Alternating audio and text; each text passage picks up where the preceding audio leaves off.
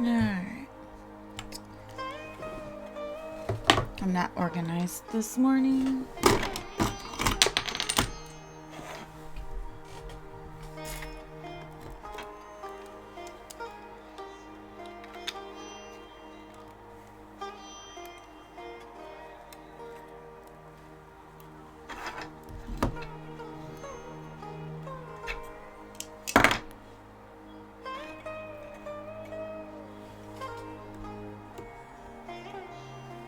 There we go.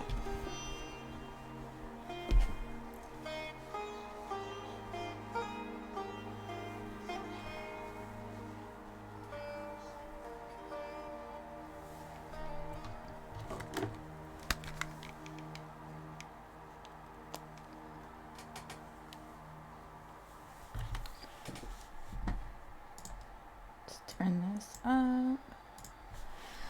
Okay. I think I'm ready.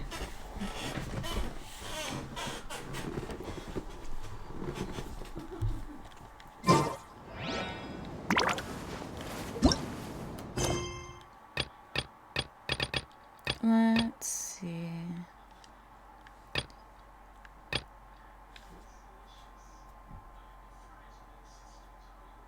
Wait, can I do this?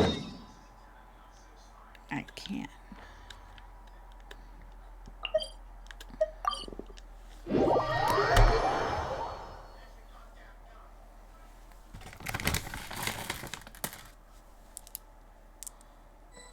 Hello.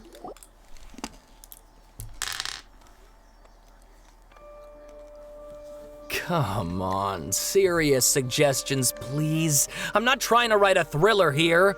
It's supposed to be an essay, you understand? An essay. That means facts and logic.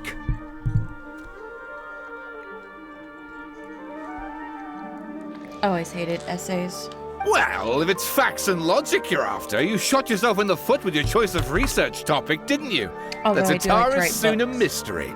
When Kind so of. much remains unexplained, there's little to be objective about. Unless, of course, you restrict yourself to textual criticism. Yeah, well, this is my teacher's area of research. I can't change that.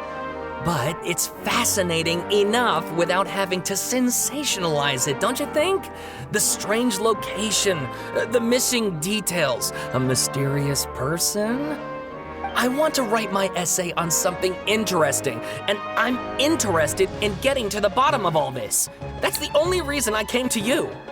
Yes, you came to me, so all the more reason to take my advice. The fact is, it's the dramatization that will make people want to read it. There's no getting around that. Okay, but... Did one of them just mention Tatara Suna? But that's all the way in Inazuma! Is it just Paimon, or is it kinda unusual for someone in Sumeru to want to write a paper about that? Everyone here's just going about their business. Maybe it really is just Paimon. Guess people here are free to research pretty much anything. Great! Let's go find out what this Tatara Suna mystery is all about.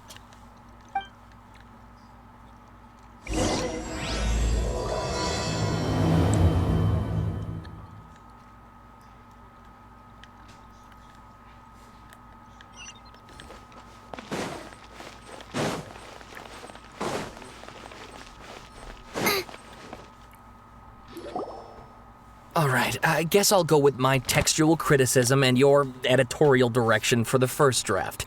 I have a feeling that the missing Kabuki Mono will end up being the main focus of this paper. If only we knew where to find that traveler. From what they say about her, this seems like the kind of thing she'd know about. Oh, you're the traveler, you say? Hey, what's with that face? Don't believe us? No, of course I believe you. Actually, I first heard about your great exploits when I was still in Inazuma. This is my first time coming face to face with you and your mysterious silver-haired companion. I couldn't believe my luck, and out of force of habit, I started, examining the evidence. Sorry. Oh, Sawada, for the love of... Sorry, we don't get out much, so our social skills are kind of Excuse lacking. me. Traveler, I hear you've helped many people a great deal and been to many places. Would you be able to tell us about Tatarasuna? Actually, we don't know much about that place either. In fact, we only came over here because we heard you talking about it and wanted to learn more. I see. My teacher chose this area of research as a personal challenge. He said it's difficult to get into because even Inazumans don't know much about Tatarasuna's past. But who'd have thought that... Hey, thanks for the follow. If you don't mind, I'd love to show you all my outline for the book I'm writing about Tatarasuna. Hold on, Hello. Sawada. Don't you think that's a bit of a deep dive for a first read? Well, fair point. In that case, please ease yourselves in gently by taking a look at Akaba's latest essay draft. Let me give you some background. This all started with the discovery of some records in Tatarasuna. The writings mentioned someone by the name of Mikoshi Nagamasa, who crafted a fine blade. But in the end, he threw it into a fire to destroy it and killed his servant Katsuragi. Why? Well, no one knows. Apart from the swordmaker, his servant, and the one who wrote this all down, the records also mention a kabuki mono. This seems to be an Inazuman word for an eccentric stranger, someone who dresses funny or acts in an unusual way. That's right. Akaba's teacher has spent quite some time researching these events on the ground. This kabuki Excuse mono me. lived in Tatarasuna for a while before disappearing without a trace. And shortly afterwards, as Akaba mentioned, things got pretty ugly. So first this strange person goes missing, then a murder happens? Seems kind of fishy to Paimon. Yes, my thoughts exactly. So I helped out too. I asked everyone I could think of if they knew anything about what happened back then. And wow, did I get lucky! Stop shouting!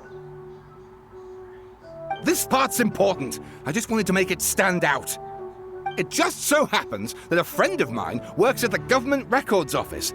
He looked into it for me, and I can now confirm that all the aforementioned individuals did, in fact, live in Inazuma over 400 years ago.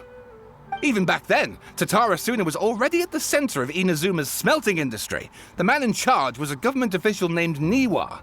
Curiously enough, it seems like he went missing too.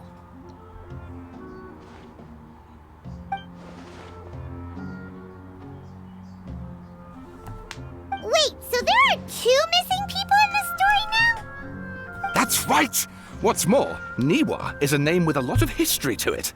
Have you ever heard of the great swordsmith clans of Inazuma? Oh, the swordsmiths?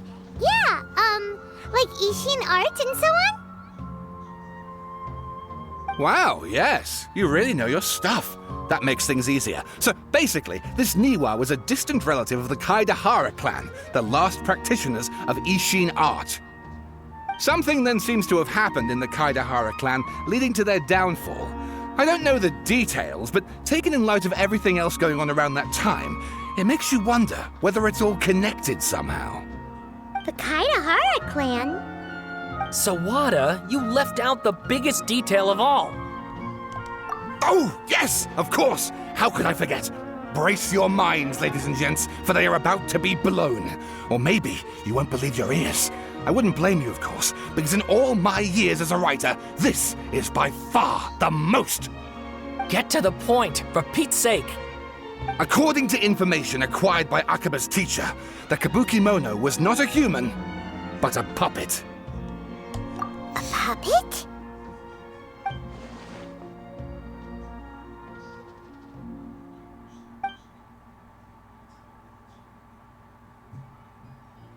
Aha! Judging by the looks on your faces, you do know something after all.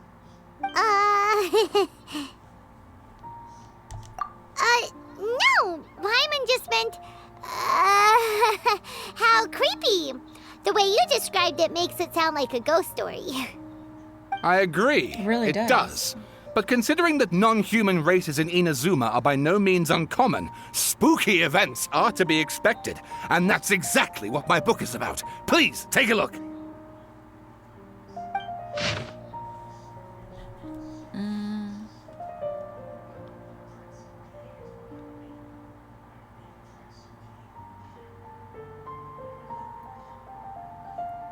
I'm not gonna read it all.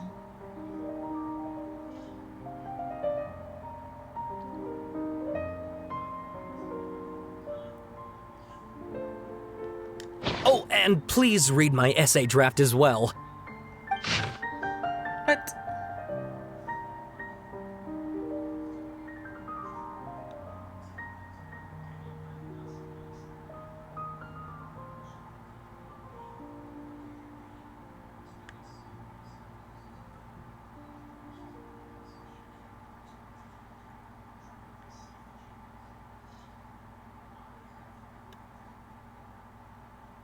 I was about to say them one sections don't look like paragraphs for an essay.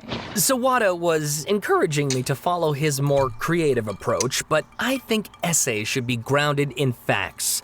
I don't think explaining everything away with mysterious forces will cut it. Oh, how about if I plug the holes in Sawada's narrative with political intrigue? Like, I could put a turf war between rival factions at the center of the whole series of events. Wait, you're allowed to just make stuff up? Pretty sure you've gone from essay to guessay there. Akaba, look. Your teacher has researched this extensively. I've reached out to everyone I could think of. Whatever information we have now is all that there is to know. This is as much detail as you're ever going to get. Besides, if there really was a political power struggle going on at anything like the level you seem to be suggesting, what hope would we ever have of finding out the truth? Good point. Okay, back to the drawing board, I guess. Give me some time. I need to find a new angle on this. We have some other stuff to do, so we'll have to say goodbye for now. Good luck with your essay! All right, thank you. If you find out any more info about all this, please do let me know. Thanks so much.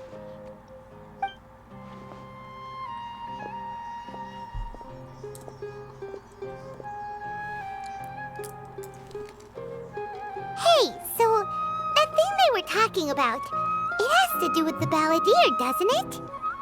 Okay, then even if we did know something about it, we probably couldn't share it with them, huh? After all, we kicked his butt and got him locked up. Information about people like that is usually super confidential, isn't it? If you ask Paimon, Akaba should just pick a different topic. There must be as many essay topics as there are trees in the forest. There's no point in...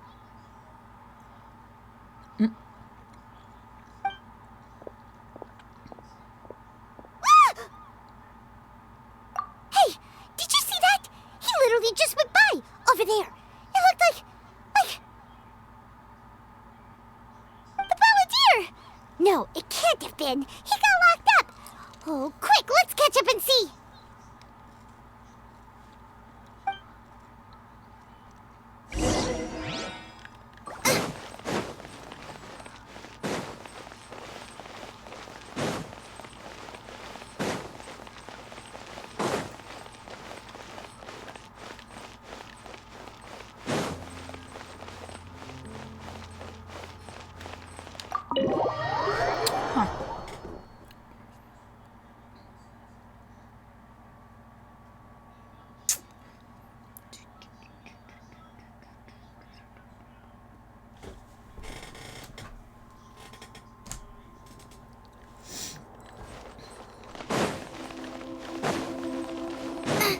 It is him.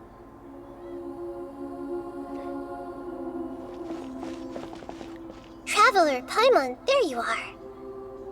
Nahida! Bad news. We just saw the balladeer strolling around in public.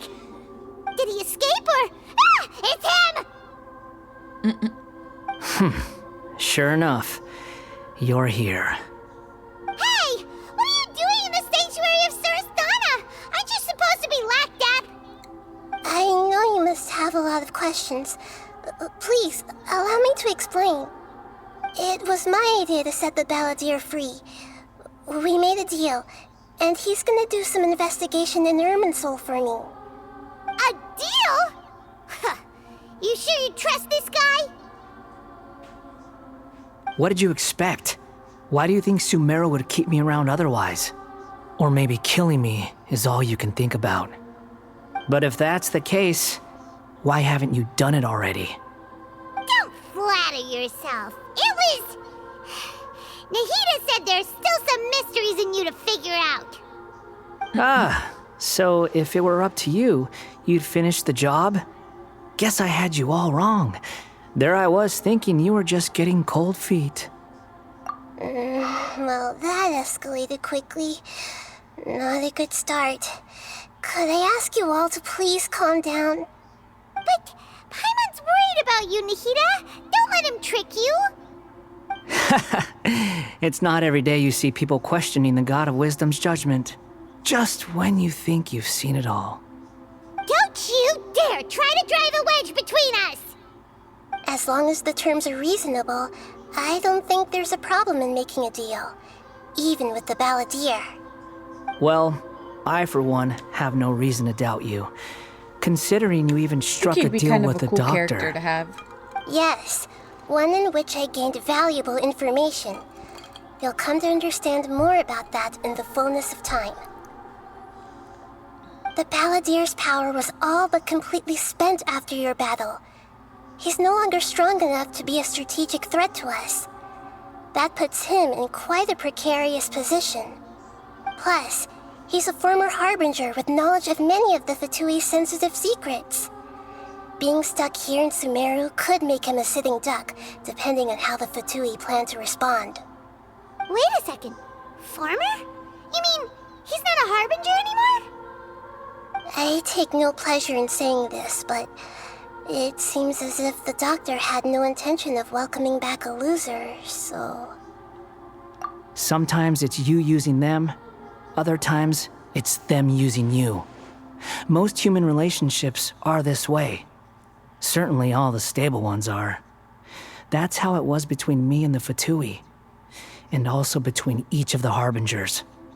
So as long as you have some value to offer, nobody will ever abandon you. But after recent events, even I have to admit that I'm not worth quite what I used to be. Well, if the Fatui are gonna reevaluate my utility, I need to have a backup plan for myself. As we discussed, I don't like causing harm to living beings, and you said you need protection. So, why not join forces with us? I think these two have made their objection to that idea fairly clear, don't you? And they're your friends, so I guess you'll be siding with them. Yeah, obviously! Nahida, don't listen to him! Then let's put that discussion to the side for now. We still have time. Today can be a trial run. Where we go from here will depend on how well we manage to cooperate today. All right, then I'll do what we agreed. Good. Go now, and keep in touch. Nahida, are you serious about this? Yes. I have my reasons for this decision. In fact, I'm largely doing it for your benefit. Yes. As I told you once before, there's information about your twin in Irminsul. Oh, yeah. Actually, that's the whole reason we came to see you today. So, you have an update on that? Mm-hmm. You may remember me mentioning that the Fatui had not included your twin's details in the Descender category. This is an extremely important point. It's possible that the Fatui have other information that even I don't know about. And since the balladeer used to be one of them, he'll be better acquainted with this information than I am. He was granted the power to connect with Irminsul when he almost became the god of a new era. Even though he no longer has the Gnosis, some traces of its power remain in him. He can still connect. The amount of information in Irminsul is vast beyond description. Sifting through all of it without knowing what to look for would take too long, even for me. So I asked the Balladeer to search in Irminsul for any information about the Descenders. He's more familiar with this kind of information and should be able to find it more quickly. Exactly! Or what if... Paimon just doesn't trust him! He's treated us as enemies every time we've run into him! I understand. But sometimes, everything is dictated by which side you're on.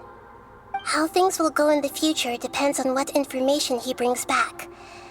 And Traveler, I know what your heart desires most of all. Our minds have connected several times before. There is a corner of your heart reserved for an intense longing. A feeling of being all alone in the dark, searching for the one candle whose light still burns. As Sumeru's deity, it is my responsibility to be on guard against the Balladeer. But as someone who counts you as a friend, I want to do something for you. If this deal with the Balladeer can give you the answers you've been longing to find, then it's worth it.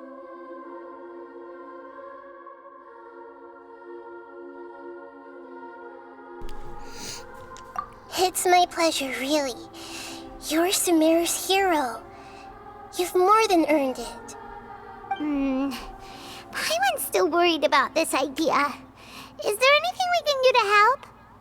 I was going to contact you about that, but then you suddenly showed up on your own accord. Seems like we have a telepathic connection. In fact, I was going to ask you to supervise the Balladeer on my behalf while he carries out the task I assigned. Even though he only has a fraction of his full power left, that's still a fraction of a former Harbinger. If you could accompany him, it would put my mind at ease. Of course, I'll be there to help guide you through Irminsul from the outside. Great, thank you. Prepare yourselves. I'm going to transport you into Irminsul. It's gonna be another long one.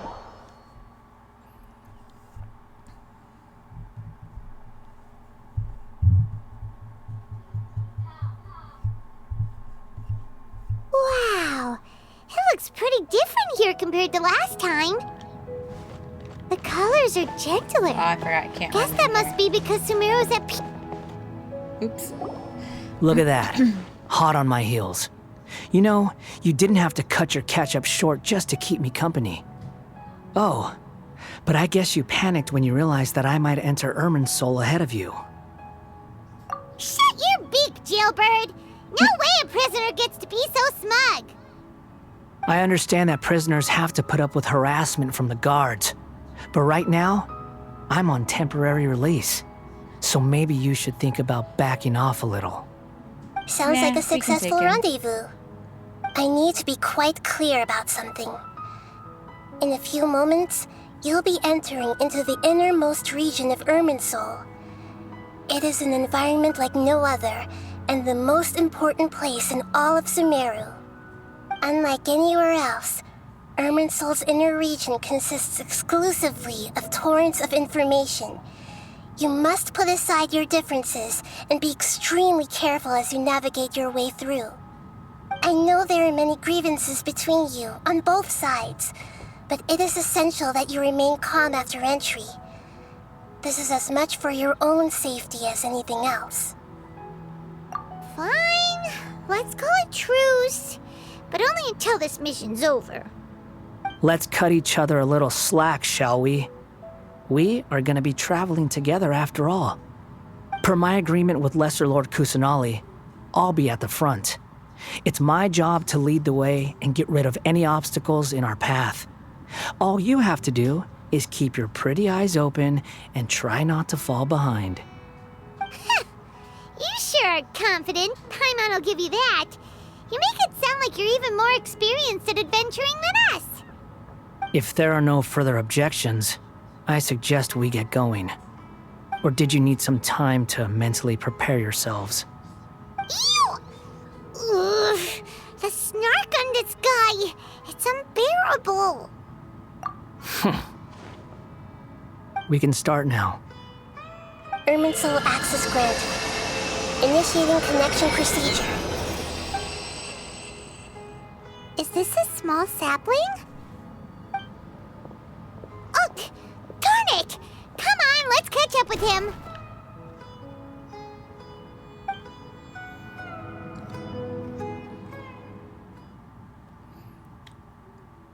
Oh, it does it for me?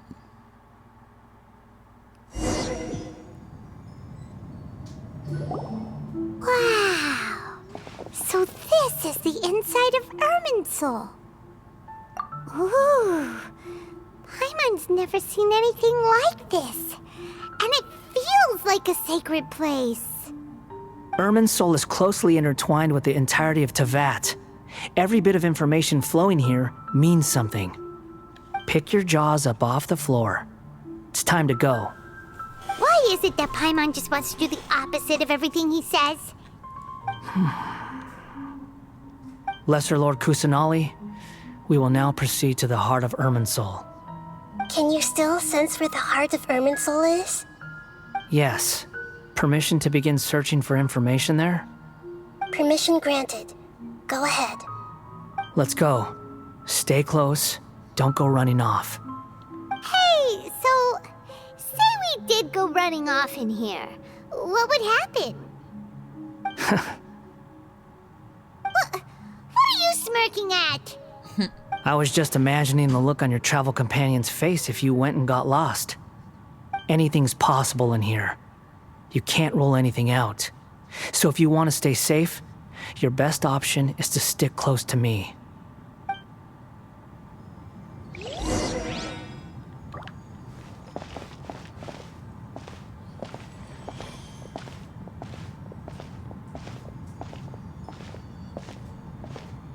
These sapling things have spread out.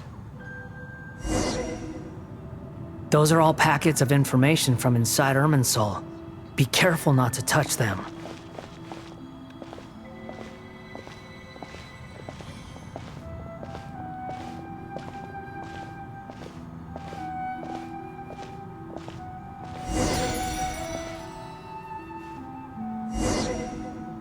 It looks the same in every direction.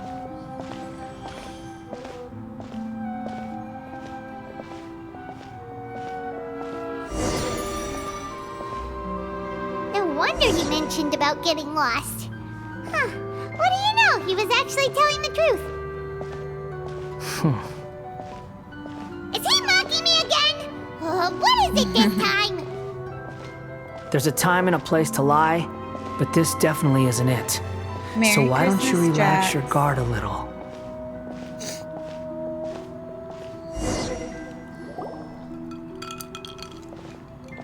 We're here.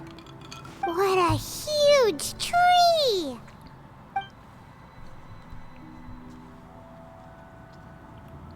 Lesser Lord Kusanali, Good, you made it. Are you ready?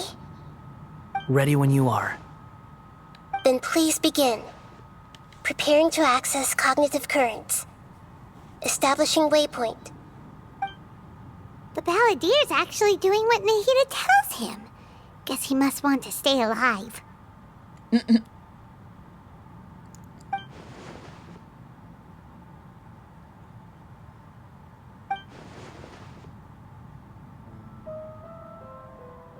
The rest is up to you. If you discover anything at all, make sure to share it with us. Will do.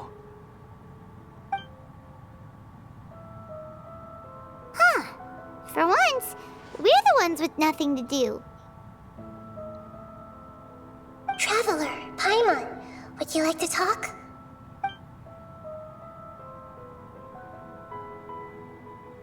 Yes, I've also invited Paimon to join. Huh? What the? We can talk to each other inside our heads?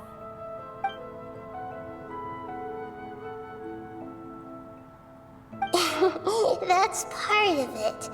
Plus, we're all friends. There's nothing wrong with us talking like this once in a while. Paimon's never tried this before. This Could you is imagine great. if you could do this in real So, life? Paimon's been wanting to ask you something. Don't you think the Balladier's a bit of a walking contradiction? He's always talking back, but he seems to listen to what you say.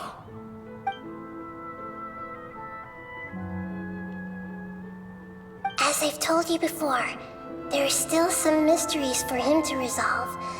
Things that are clear as day to me, but that he has yet to understand. Perhaps today will be the day that he finds some answers.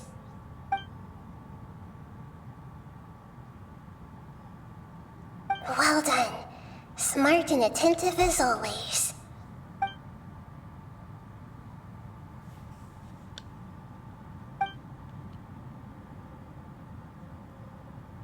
So, you made contact with that part of his mind. Well, it's true. Betrayal turned the Balladeer into the person he is today. Huh. Paimon thought nothing could get under that guy's skin. I had to Turns put my out, glasses on. he can get hurt and angry just like anyone else. Everyone has a history, Paimon. Even if you're a puppet created by the Electro Archon. Speaking of puppets, we ran into two people at the Academia today talking about an essay. Turns out their topic was about the Tatarasuna incident. Nahida, do you know anything about that? If you mean the mysterious events, the kabuki mono and so on, yes. I know about all of that. Really? Because from what they were saying, it sounded like lots of Tatarasuna's history is still unexplained. And most of the information we have now is just from people filling the gaps with their imagination. At least that's what they thought.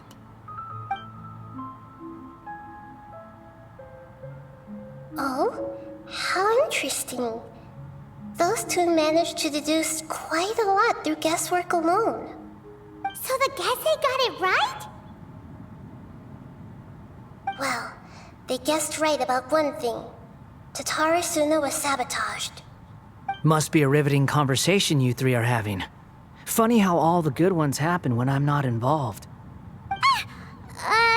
What makes you think we're talking to each other? Don't insult me. You're having a private conversation without me. Obviously, I must be the topic of said conversation. Of course you do. You can't have your prisoner knowing too much.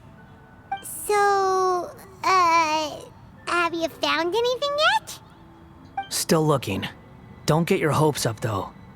You and your twin come from outside this world. It wouldn't surprise me if there was nothing on either of you in Irminsul at all. Wait, how did you know about that? Did Nahida tell you? It's not like we've never met before. And anyway, you're world famous. It'd be more surprising if I didn't know a few things about you. Right now, we have to keep the peace. I'm not interested in creating more misery for myself. And making cordial conversation is something I can manage. Huh? Wait. This light. It looks similar to those saplings. What could it be? Anonymous data. Hey, don't you forget the agreement. You have to share it with us. Shh. Just wait. Mr. Niwa, are you certain this is worth the risk? We are talking about Tatarasuna's furnace, after all. It may not pay to act rashly. There's no one else who can enter the furnace. It has to be me. Is that so? Well, since you insist. It is.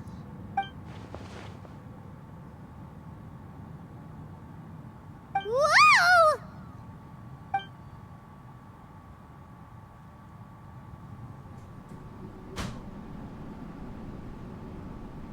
I have been in Tatarasuna for some time now. You have shown me great hospitality, as has Mikoshi Nagamasa, and indeed, everyone else. Under your leadership, Tatarasuna is a warm, welcoming place, like a giant village. People are gainfully employed, their lives have purpose. They are motivated. As I understand, the Raiden Shogun has, in recent years, eliminated much of the evil that plagued Inazuma. As for Tatarasuna, It was originally established as a means of safely disposing crystal marrow. Excuse me. The forging industry with crystal marrow as a raw material has since flourished, giving rise to generations of swordsmiths. Some world-renowned, others unknown, all passing on their legacy. Skills, blood, dreams. Every smith brought into this trade looks to find their purpose between steel and blade. That is why you accepted the proposal brought to you by myself and Akame. Yes, well, were it not for you coming to Inazuma and happening to make Akame's acquaintance, the two of you never would have joined forces. And he would be the first to admit that there's no way he could have revolutionized our forging process like this on his own. At least not on the same timescale. You allowed Akame to take all the credit for a method that you jointly developed. He sold it to me, and now every piece of ore here is smelted using the new technique. Even now, you remain one of Tatara Suna's key consultants, working right here alongside us. I believe it is you, sir, who are truly responsible for the changes in our manufacturing and forging methods. You flatter me. From the outset, I saw much that was commendable in the forging industry of Inazuma, and it has been my great honor to befriend you all. Excuse me. So you say, Escher. But is this really the truth? My good sir, what do you mean? I tried to resist thinking it was all connected, because I didn't want to speculate, and I didn't want to believe that things could turn out this way.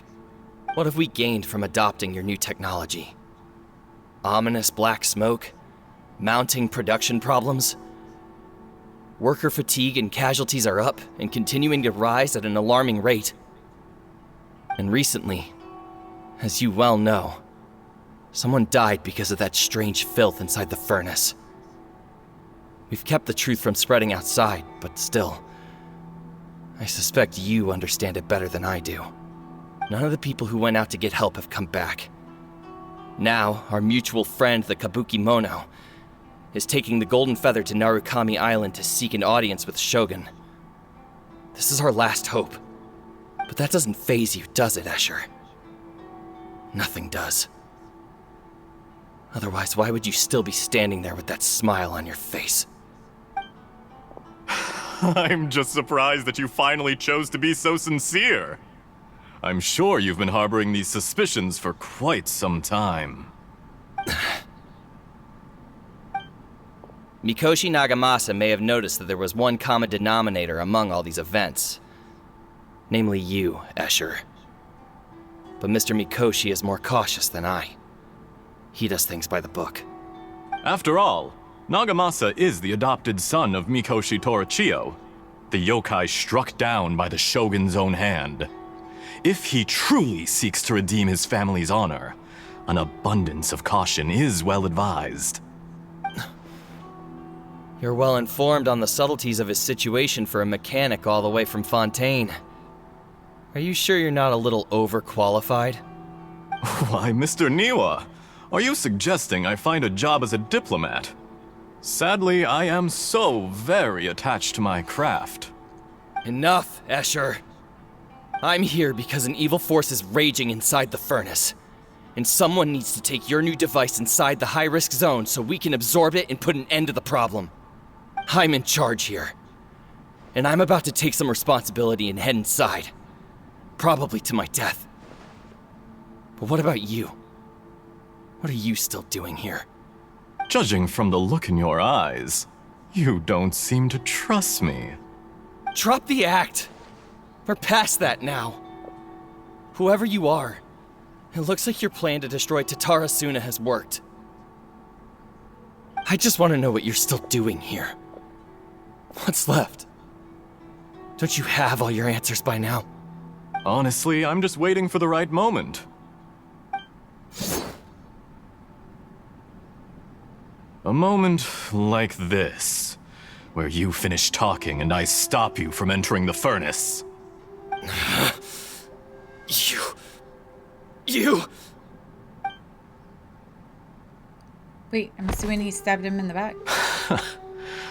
You're a little smarter than I initially gave you credit for.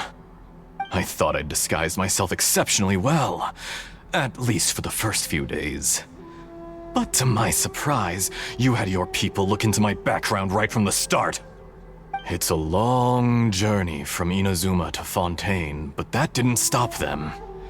Eventually, they managed to confirm that Escher was an alias, and that I was not from Fontaine at all.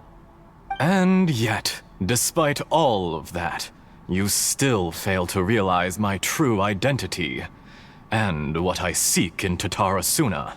Did you really think you would be able to see through my plan? If you kill me, there's no one who can get inside the furnace. So you're really going to destroy this place? Is that it? Oh, but you're quite wrong. There is one other person. Some may not see him as a person, but you told him yourself. You're not a puppet. You're a human. You're just missing a heart. Whoever you're working for won't get away with this. They'll be found out. But this makes no sense. What are you really trying to accomplish by all this? Why go to all this trouble? It's no trouble at all. Patience is a virtue which I have in abundance. This is all part of a carefully controlled experiment. If you must know, I'm happy to divulge my true identity. I'm a Fatui Harbinger. Call me the Doctor. The Fatui? Who? What do you want? Just to create a minor inconvenience for your nation. That's it? That's why you gave us your cursed technology? Just to let loose the evil energy from the crystal marrow? Look how even the righteous soul is filled with venom when faced with its demise. My device functions precisely as you say. It is the only chance you have of preventing a catastrophe and keeping the truth from the outside world. However, I did not make it with you in mind. It is easier for a person to be possessed by evil spirits when they are filled with hate. So give in to your fury.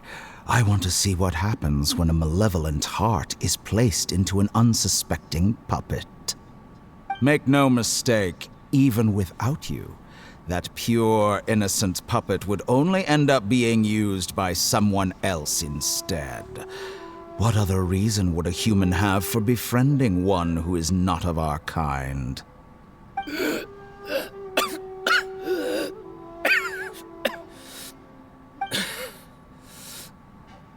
If you give him...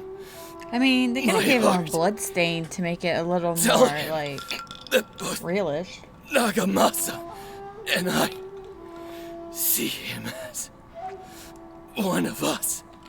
He has nothing to prove to anyone. Because not everyone just wants to use other people. The only ones who think like that are people like you. What a beautiful way to see the world. It almost makes me feel a little guilty. Then out of respect for you, I shall redefine myself. Think of me as a monster or a demon, if you wish. At least this way your death is not a consequence of your own folly turning you into an easy target. You simply lost to something more powerful than you could ever hope to defeat. I say, Mr. Niwa, let's see what happens. Will your puppet friend become a human? No, that will prove quite impossible. Mr. Niwa? Already dead. What a pity.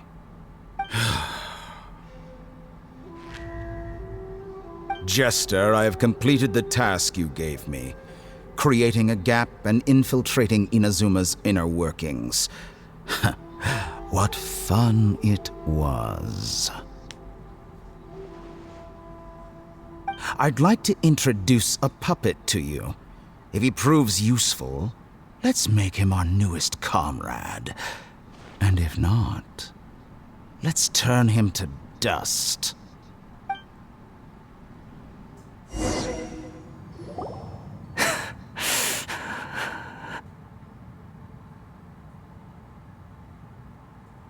Hey, are you alright? Dottore.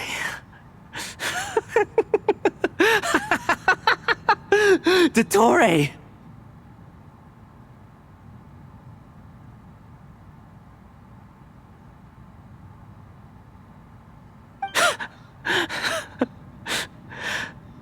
Good. Good. Was that the doctor? Did he turn into a mechanic from Fontaine?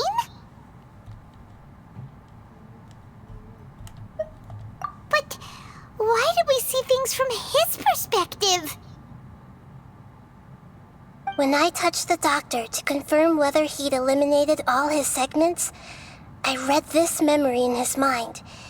You have to admit, it must be the truth. Maybe so, but it means nothing. Does it? But this memory shows that Niwa didn't betray you. He never meant for you to be the one to take the device into the furnace. You know very well what that means. Even more so than I.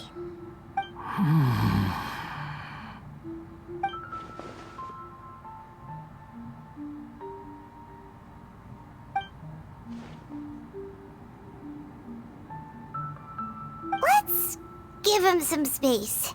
He looks really mad. Paimon doesn't want to be anywhere near him right now.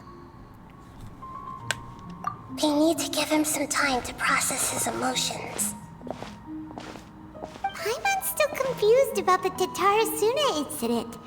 So, the doctor was behind it, but why has that gotten him so worked up? Nobody has ever deceived you like that, Paimon. It's natural that you find it difficult to understand. Perhaps he needed to learn this someday. So now you have the complete picture. Katsuragi took the Kabukimono to live with the people of Tatarasuna. Later, the doctor showed up, disguised as the mechanic from Fontaine. And that's when the trouble began. It was all a horrific experiment planned by the doctor.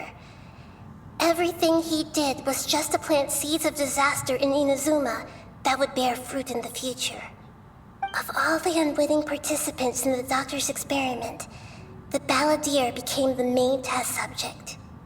After the events you just saw in that memory, the doctor put Niwa's heart into the device and handed it to the balladeer. Then, he instructed him to enter the furnace and absorb all the filth caused by the smelting process. The load was far beyond what he expected, but the balladeer survived. He left the furnace in sheer exhaustion and said to the mechanic, "This device seems to have protected me. What's in it?" The mechanic answered, "Niwa fled this place for fear of punishment, but he left you a gift. He said it's the one thing that you've been looking for." He took it straight from the chest of one of his innocent servants. The mechanic removed the withered heart from the device as he spoke. The balladeer was stunned that such unthinkable cruelty had brought him the thing he'd been longing for his entire life. A heart acquired through cold-blooded murder is a cursed thing, but it had protected him from the filth. He thought Niwa had completely betrayed him, and yet this very betrayal had ensured his survival. Overwhelmed with anger and sorrow, the balladeer threw the heart to the ground and left Tatarasuna without looking back.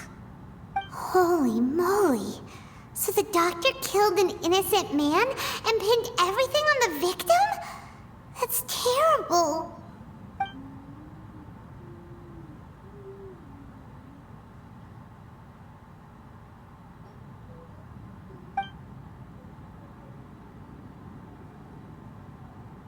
Yes. Only if he understands this can he choose a new path forward. Dottore, you brazen-faced... Niwa didn't run from justice. You killed him. So the doctor's name is Dottore?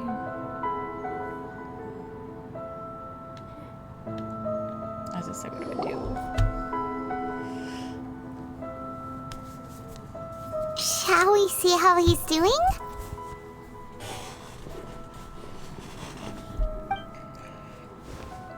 Hey, you alright? That's a scary expression. Are you worried about me? If we didn't have such a history, I'd almost think that qualifies me to be your friend. It won't. I'll keep my end of the deal. Hey, are you investigating the stuff we want to know about? That's why we're here. I did watch it. But I might have to unfortunately, rewatch it because there's I no tend to forget information about the stuff. Descenders in Irminsul. Even if you can't find anything, that seems to confirm it. Irminsul does not keep records on the Descenders. Anyone who comes from beyond this world is not counted as part of Tevat. Oh, does that mean we have to leave empty-handed?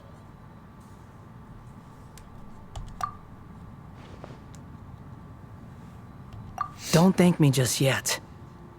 You look really upset. Well, since Irminsul was a dead end, I guess I can share some other info that might interest you. Huh? About what? The reason why there are records about your brother in Irminsul. It might have something to do with Conria. Apparently, Conria was his first destination when he arrived in this world. Plus, he only came to this world because the heavens responded to the summoning. The heavens responded? The Jester told me this himself. You can take his word on this. He was a royal mage in Conria, and lived with your brother for a time. I don't know the details. It's up to you whether you want to believe me. All I can say is, I wouldn't lie to you about this. Did you get all that, Lesser Lord Kusanali? Yes. Astonishing news. Does this info count towards my mission? It wasn't from Irminsul, but was it valuable? Very valuable. Good. In that case, I'll take some time for myself now. Huh? What have you done? Lesser Lord Kusanali was right. My power's all but completely spent. Even if I use all of the divine power left in me, I can't sustain this shield for very long. I shared a secret with you, and now you owe me. So in return, I'd like you to answer a question for me. Give me your hand.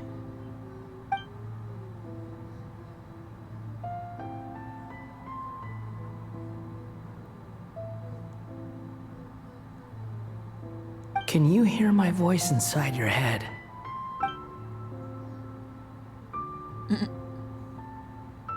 No, I can't do anything like that anymore. At most, all I can do is exchange a few words with you. So tell me, in this world, is it possible to change the past?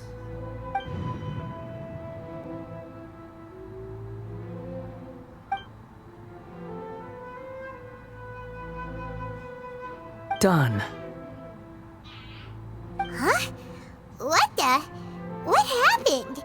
Paimon only saw you hold hands for a second. Nothing. I was just thanking her for helping me.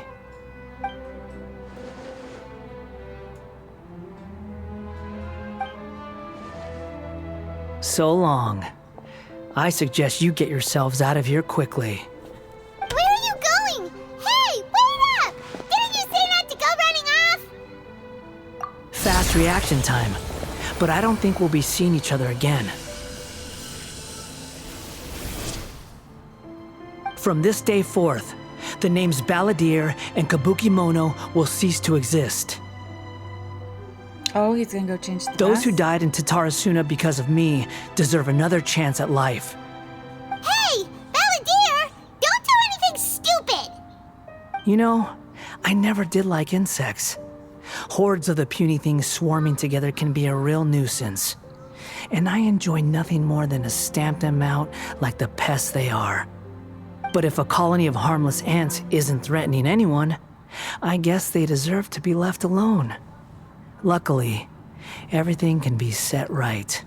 It's time to solve this once and for all. Balladeer! Balladeer! Uh-oh, he disappeared. Come on, we gotta find him somehow.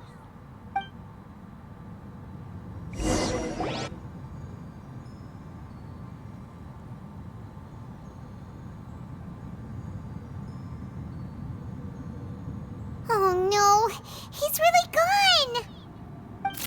Oh, can you hear me? Nahida!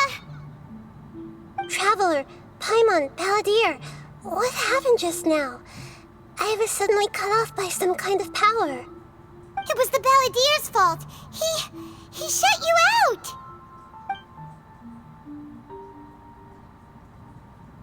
I didn't think he'd be capable of something like that with so little power left. Did he keep some of his power hidden when he was defeated? Or did he achieve something beyond his abilities, and it took everything he had? Where the heck did he go? Ugh, it's all our fault. We were supposed to keep an eye on him. Sorry, Nahida. Don't be. It's not your fault. Please, let me handle this from here, even though I'm not sure I can solve it. We're running out of time. Follow my lead and get out of Irminsul as soon as possible.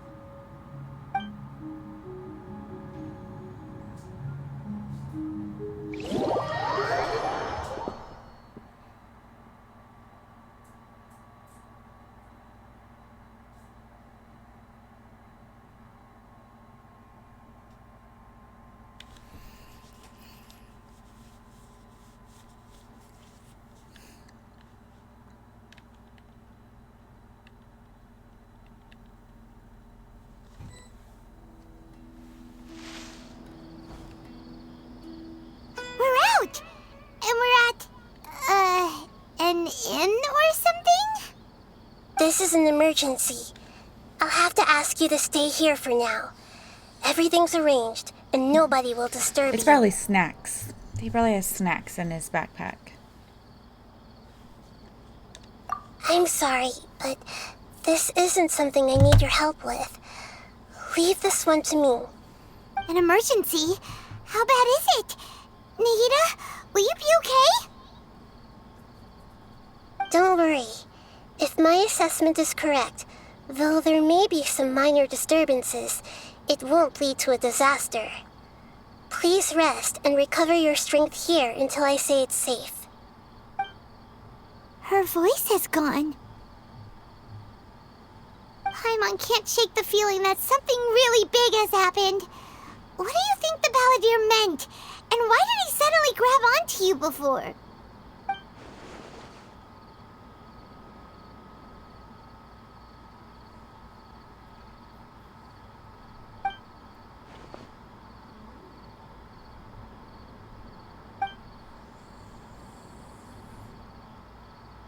He wants to change the past?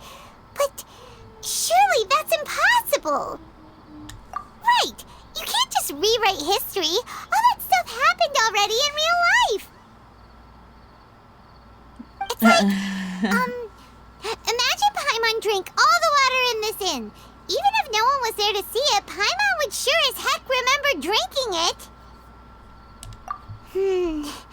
So, why does Paimon still have a bad feeling about this? Paimon can't help but feel scared about what he might do. Oh, Paimon's so confused. Huh? Ah! Sorry, Paimon accidentally... It's the Balladeer's fault for causing Paimon all this mental stress. But erasing yourself from history?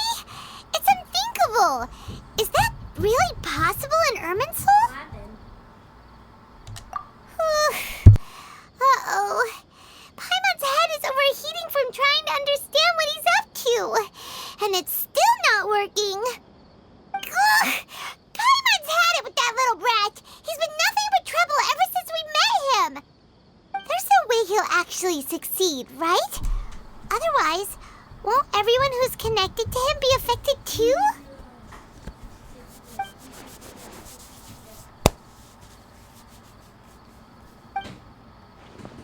They really should have had somebody voice her.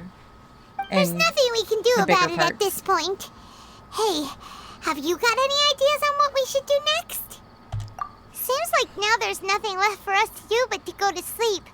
But Paimon's still so worried.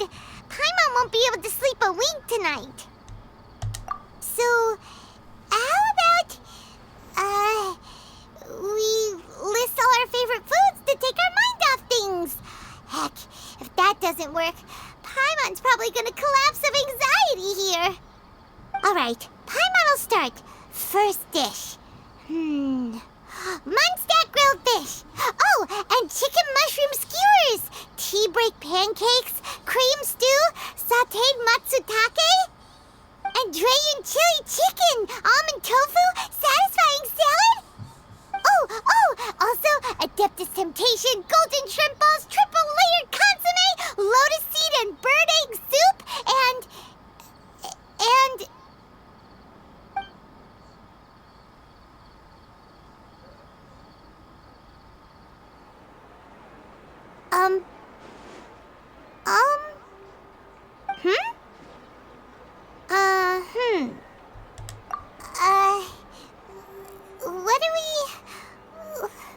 What was Paimon supposed to be doing just now? Paimon was, talking? Huh. Paimon suddenly can't remember what she was talking about. What was it again? The balladeer? Is that a food too? Huh. Weird name, though. So he changed it.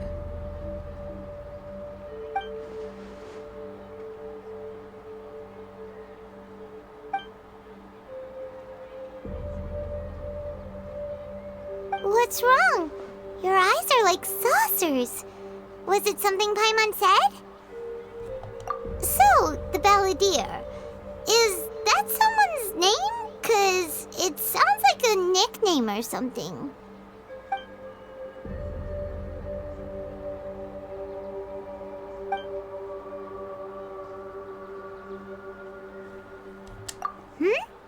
Okay, sure. Where are we going?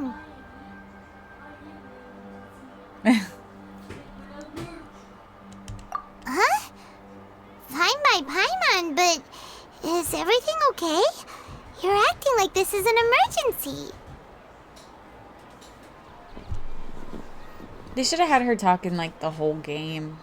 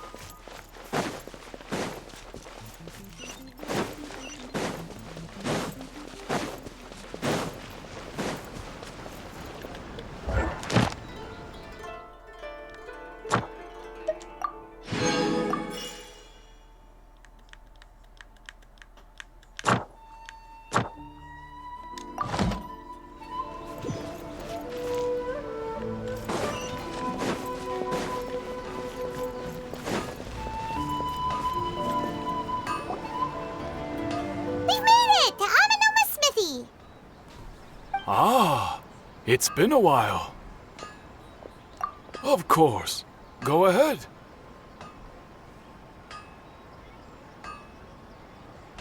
Oh. Now there's a question I wasn't expecting. Very well. I'll tell you what I know once more. the once renowned Raiden Gokuden, comprised of 5 branches: Amenoma, Futsu, Ishin, Hyakume, and Senju. The art of forging practiced by these 5 clans was first taught to them personally by the almighty Shogun. Over time, the 5 branches diverged from one another Excuse as me. generations of bladesmiths honed and Makes perfected their sense. craft until they became 5 distinct traditions. But Most at the of the same great time, she swordsmith doesn't clans talk of much old as it is. have since fallen into decline, and for a long time, only the Amenoma branch kept its art alive. But fortunately, Kaedehara Kazuha recently returned to Inazuma and took up the mantle of the Ishin art. Now, 2 clans remain of the original Gokuden 5. If my memory serves me right, you yourself were present when he forged the Ishin blade. Oh, yeah, we were! Paimon remembers that now. We learned a bit about the decline of the Raiden Gokuden then, too. It seems like such a shame.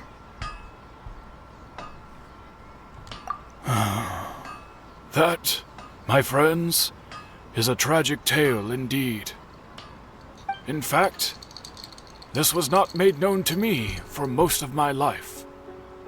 All these years, I knew of those great clans' demise, but never the cause.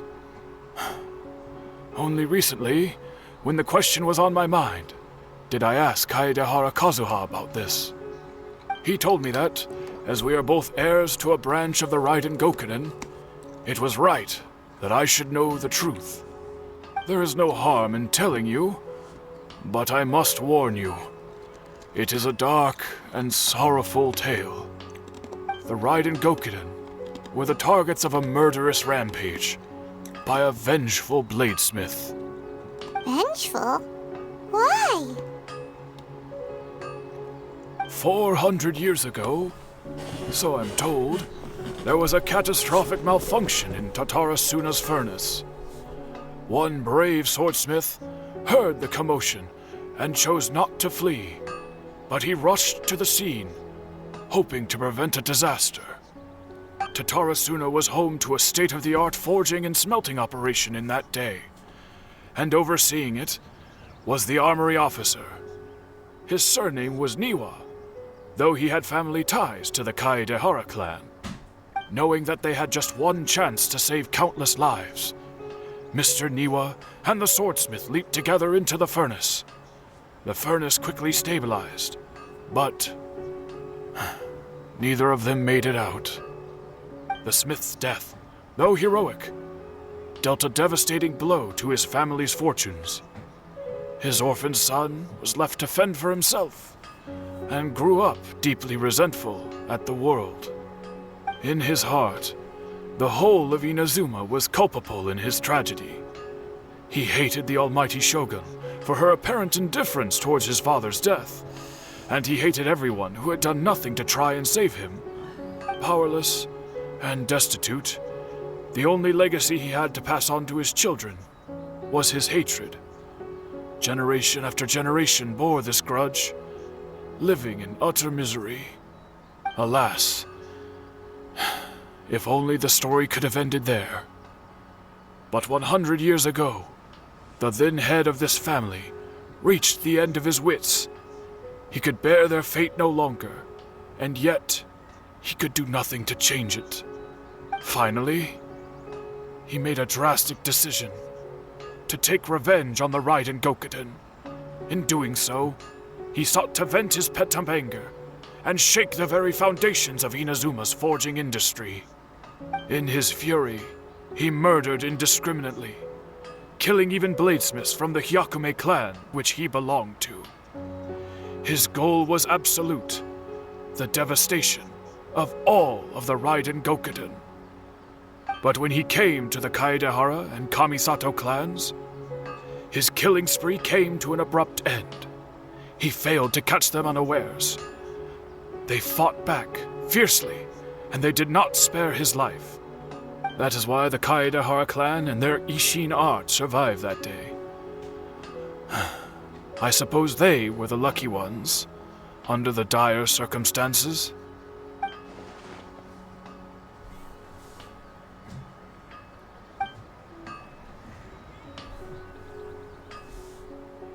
Was there anything else you wanted to ask? Kazuha? Why, yes. Just yesterday, in fact. We spoke for a while over some tea. He seemed well.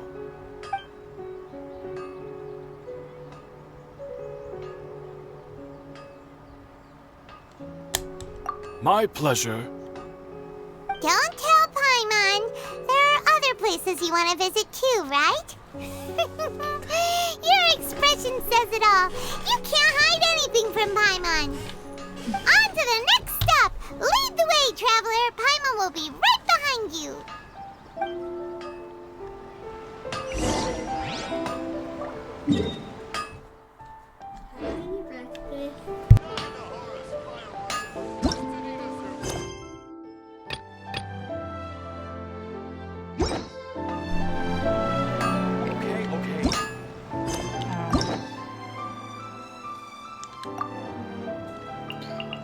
I think I need to unlock this, unlock more quests.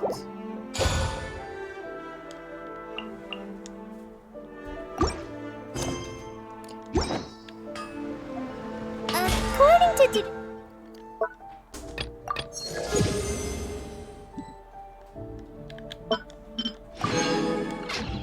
Forest Patrol route map.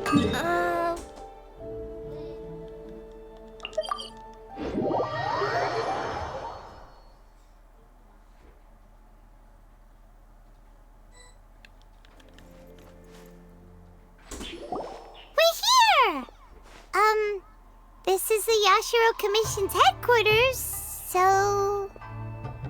Traveler! It's been a while. His voice does not go with him. If you're looking for the Commissioner and Miss Kamisato, I'm afraid your timing is unfortunate. They're not here right now. Are they out on business?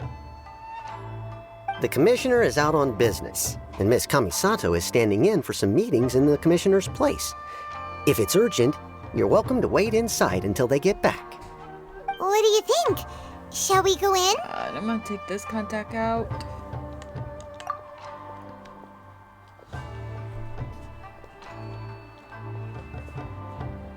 If it were anyone else, I couldn't allow it.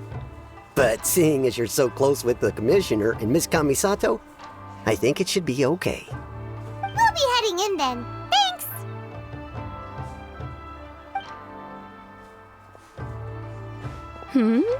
Hello, dears. Is there something you want to say? Of course, traveler. Yes, I know who you are. Miss Kamisato has told me about you. What would you like to know? Oh, they're both very well indeed. Lately, Miss Kamisato has been rather busy attending all kinds of meetings and occasionally paying visits to some local organizations on the Commissioner's behalf. As for the Commissioner himself, well, you know, busy as ever. That much hasn't changed. Although he does seem to be in a rather good mood these days. So pretty much business as usual on the Yashiro Commission, huh? Very much so.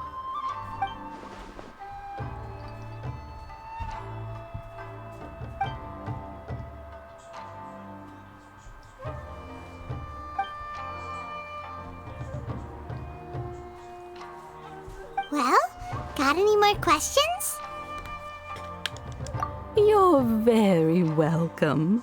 In fact, I would love nothing more than for you to come and visit more often. But I'm sure you must be far too busy to have time for that. Miss Kamisato talks about you all the time.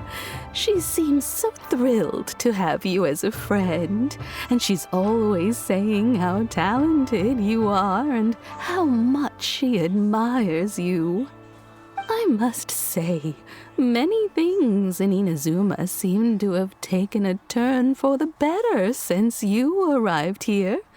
So you're not just Miss Kamisato's knight in shining armor, you know. You're a hero to us all. Alright, goodbye for now. Where are we going next? Great! Goodbye, ma'am! Don't worry, we'll see ourselves out. All right, then. Take care now. Hope to see you soon. Oh, are you two leaving already? Yep, everything's taken care of now. Don't worry. Very well. Safe travels. Goodbye. His voice sounds like a Dragon Ball Z character voice. Wait, where do I need to go?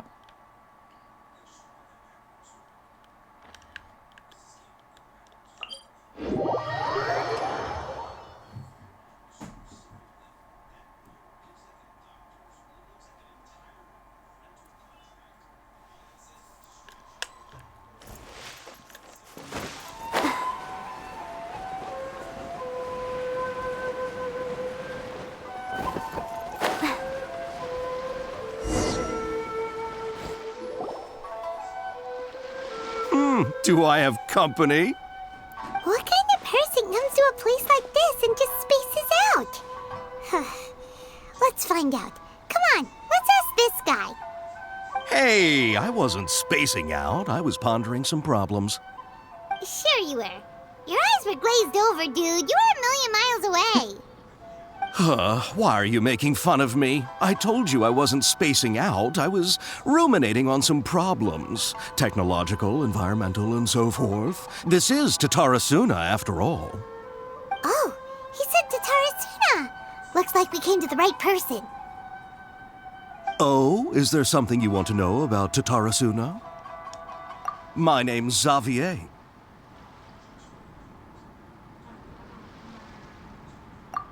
Certainly do. I've researched the furnace here in some depth. If there's anything you want to know, just ask away. I have to go take this contact out. Be right back.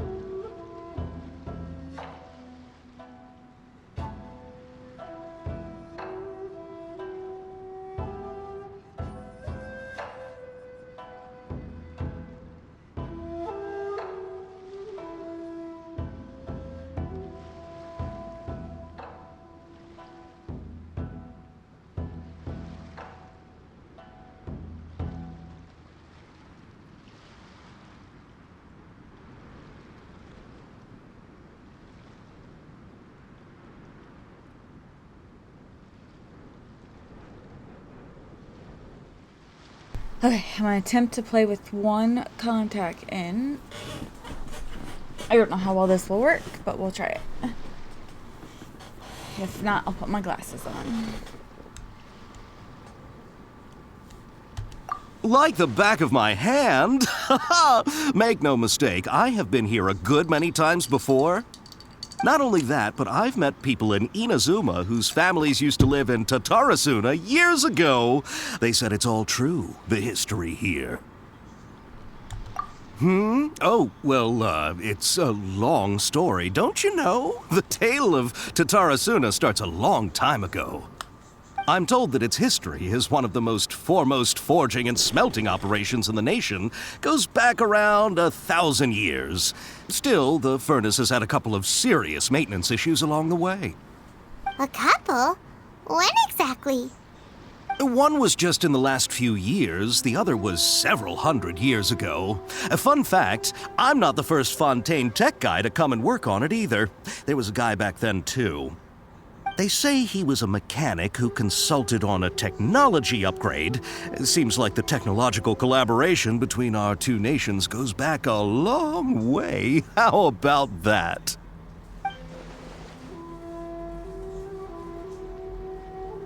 Hey, weren't you gonna ask Xavier something about Tatarasuna? Come on, ask already.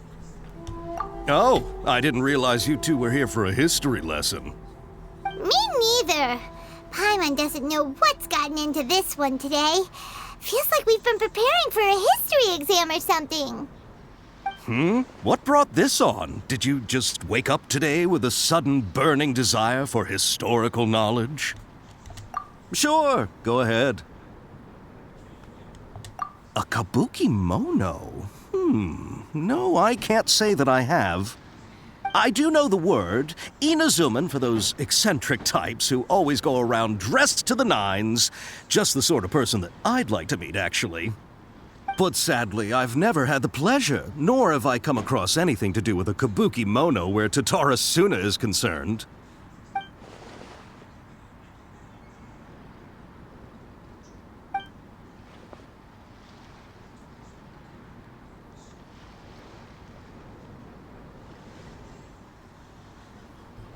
Of course! Don't mention it. Oh, we're leaving? Okay, bye, Xavier. Oh, you're most welcome. More than happy to help. Farewell. Looks like you got all the information you're looking for. Sure, but what's up with you today? Whatever it is, it seems like it's really troubling you. Keep your smile, Spinal Crocodile. No matter what happens, Paimon will always be there for you. Hey, don't mention it. Alright, let's head off and go meet Nahida.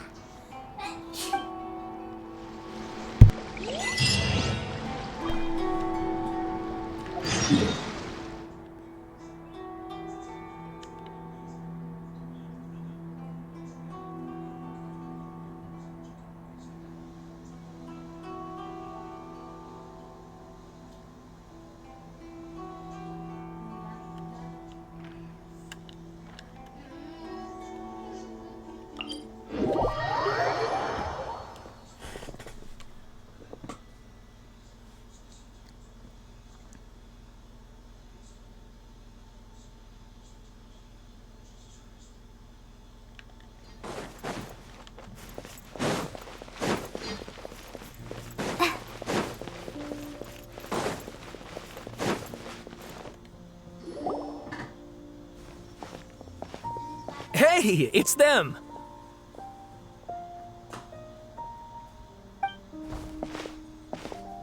Akaba, Sawada, you're still here?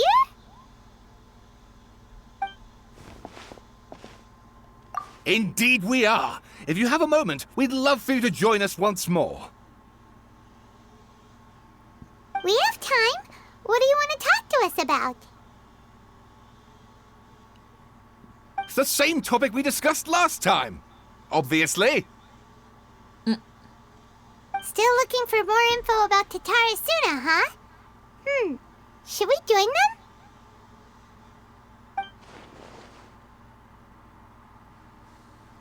Unfortunately, we haven't made any real progress. Huh? Oh, of course.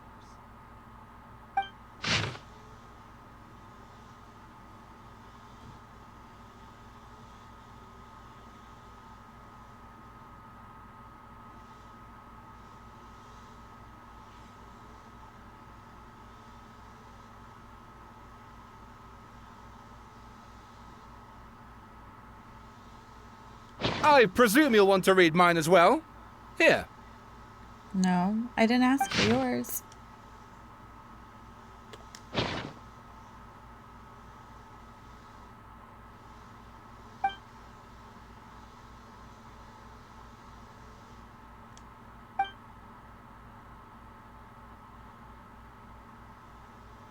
Well, what do you think? Hey, Traveler. Remember how last time Akaba was saying how he wished he could gather more information about all this? Well, we just got back from Inazuma. So how about we tell them what we learned? What did you find out? Something big? It's a long story. Basically, we have some friends in Inazuma, and...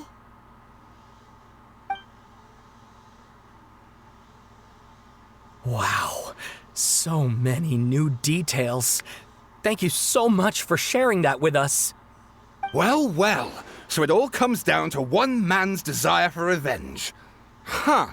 You heard this from a member of the Amanoma clan, you say? Then I guess it must be true. Ugh. So there's no ghost story here after all. This new information actually lends further credence to my hypothesis. Evidently, swordsmiths were seen as having an incredibly prestigious role in society those days, to the extent that harming them was conceived of, at least by the perpetrator, as a way of exacting revenge against those in power. Yes, okay, point taken, you were right. But that doesn't mean I can't carry on with my novel. And they're back at it. These guys are really into this. Oh, so sorry. Look at us, prattling on about our projects and ignoring you. Thank you so much for the information. You're welcome. See ya. Keep us in the loop if you find out anything else. Will do.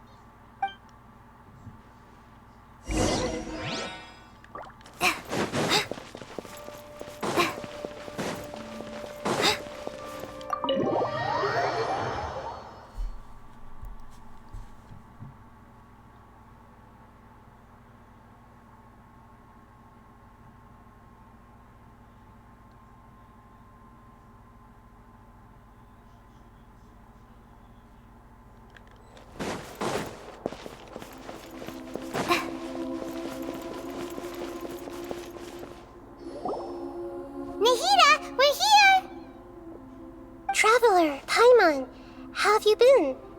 Ugh, where to start? Paimon hasn't had a moment's rest this whole time. That night, we ended up chatting and chatting until suddenly the sun was up. And then she decided she wanted to go to Inazuma. The Balladeer? It sounds like some kind of code name. You look troubled. Is there something you need to tell me?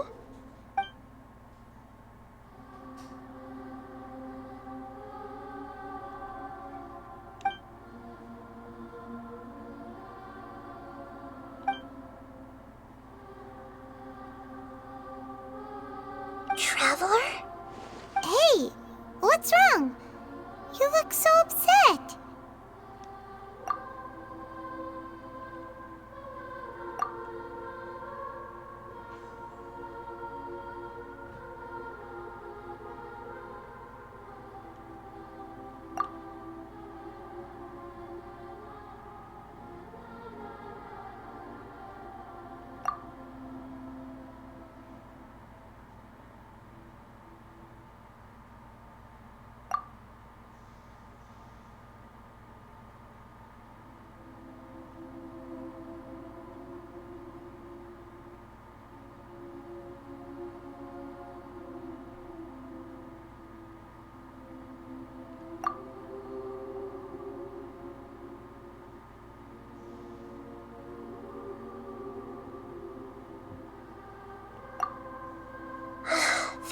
quite a story.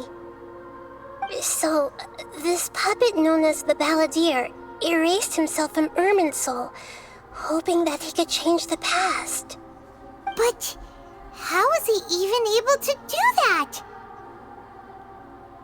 As the traveler said, he very nearly became Sumeru's deity.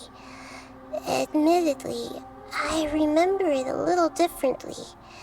I don't recall finding anyone inside the machine after we defeated it. Nevertheless, it does make sense. If someone were to successfully erase themselves from Irminsul, the world would change to reflect the new reality.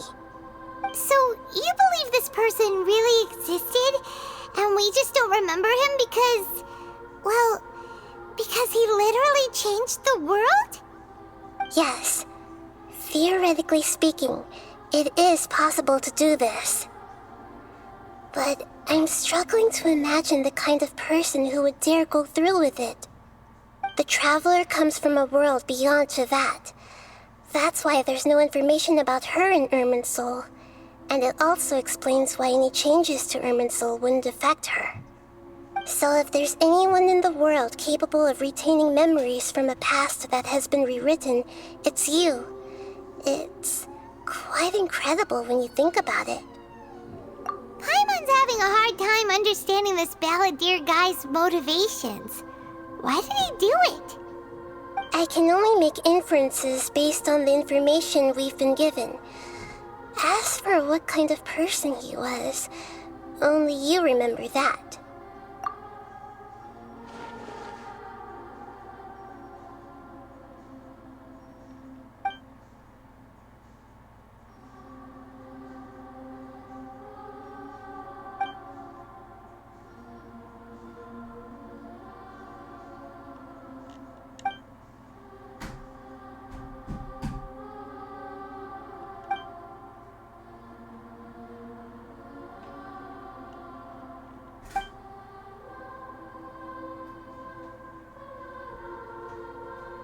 Something else worrying you?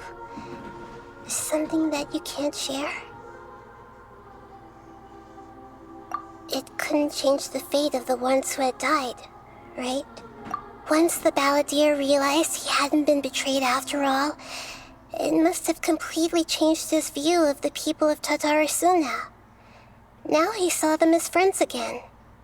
He couldn't keep hating humans after that, and if he thought there was a chance he could save his old friends, it would be hard not to try.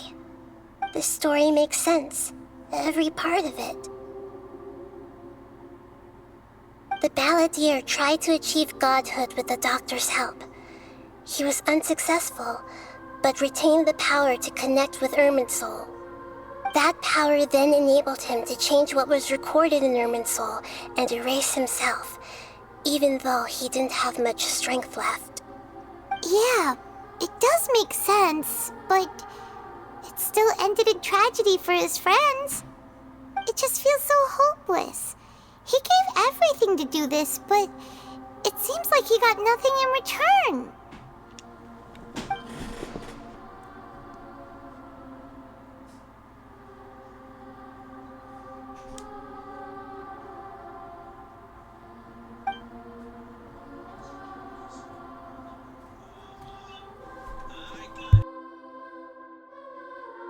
Please wait a moment.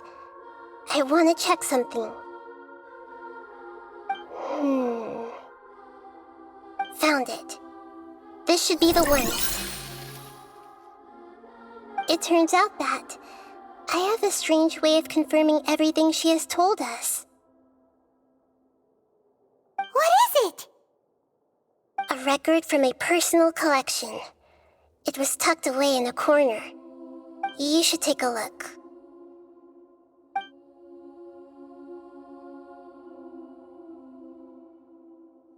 Is this a fairy tale? Who wrote it? I authored this record myself. Huh? You wrote a fairy tale that somehow has something to do with the Balladeer? When combined with the Traveler's narrative, it's clear that this story is an allegory. everything in it is a symbol for something else. Hold on. So this record survived from the past? Yes. Any information about the balladeer or the kabuki mono in other records will have been changed. But I wrote this story in a way that means it was left intact. Changing the information in Irminsul changes to that. But Irminsul can't change information that was well hidden in advance. I guess I must have written this story as a backup before the balladeer entered Irminsul. That's incredible! What a great idea! And sending the traveler into Irminsul with the balladeer must have been a further precaution. I knew she'd remember everything. This story is abstract enough that it still resonates with the present information recorded in Irminsul. But if we connect all the different pieces together, the true story that emerges is the one she told us, the now erased life of the balladeer.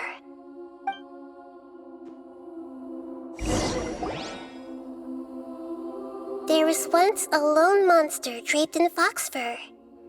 The monster found a family of foxes, joined them, and they became friends. The monster lived with the family day and night, and everyone treated it as one of their own. Once in a while, the monster would take off its fox fur at night and lament to itself as it gazed at its reflection in the water.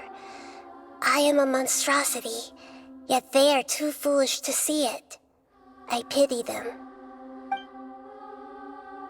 But the monster soon found solace when another came to live among the foxes who was not their kin. A kitten, carved from the wood of a white tree who had been abandoned by the humans. The kitten too wished to become a fox, but its tail was too slender and it could not grow a coat of richly colored fur. Yet when the other foxes saw this, they spoke words of comfort to the kitten. Even without a tail and fur like ours, you are still one of us. Furious at this happy resolution, the monster lit a fire on the mountain. The terrified animals panicked as the fire spread. The only way to extinguish the flames was to make a sacrifice. A gray fox stood up and addressed the monster. It said, "You are the cleverest among us. Surely you can help us find a way to solve this." The monster smiled, led the fox toward the fire, and murdered it. The gray fox's heart was turned into a beautiful drop of water, clear, spotless, and pure. The monster gave the heart of water to the kitten, telling him, "The foxes have decided. You are the one who must be sacrificed. Take this, quench the flames, and die for your fox kin." The fire was extinguished, but the kitten lived. It left that side of the mountain and found a little bird who had a broken wing. The two promised they would spend their whole lives together, but the little bird did not have long left to live. It passed away soon after. Oops. After burying the bird, the kitten left the mountain for good. Never again would it cherish a single creature, nor a single blade of grass that stood on that mountain. Getting sleepy. The kitten spent the nights wandering aimlessly, gnashing its teeth at the moon. How it wished to swallow the moon and devour the moonlight. If the world could only return to darkness, then it would finally be peaceful and content. I will become the new moon, the answer to everything. Then, no one will know that there were once birds, foxes, and cats in this world. And no one can know that they were different.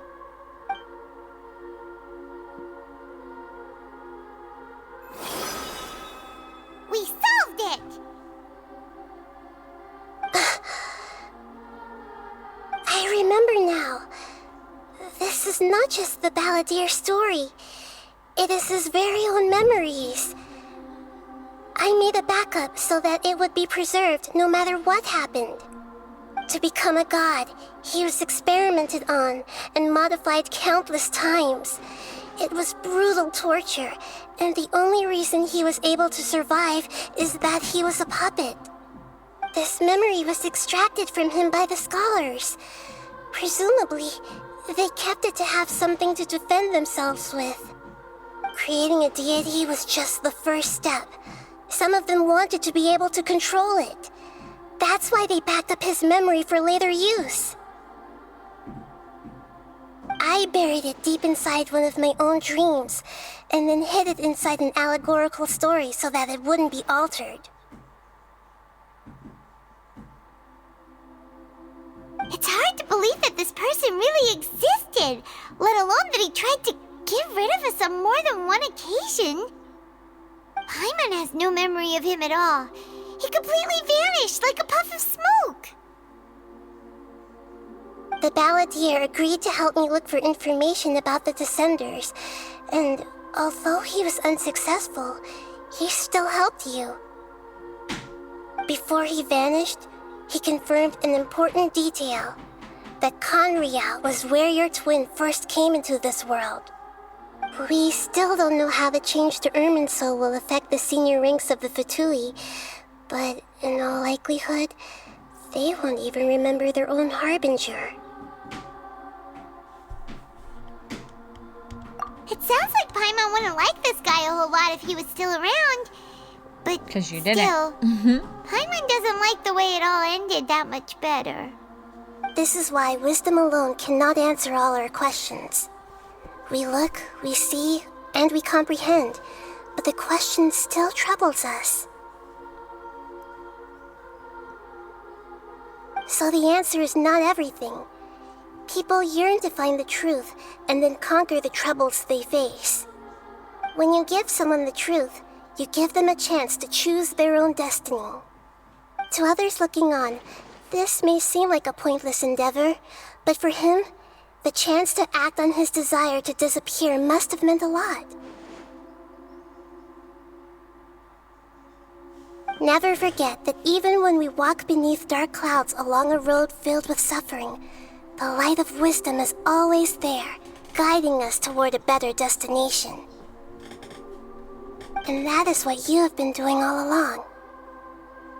Yeah, Nahita's right. Cheer up.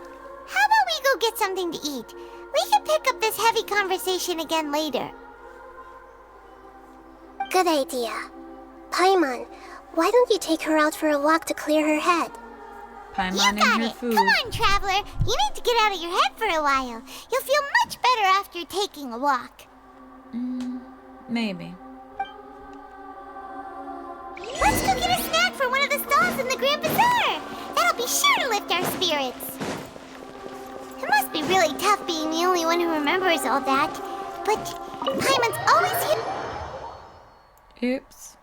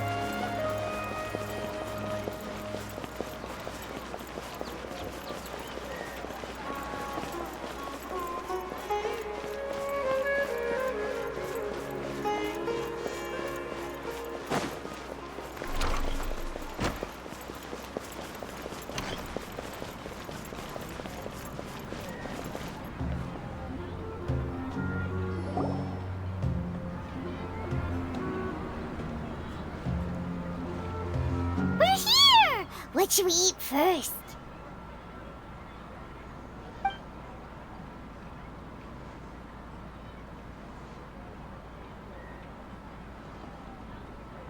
Hey, are you gonna answer or what?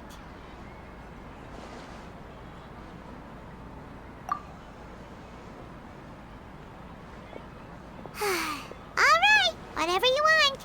Well, Paimon will be right here when you figured stuff out. Then we can get something to eat.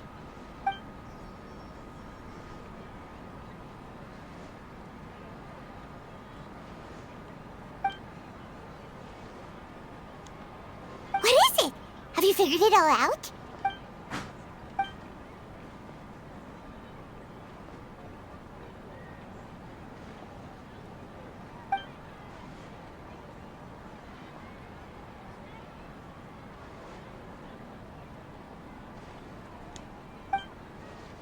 Why'd you jump up all of a sudden?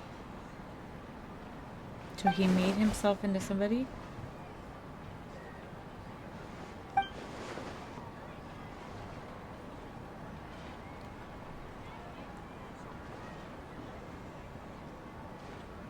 Excuse me, boss. There seems to be a small problem with the last bill. Hello. Look, here.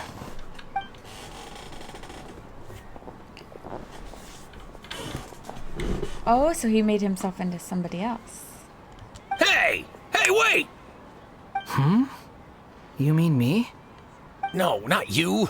That kid. Didn't you see? Little rascal grabbed my last 2 fresh Sunsettias and ran off. Look, if you're gonna help out here, you can't keep spacing out, okay? What is it? Work's too boring for you? Or has the big city got too many distractions? I wasn't paying close enough attention. Sorry, boss. I think you're right. Maybe it's the city. It's so exciting. It can be hard to focus. Who's that guy? You know him or something? He's who? You're a strange one, kiddo. You say you don't want any money for helping out here, and then when I actually give you some work to do, you keep letting yourself get distracted.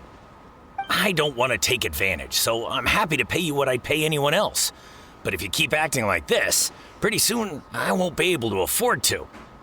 No, please. I mean it. You don't need to pay me anything. I'm just so thankful you agreed to take on an outsider like me. You're welcome, I guess. But I got bigger things to worry about. Look, we're all out of Sunsettias, and I promised the lady down the street I'd deliver a fruit bowl this evening. Leave it to me. I'll find some more. Just a moment. I'll be right back. Stop. I'm gonna level with you, kiddo. I've never met a worker who said they didn't want a wage before. And at first, I got greedy. Couldn't believe my luck. But I figured you'd start asking for something in return eventually. You don't want money. You don't take days off. And in your free time, all I see you do is wander around, taking in the sights. Are you a drifter or something? That's right, I am. We can talk more about that later. First, let me get those fruits you needed. Sunsettias, was it? I'll be right back. Hey, what do we do now? Okay, stay out of sight. Don't let him see you. Wait, which way did he go?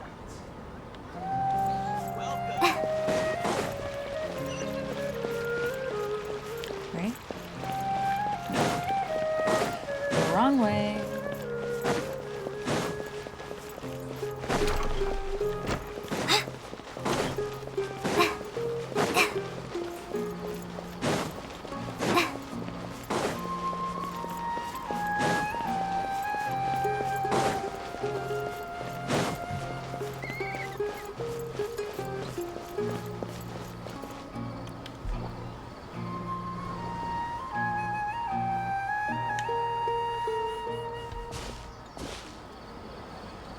Yeah, this'll do. Even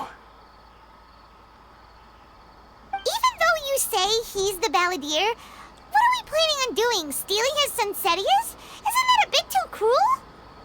No. Oh, all right. This should be enough. Guess I should wash them before I take them back. Huh? You two over there. Is there something I can help you with? He spotted us! You've been following me all the way from the city. I'd have to be blind not to notice. Have we met before? No, we haven't met. But you know me? I have no recollection.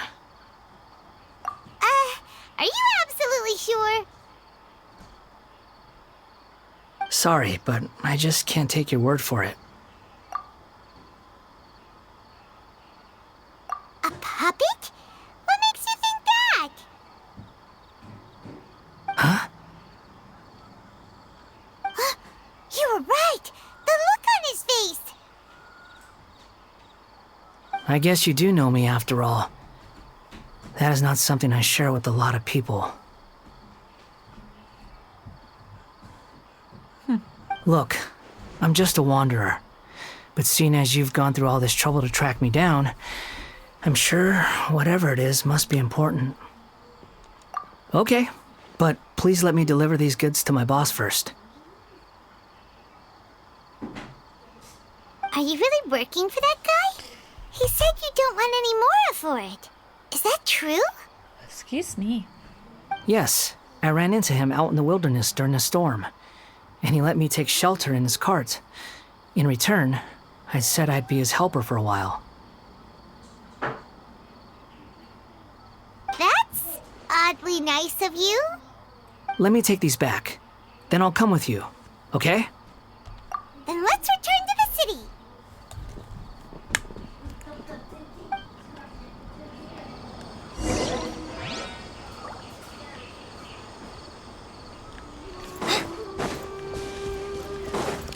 I think they should have made him into a character that you could use.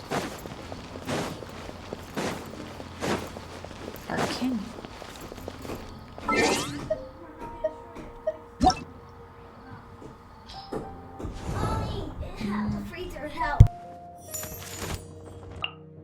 You can get him.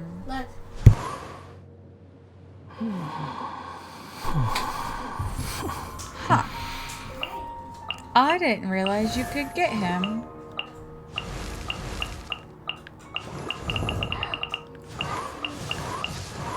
Although I think he'd be better in the purple.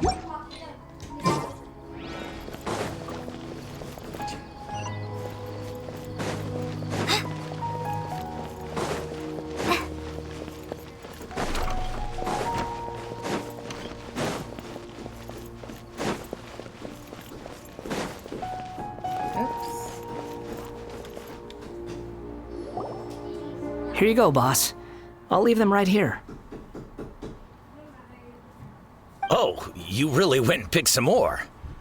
Who are these two? Something's come up, and they need to borrow me.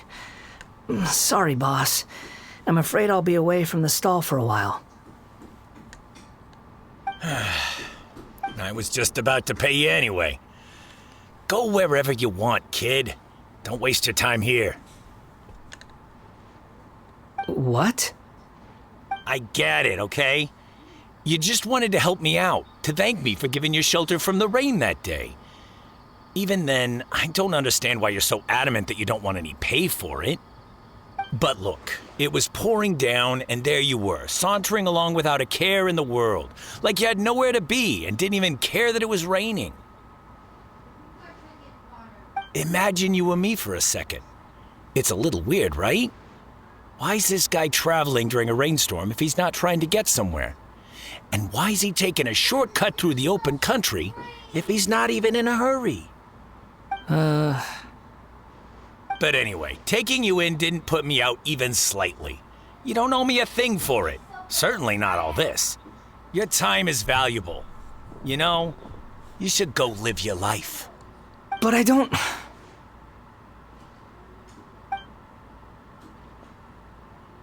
No, you're right. Then I suppose this is where we say goodbye. Thank you again for taking me into the city. Don't mention it, kiddo.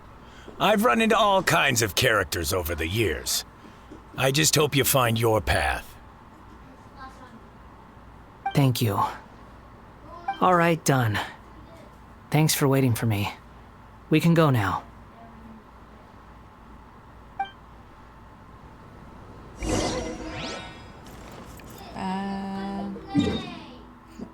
Excuse me.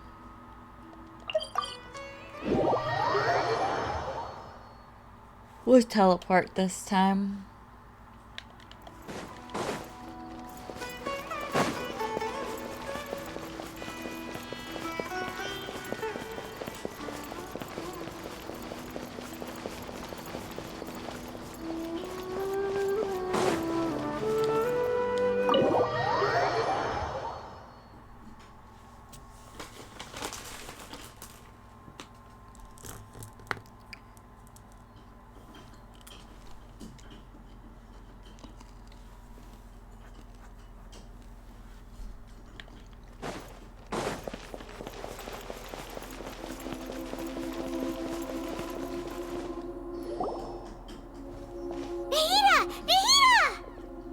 What's wrong? Huh? Are you? Hello. I do apologize for the sudden intrusion. We found this guy in the street, but he doesn't seem to remember anything. So, yeah, quite an eventful walk.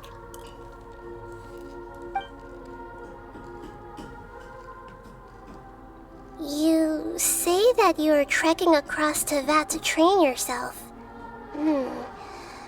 Many other Inazumans who describe themselves in this way call themselves Shugenja. Why do you refer to yourself as a wanderer? Well, it seems more relevant in my case. To me, it sounds like a plant with no roots. But these two claim that they know me, and that I have a hidden past unknown even to myself. I wouldn't call it the past, but rather... this is a difficult one to explain. I don't like to rely on using terms like this often, but in your case, it seems that it ought to be called a previous incarnation.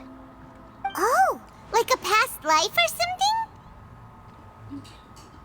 Yes, something far more distant than the past. So far away that you cannot perceive it. Okay, I have to ask. What was I like in my previous incarnation? I believe in reincarnating.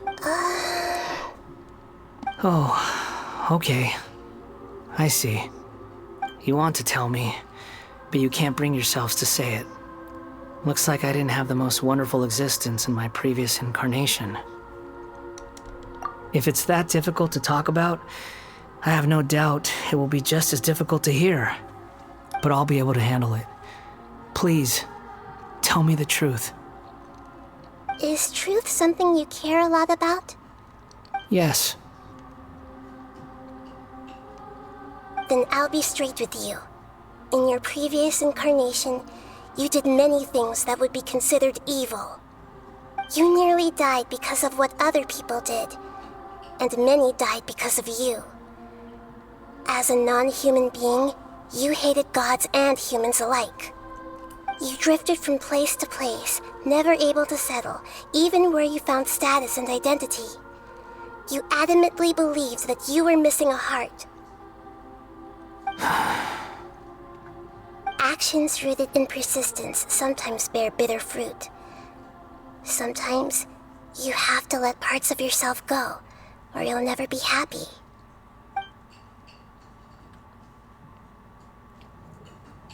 I gave everything I had, but it barely changed history at all.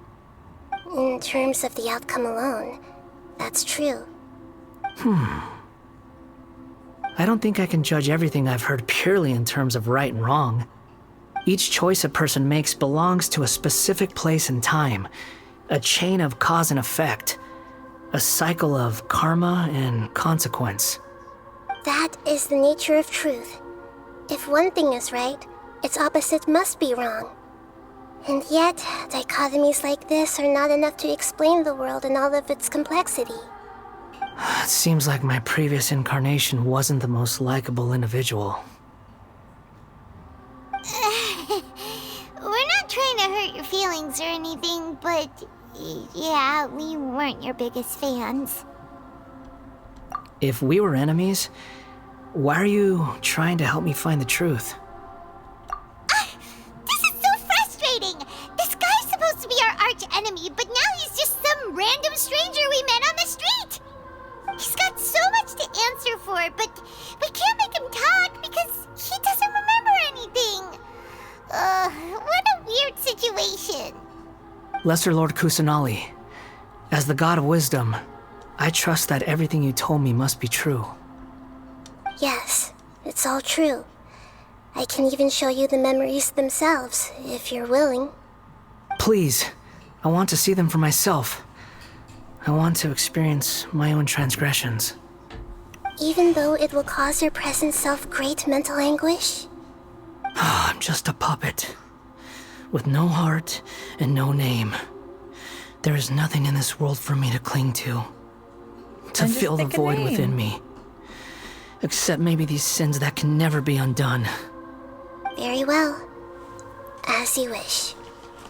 Wait, shouldn't we go with him? This one's kind of on us for bringing him here. Don't worry. Whatever danger I might face, it's my burden to bear. Traveler, could I ask you to supervise him on my behalf? Oh, good point. Given your, unique situation, we'd better keep an eye on you. Understood. Thank you. Now, prepare yourselves, everyone.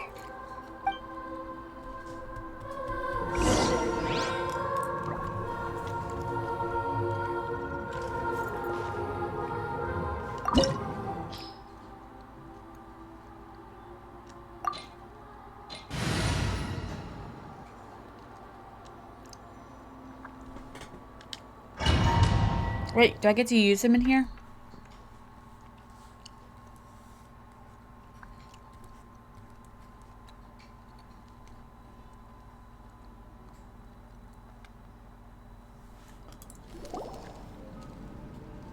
This looks like Inazuma.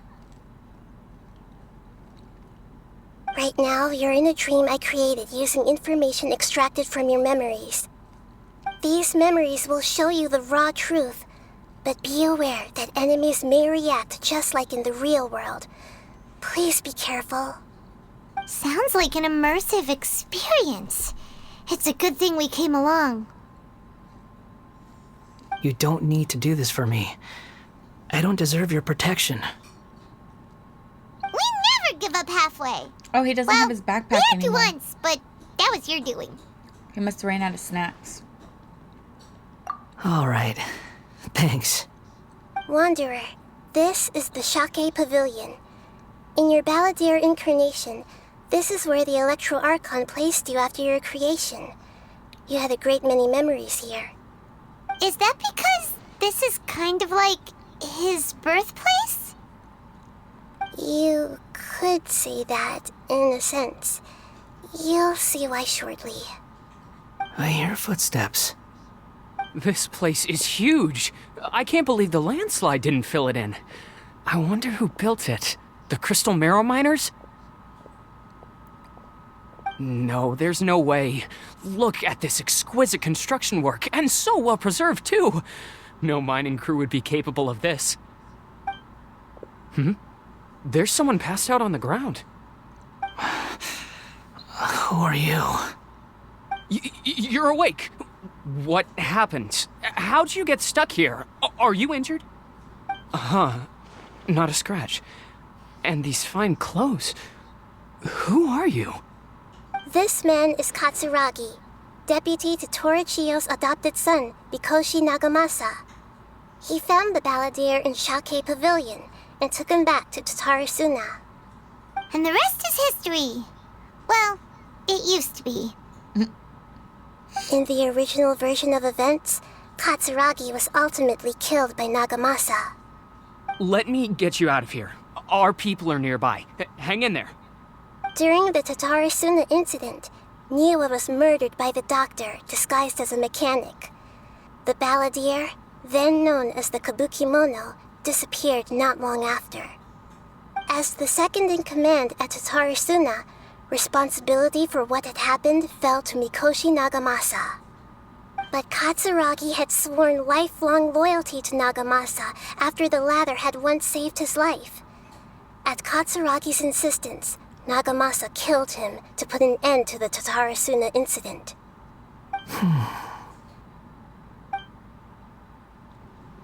Katsuragi seems like he was a good guy. He looks like a warrior, but he has a kind face. Why couldn't he live a long and happy life?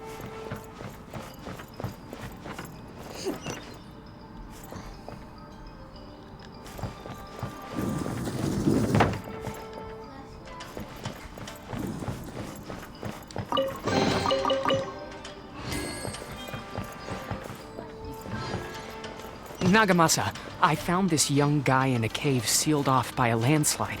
He doesn't remember his name. Well, we need to call you something. I hear the workers are calling you the Kabukimono. That's fine with me. Katsuragi, report to Niwa. Tell him we have someone new joining us.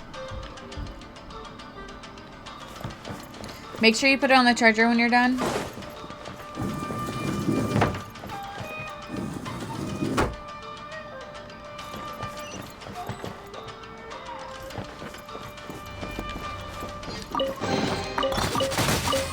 Oh shit.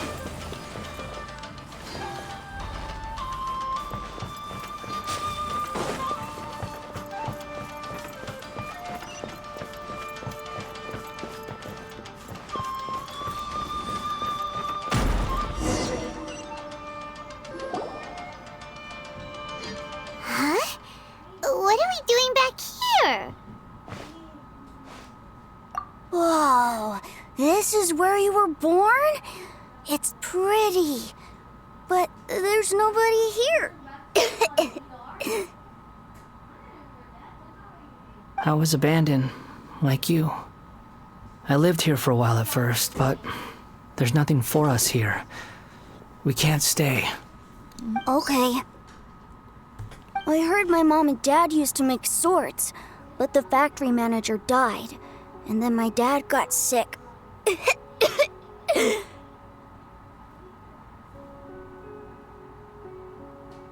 He kept coughing all the time, just like me.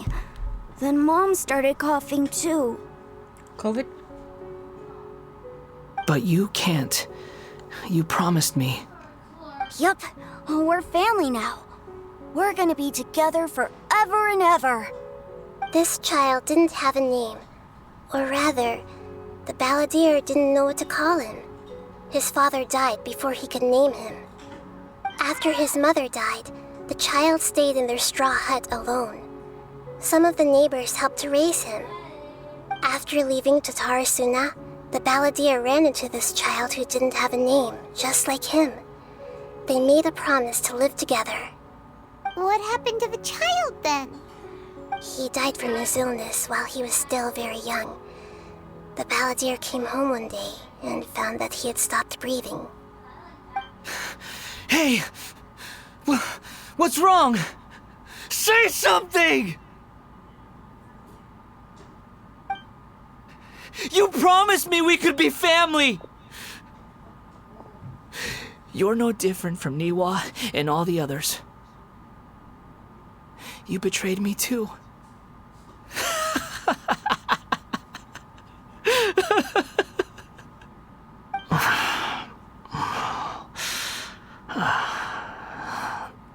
The voices have gone.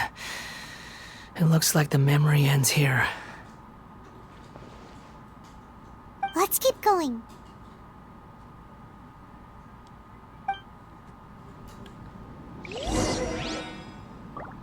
So I have to go back through. Right? Oh no, it's closed up.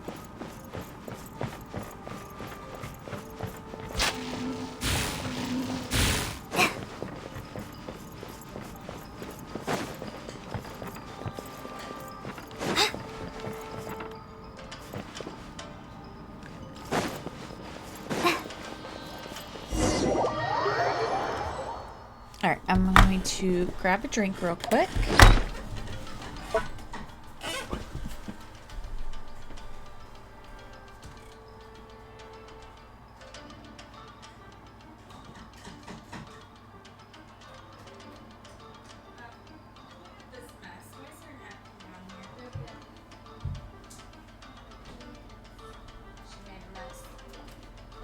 Okay.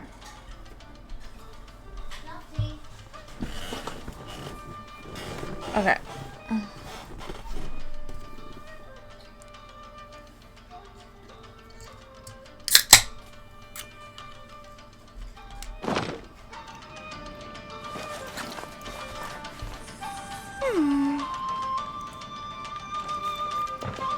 You do realize you're blocking my path. I come not to obstruct you. I've been waiting. What you are truly is a weapon. One that could be wielded with an iron will. You could continue to drift aimlessly. Are you trying to win me over? Fated rebellion has begun. Why not take your place at the banquet and join those who shall feast? Oh shit. Don't touch me! Let's end this quickly! Strike a pop! Brightness on yourself! Dissipate! This isn't good. Come at me! Put your back into it! Don't be a killjoy! We've only just begun! Time to fulfill Time to shine! You can't run! Well, I see through you! Don't be a killjoy! We've only just begun! Looks like I went too far.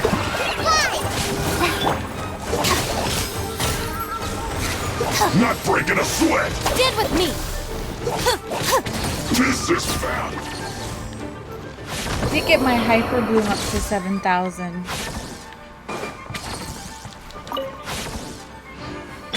then I need to heal everybody. May I present?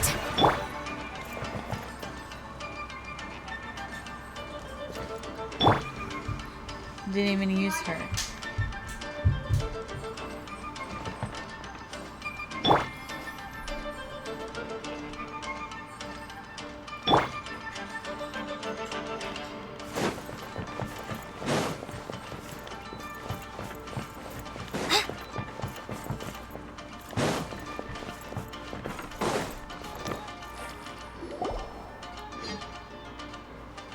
This place is dark.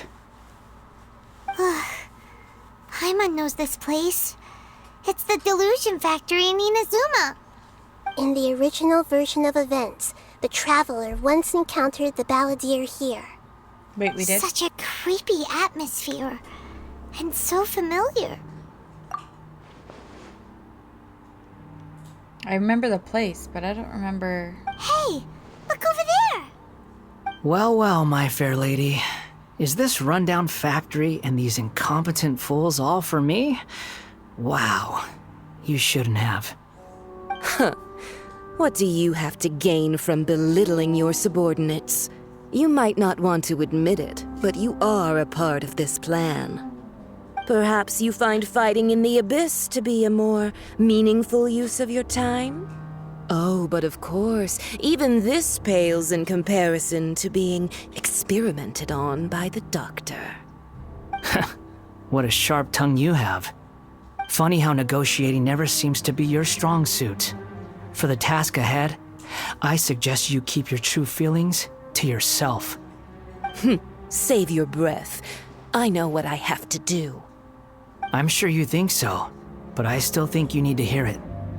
Don't start thinking you're invincible, and don't let your emotions get in the way. Surely you're not worried about me. I just can't have you getting in my way. You and Child never fail to find ways to complicate things. I'm merely lighting a little fire in this chaotic nation. But you, being tossed out like trash, must make you want to destroy it completely. Do you remember the last time you were here? That was a lot of swordsmiths you killed. I'm sure the descendants of the Raiden Gokaden are still suffering the consequences now. Look at you. Oh, don't get so sentimental. Now, give that poor little tongue of yours a rest and stop pretending like you're above everyone else. Bye then. See you at the victory feast. Poor little tongue? She's playing with fire talking to me like that. She Who died does later she on. think she is? Forget it. Someone might find me here any minute now. I should prepare to give them a warm welcome.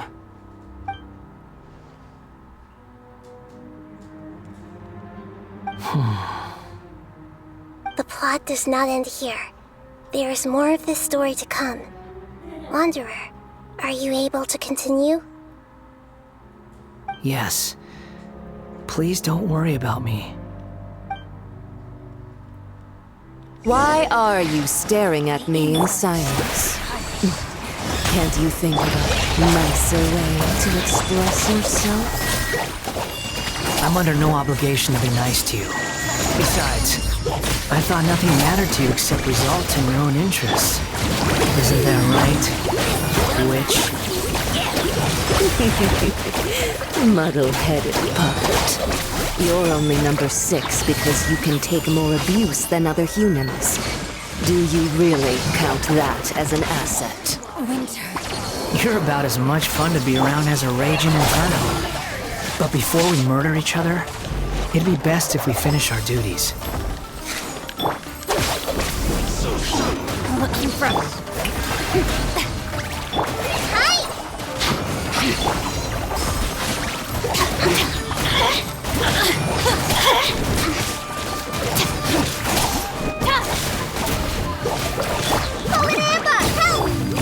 Our bond is strong.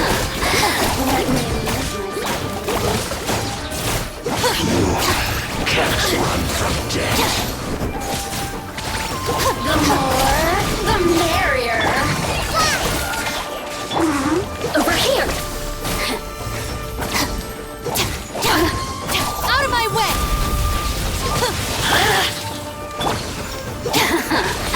Let me amuse myself a little.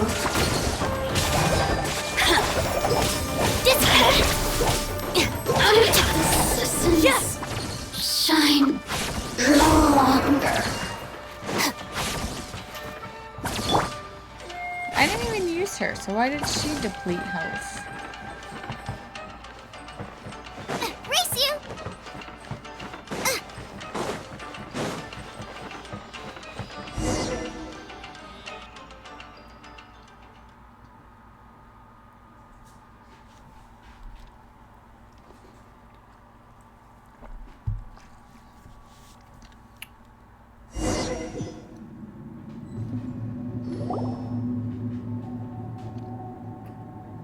Looks like we've arrived in Sumeru. Okay, remember this. Is that? Considering that Amorta's sage, Nafis, refused to join this project, I'll take part in the experiment in his place. Welcome. I look forward to a fruitful collaboration. When do we start? You seem impatient. You should know that becoming a god is far from a trivial affair. The biological transformation is a lengthy process. As such, I too would recommend that we commence as soon as possible. In the event that a successful connection is established, his body will become permanently bound to the machine, and he will be unable to move independently of it. Nothing worse than what I've been through before then, Doctor. You were the most resilient test subject I ever came across. Thanks to you, I was able to garner a great deal of information. Alas, after that, you were under orders to remain in the Abyss. We barely saw each other, and it became difficult to further refine the knowledge I had gained. That was gracefully worded. Ever wonder what they think if they knew that nothing matters to you, apart from your crazy experiments? I suggest you speak to me in a more respectful tone, Scaramouche. The mere fact of your utility does not make you indestructible. The doctor again? That was uncomfortable to watch. That person gives off a very sinister energy. It's normal for him to give you the creeps. He scares the bejeebers out of Paimon. The bejeebers. Let's move on.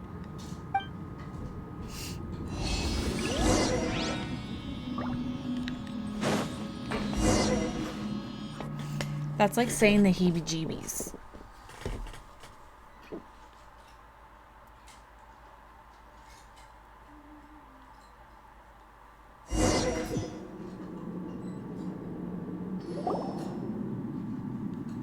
You're a god. Do you think I'm evil? If you accept that he is you, just as you are you, then yes, you are evil. In your eyes, are there any differences between humans and puppets? Do you think there are any differences between your present self and your previous and future incarnations? If not, then what are the differences between humans and puppets? Whoever has tasted the joys and sorrows of life in the human realm is human. Whoever has loved and lost, cried with grief, howled with rage at the tragedy of death that eclipses the miracle of life, they are human too. I've seen enough of my past. If possible, I'd like to reclaim the sins that are mine to bear. No matter the consequences, I won't run from blame or punishment. Whatever I am due, let it come to pass. Can you return my memories to me? Huh? But won't that mean you'll lose your current identity? I've always believed that human lives follow a set of rules, with each person being a collection of past experiences. As a puppet living in a human world, my life is subject to the same rules. Regaining your memories means reverting completely to your previous incarnation. All the emotions that you discarded will return to you. Are you sure you want to do this? I've lived with a void in my chest my whole life. My creator didn't need me. And ever since I awoke, I've just drifted from one place to the next. But then I met you. And I finally realized that reclaiming my missing sins might be my one opportunity to become my true self.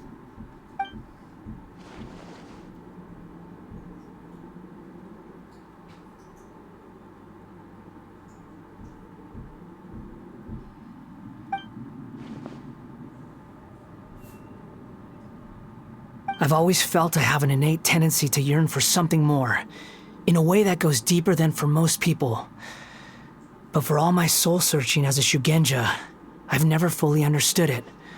Looking at it now, it seems that I brought this curse upon myself. So I beg you, grant me this opportunity to gain a purpose, to change my destiny, and end my wandering. Very well. Since your mind is made up, I will return to you that which is yours.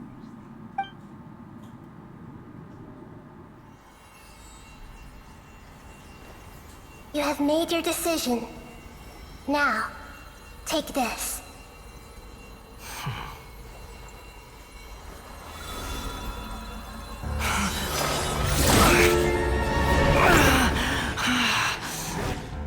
Set him free?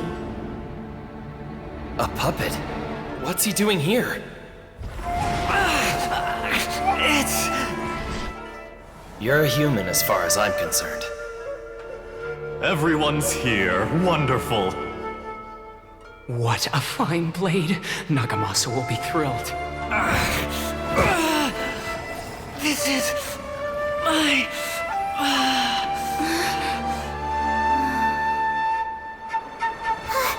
Is he alright? No way!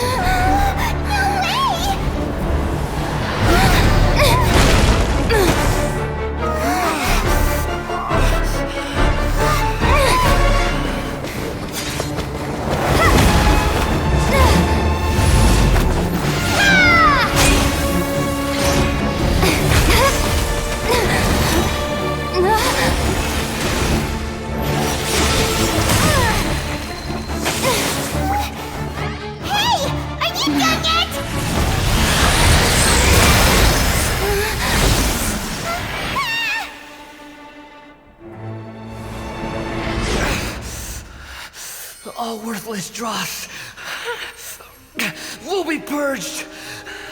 That's why this won't be the end.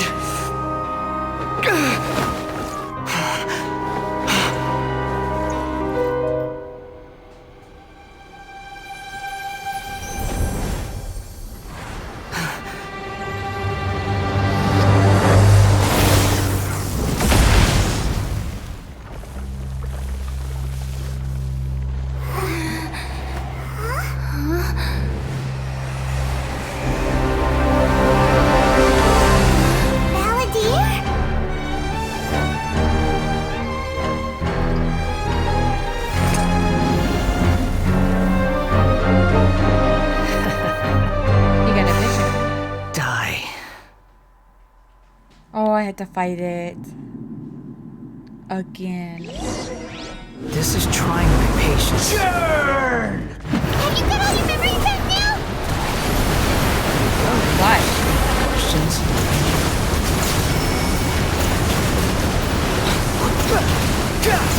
Feeble human! Too slow.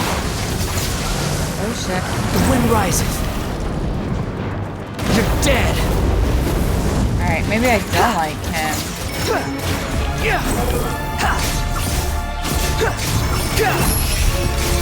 Search for it. At my command, you shall fall.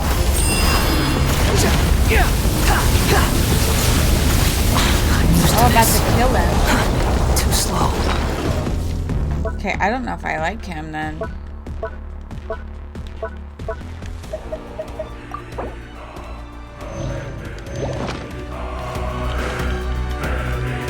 Insignificant past! Quit following me. Squall Fury.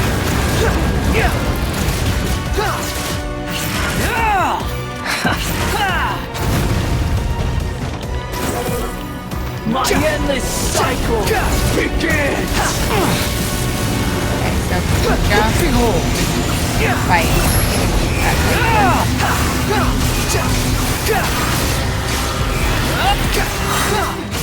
Bow your head! Churn!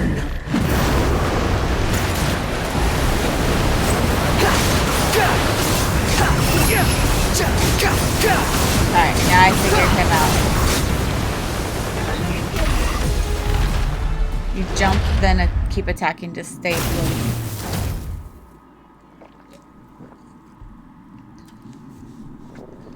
blue. Imbecile! Get out of my sight. Excuse me? It disappeared. Did we win? What did you expect? I'd never lose to that.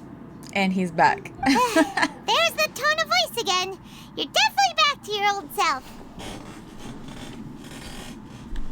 Wait, but it was you inside that thing too. What have you got to be smug about? Sorry. I'm harsh on myself and everyone else. Just the way I am.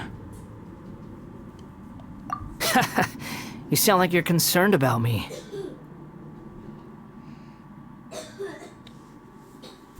But don't worry. Thanks to you, even if I didn't change a thing, at least I now know the truth. The memory recovery seems to have been a success. This dream has served its purpose.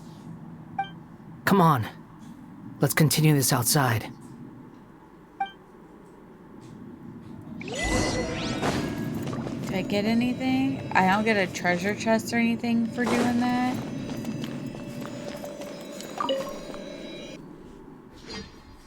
Well, poo.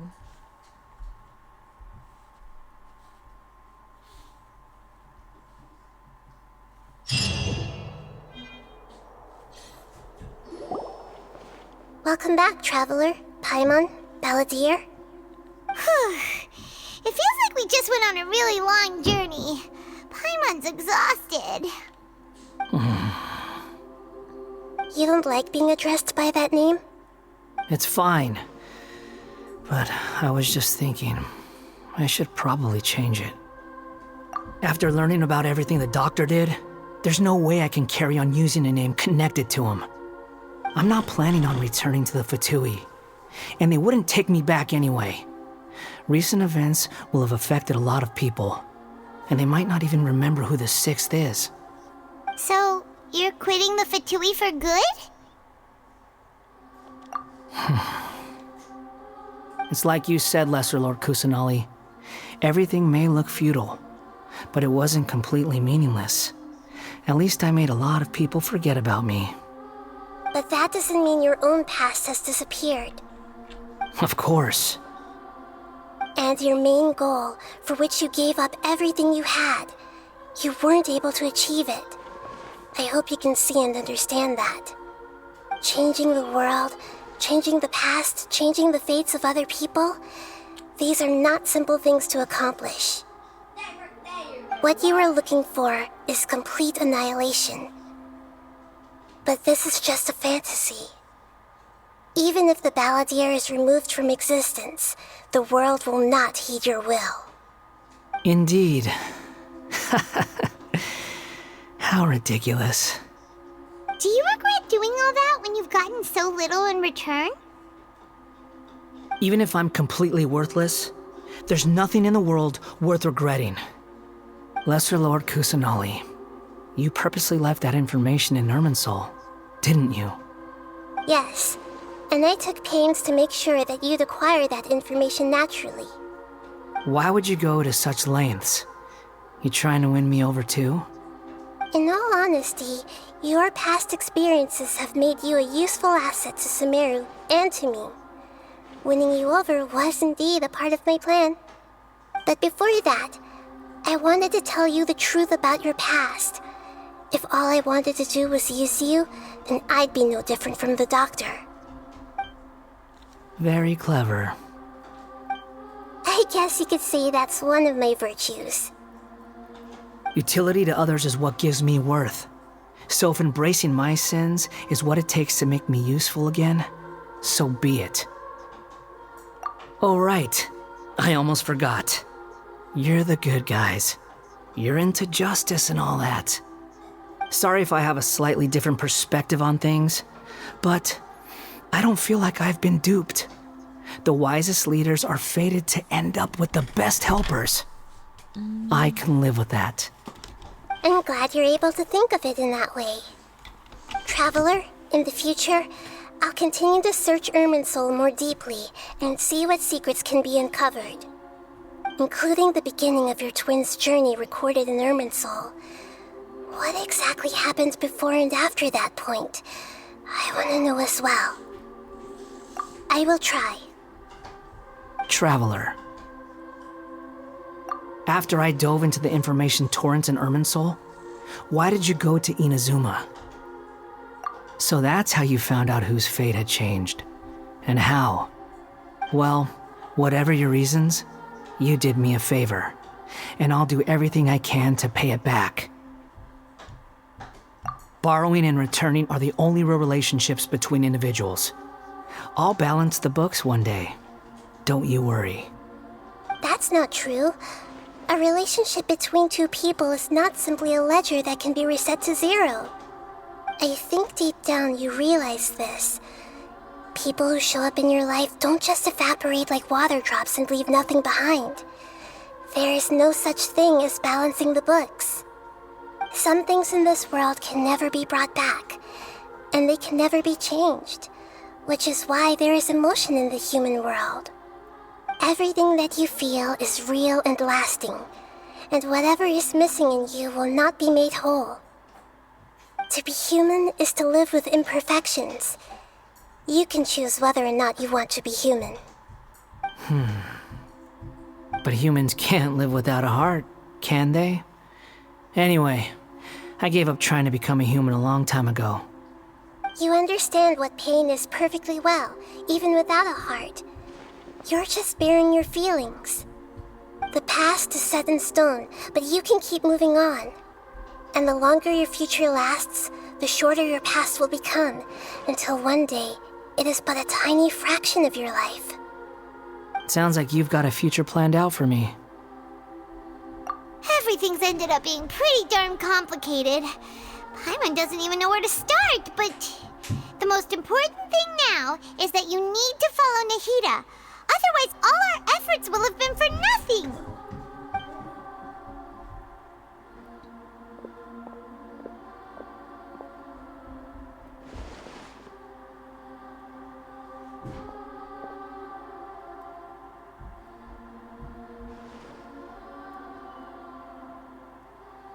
Then I guess I'll be helping you from behind the scenes from now on. I'm glad that you've accepted our proposal. Why don't you choose a new name to celebrate? Ooh! Paimon wants to pick an ugly nickname for you, too! Why? Because Paimon still doesn't like you that much. Just like she means. Then I hope we Tone don't deaf see much of bard. each other in the future. A name is life's first gift. You didn't say it out loud, but I know that's what you're thinking. The Traveler and Paimon have helped you a lot. If you can't decide on a new name, maybe you can ask them for ideas. No,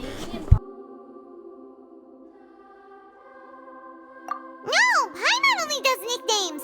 If it's a serious name you're after, it's all yours.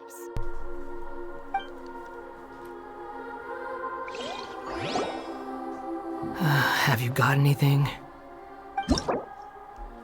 Okay.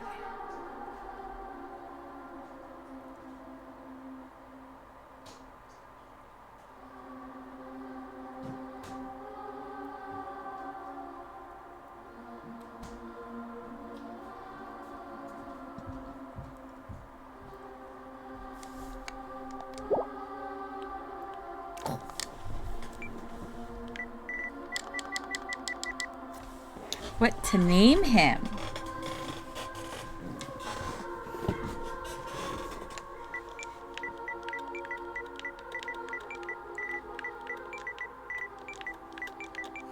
We're gonna name him Lucifer.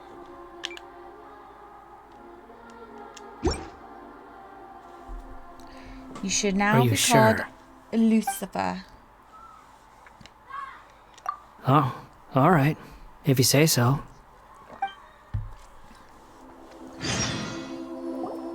There. Now you have a name of your own.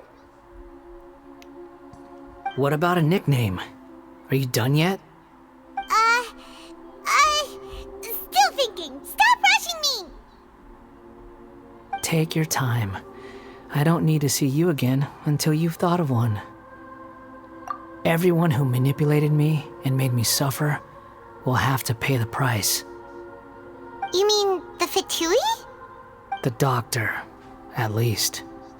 Now that your stance has changed, I believe your future path will change accordingly. But it won't be immediate. You still need some time to compose yourself. One more thing. There are still some descendants of the Raiden Gokuden living in Inazuma. Some of them know. Well, they ought to know about the connection between Raiden Gokuden and myself. I don't plan to leave Sumeru for the time being. If you see them in Inazuma, please tell them that I was the one responsible for the Raiden Gokuden's downfall. Even though the events have been erased from the world, they still deserve to know the truth. I see. That is up to you. Huh? But if we do that, then... It's fine. Let them stab their blades into my chest if they so desire. Maybe that's how it always should have been. What's that look for? Don't make that face. I know what I'm doing. That day will come. All right. We're done here. Goodbye, wise deity.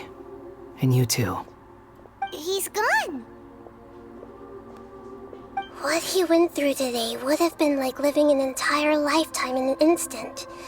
He'll need some time to calm down. Yeah, true. But even so, after everything that's happened, he doesn't seem quite as fierce anymore. So we can finally go eat? Paimon is starving. Thank you both. I hope you will find somewhere nice to go and relax for a while.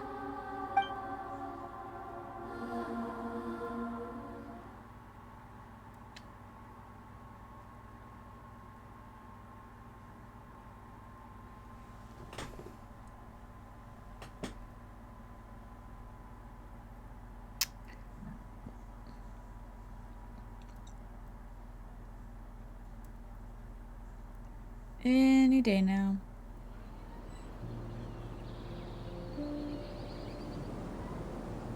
I've got it! I can end my novel with some words from Mikoshi Nagamasa. You mean because everyone else in the story is dead? Yeah, I heard that Mikoshi Nagamasa died at a ripe old age. He's the perfect fit to be the narrator of the epilogue.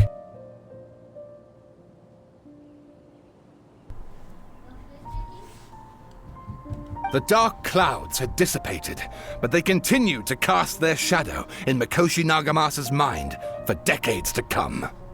Then, one night, as an old man, he had a dream. On the night when that prized blade, the Daitatara Nagamasa, was forged, the people rejoiced, and there was painting, dancing, and drinking.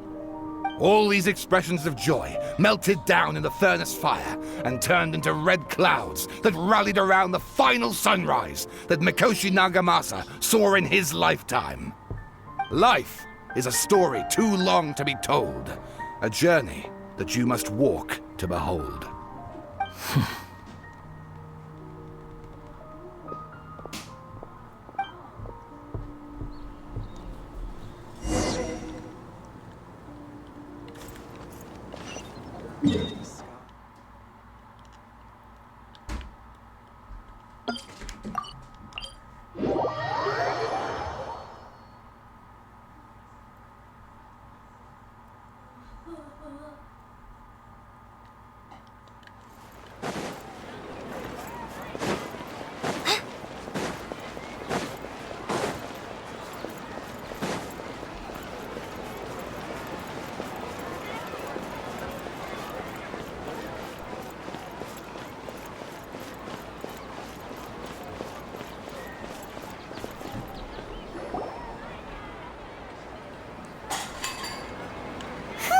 It's about time we had a break. As soon as you stop, all the tiredness and hunger comes rushing back. Wow, great! Huh? Look at the vase. Did someone break it while they were cleaning the room or something? But Paimon doesn't remember there being a cleaner.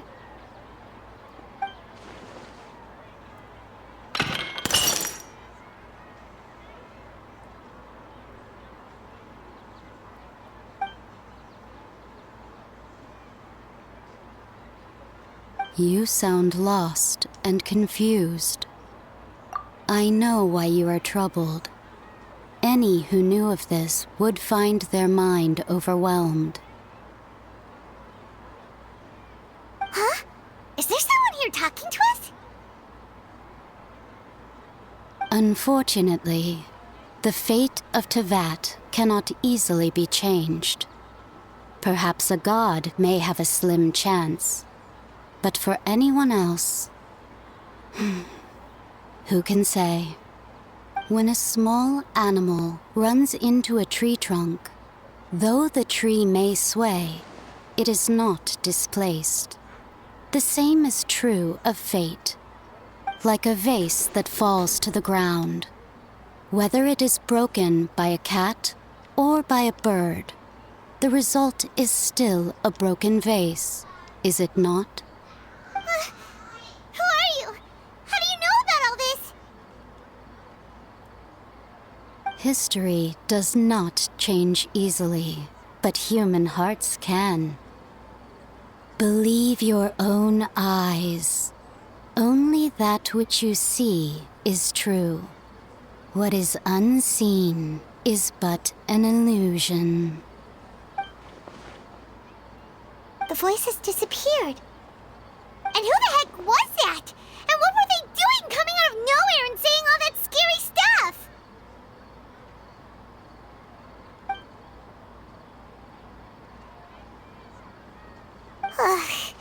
Anyway, that face is still lying there broken on the ground.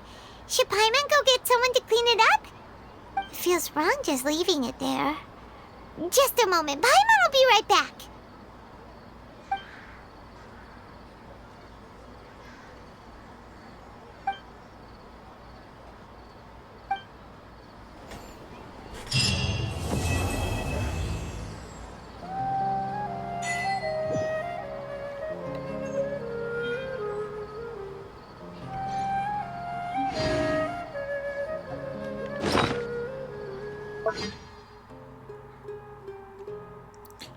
I just finished the balladeer part.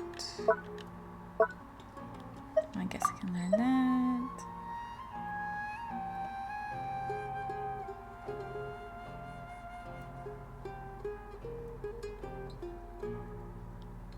Oh, okay. I'm not sure yet.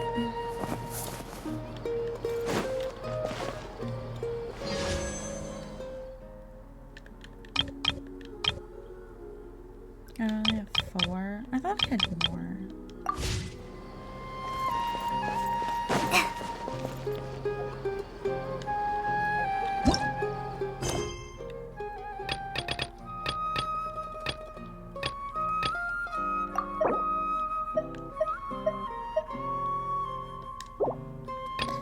Alright, so I think it's this one.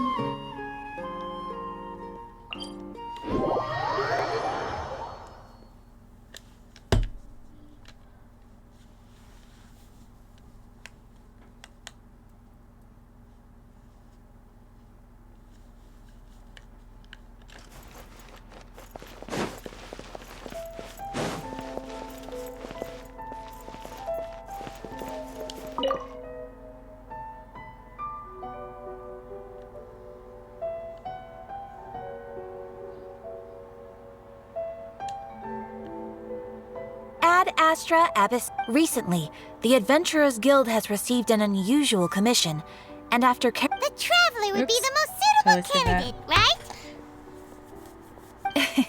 That's how my Indeed, family is as when ever. we all get together. I will spare It's the loud, pleasantries then. but I don't have that until May I Saturday. ask if you two so. are available to help? Well, let me go over it briefly. Our client for this job is the Yashiro Commission. Apparently, Rift Hounds are attacking the roots of the sacred sakura nearby Mount Yogo in great numbers. Rift Hounds? On Narukami Island? Hello. Yes. We are not sure where exactly these creatures come from. But this time, they are attacking in alarming numbers with great aggression and a clear target. The sacred sakura is of tremendous importance to Inazuma. I trust you are aware of this already?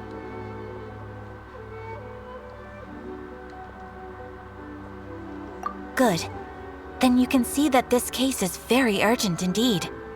Is the Tenryu Commission aware? Yes, and they are already taking action of their own.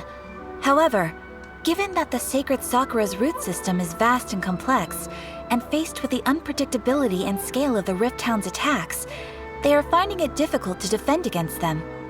Their main priority is to protect the civilian population, so they are actively looking to cooperate with all other available forces to eliminate the monsters.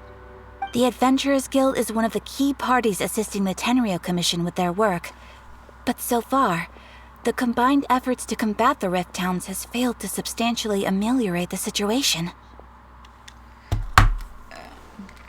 Alright, give me 1 second. I have to go get the charger for my headphones.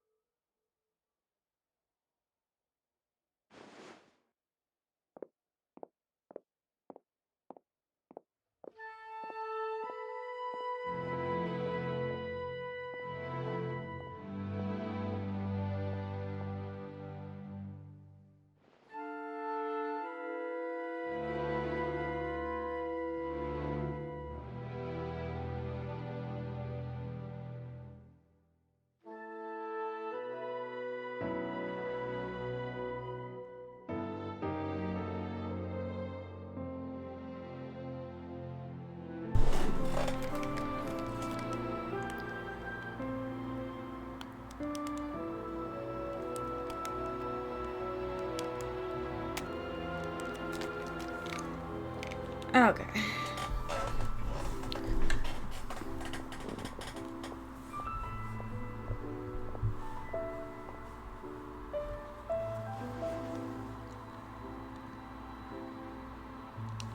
You have our deepest gratitude.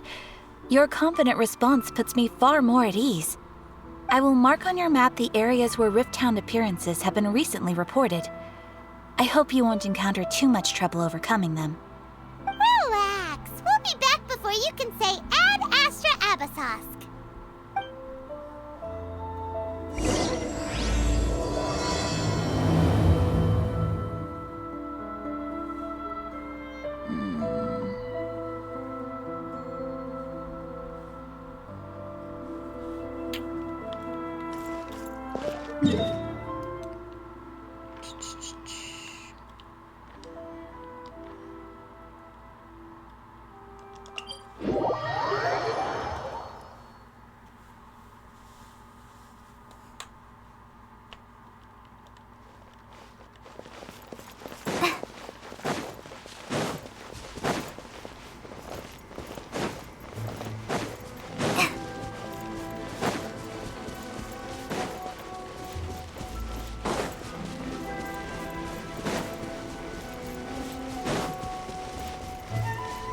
They're attacking the sacred Sakura! Stop them! Try this on for size. Go! Our bond is strong.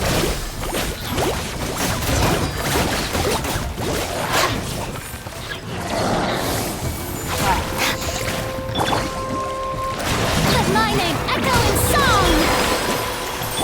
Fly! Stand with me! Lightning, purify!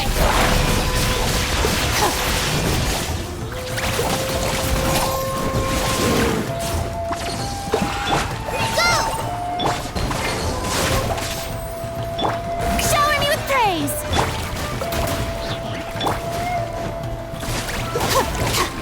Our bond is strong! Wow, there are so many of them! No wonder the Tenryou Commission needed help! Come on, Camper, you can save them!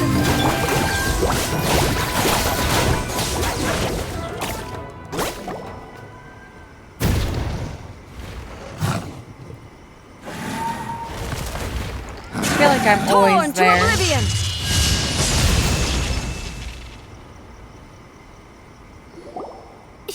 Shogun? Wait, no. Could also be A. Oh, it's you two. It has been a long time. We have not seen each other since the resolution of the Tenryou Commission crisis.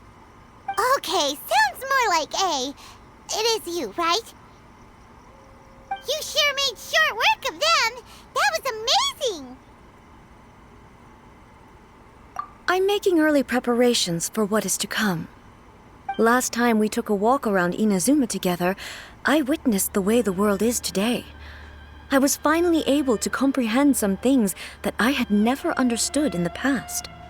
Since then, every time I encounter an obstacle in my thinking, I find myself having the urge to spend some time in the outside world. Makes sense. You must get super bored being stuck in there all the time. Might I remind you that I am not here to amuse myself? Recently, I have observed a number of changes in the external world from the plane of Euthymia. The most serious of these being the attack on the sacred Sakura by numerous Rift Hounds. I considered this matter worthy of my attention, so I pursued them, and they led me here, where I happened to run into you.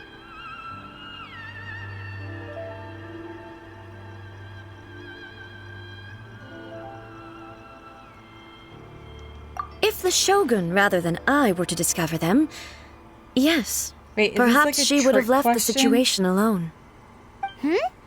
Why? Because she's just a puppet? Precisely. According to the rules I designed for her, matters of this nature are to be delegated to the Tri-Commission. But Rift Hounds attacking the sacred Sakura...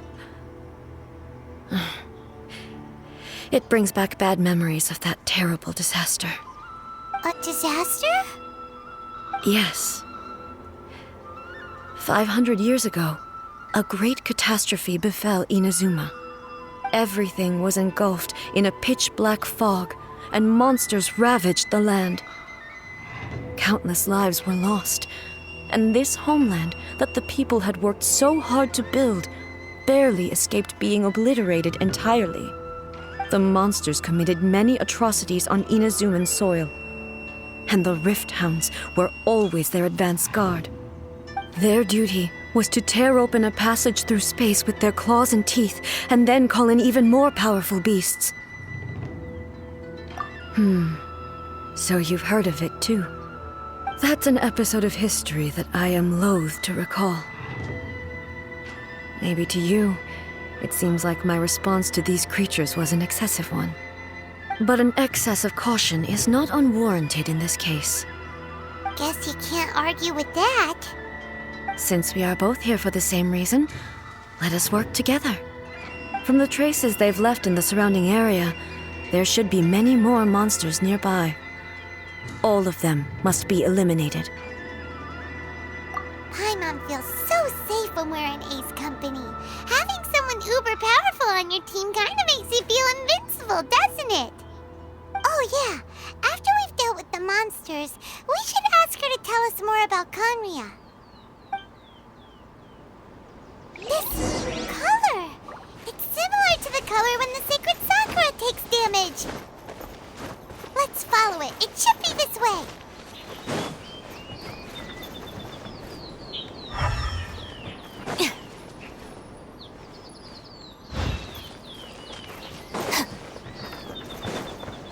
Oh, I guess it just shows me where they're at.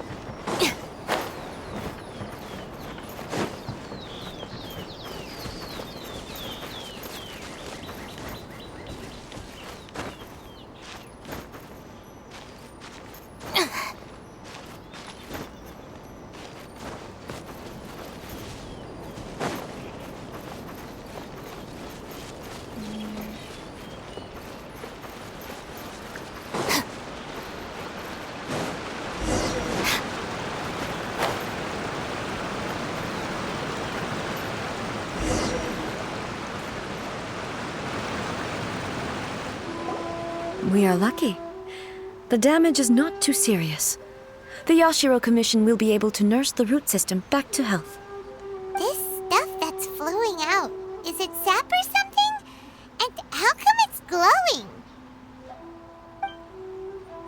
Huh?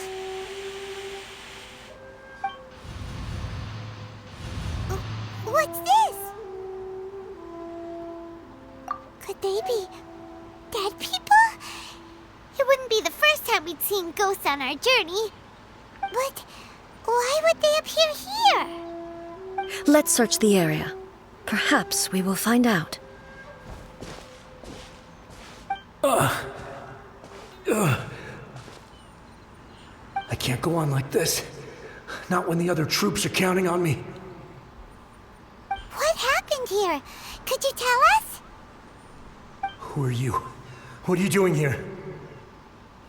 Run quick while you still can! The monsters will be back. And once you're in their sights, I'm telling you there's no escaping them. We will defend Inazuma until our dying breath. You don't know? Inazuma is engulfed in darkness. Beasts and horrifying monsters are everywhere. They're merciless, ferocious, and they will devour everything in their path. Every last trace of humanity's existence, I tell you. They'll devour it all. But look, none of that seems to be going on around here. Not right now, but they'll be back. Look, get out of here. Now! There's no time left. The Almighty Shogun is gone. So is Kitsune Saigu. There is no one left to rely on but ourselves. I don't know how long we can hold out for. But if we abandon our hope, then we've got nothing left at all.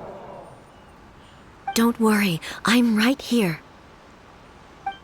It's the Shogun? You're back! Please, we beg you. You have to help us. You have to save Inazuma.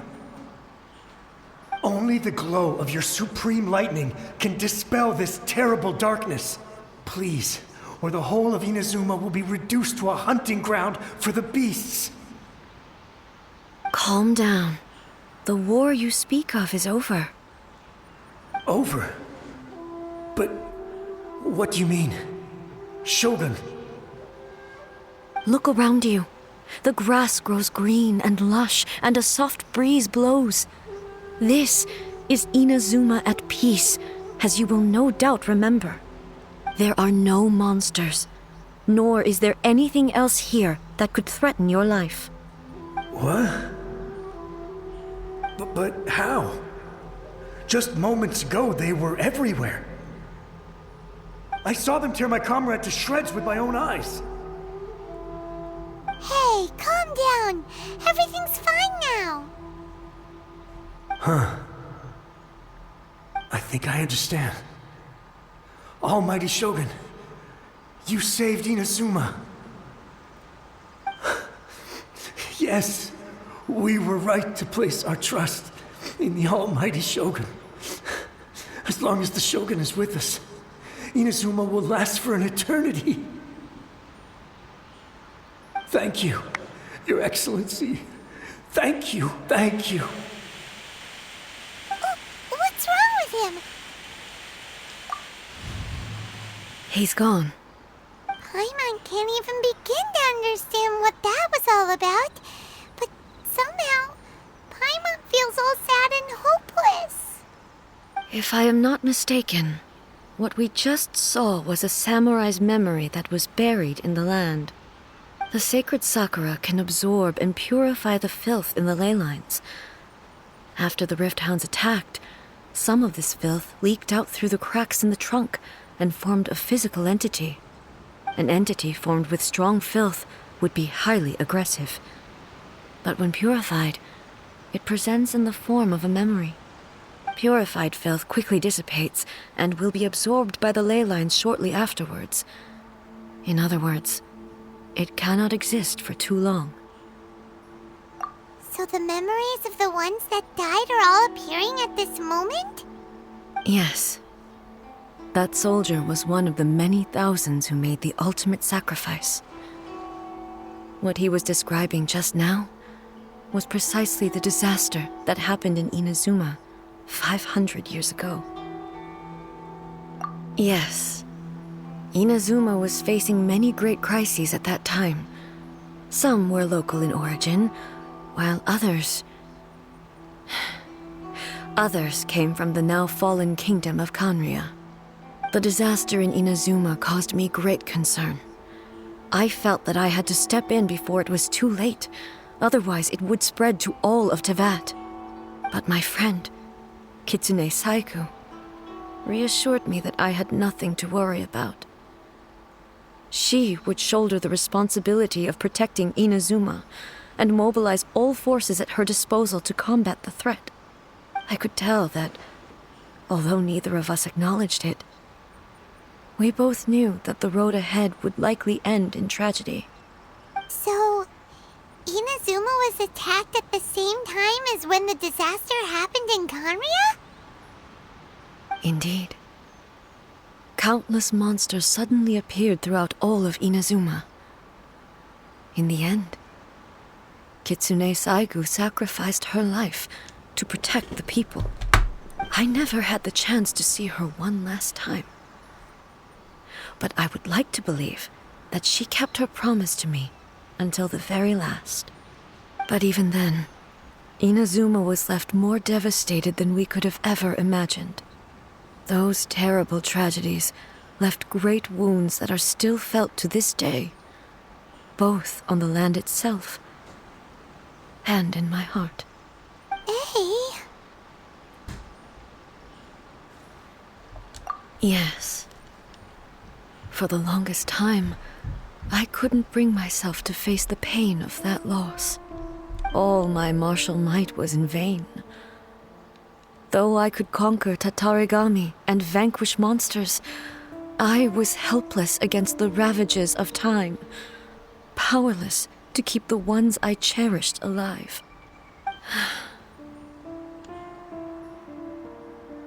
But after my clash with human ambition, I thought long and hard. Now I realize I cannot fixate on the past forever. When I traveled around Inazuma with you, I caught a glimpse of how the nation has progressed over the centuries. A glimpse of human potential.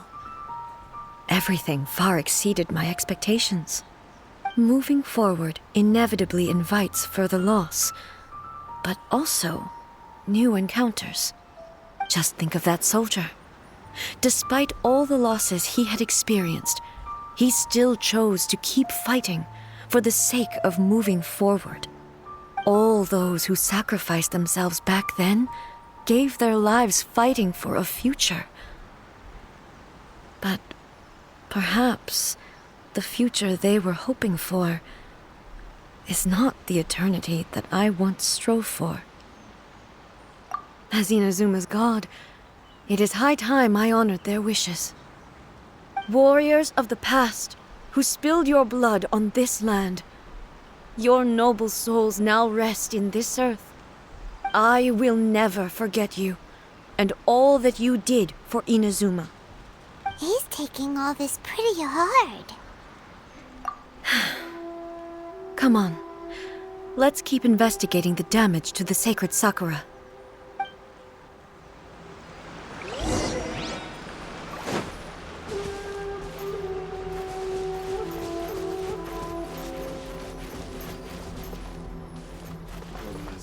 Okay.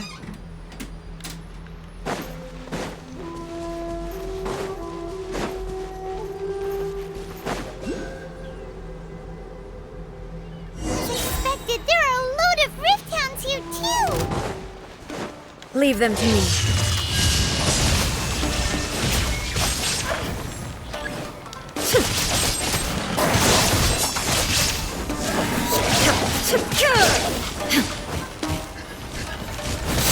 There is no escape!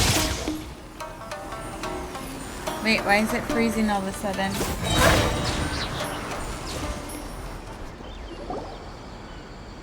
Huh? Something seems wrong with A. Why would you ask that? Well, usually you'd pull out your sword and swish! Vaporize them all in one go! No? You are unduly concerned. I'm simply conserving my energy. Although I have some understanding of the situation already, it could take an unexpected turn at any time. I must be prepared for anything. If there are more formidable monsters lying in wait in this area, I must make sure I have the strength to face them. Ah, makes sense! Spoken like a seasoned shogun. The roots seem pretty badly damaged this time. We definitely need to tell the Yashiro Commission about this. Hey, the same light is leaking out again.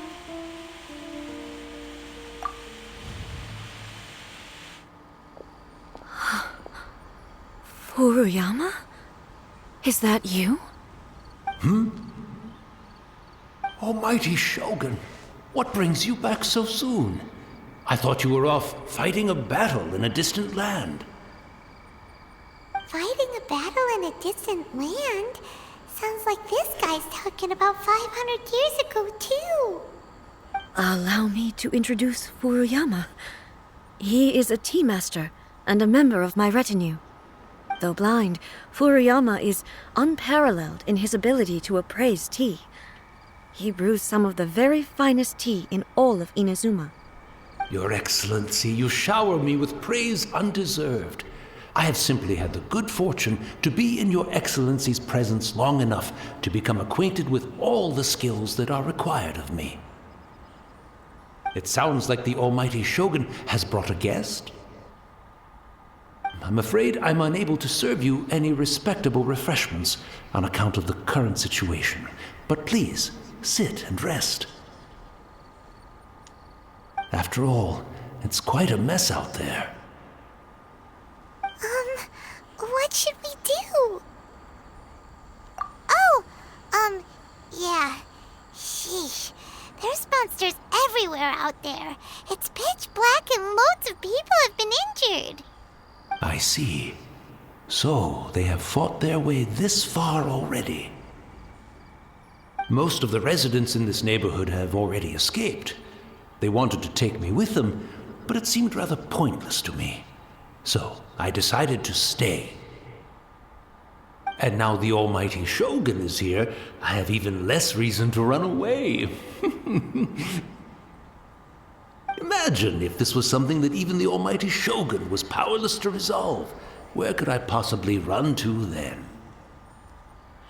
People flee out of a desire to live on, and the desire to live on stems from a feeling of having unfinished business in life. But me, I have no such thoughts, and I have no regrets. The almighty Shogun often speaks to me about her dreams over tea. Just listening to her stories, I've been blind for many years, but her vivid descriptions took me on a splendid journey to all the most beautiful places in Inazuma. Over time, I've come to understand her mindset. Quite the romantic at heart, a true dreamer.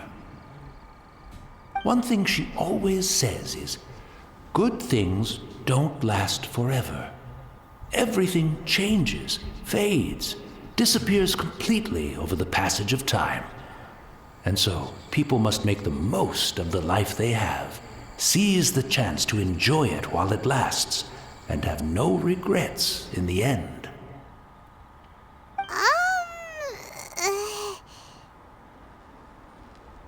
So you see, as bleak as things may be now, I have experienced countless wonderful things in life, and have no reason not to be satisfied. Perhaps you are right. It won't be long now before I have to say goodbye to the almighty Shogun for the last time. What a pity. I'll never get to see what Inazuma looks like after the almighty Shogun rebuilds it anew. But I suppose it doesn't matter. Everyone says that Inazuma has turned dark now, but to me, it went dark a long time ago.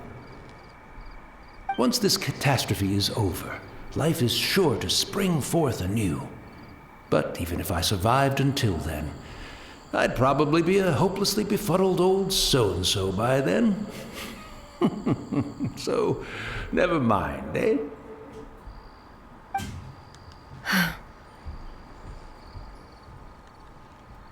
Oh, goodness me. Speaking of befuddled, look at me rambling away to my heart's content and forgetting to serve the tea. The almighty Shogun comes to visit and I don't have the tea ready.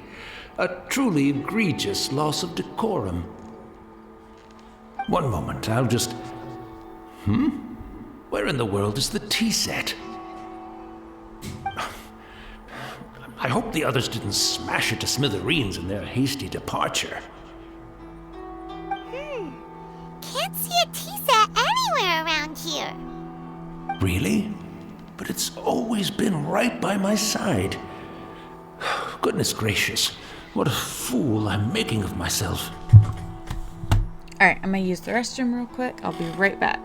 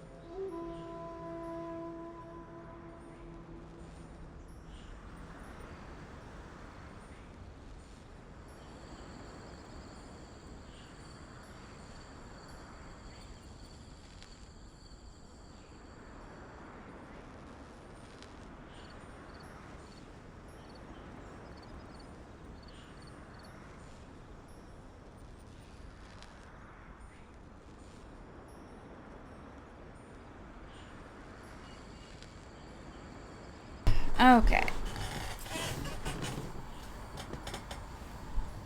I couldn't possibly have my guests fetch it themselves. That would be most discourteous indeed. Don't worry about it. Take a rest. We'll be back right away. Almighty Shogun, you're not hold going on. too, are you? My dog now needs to No, go no, out. no. Your humble servant implores you, not with the war raging outside. This place is complicated. It's quite unlike the tea house in your memories. Leave it to us. But, well, okay. I never thought I'd see the day that I need the almighty Shogun to personally collect my tea set for me. I can't decide whether it's a final regret or a final stroke of good fortune. Where should we go to find a tea set? Having a cup of tea isn't exactly the most urgent thing to do right now, but at the same time, this lovely old man from 500 years ago has been through so much, and it makes Paimon so sad. I'm also feeling very nostalgic for his tea. Oh, why don't we go to the Kamisato estate? There'll definitely be a tea set we can borrow there.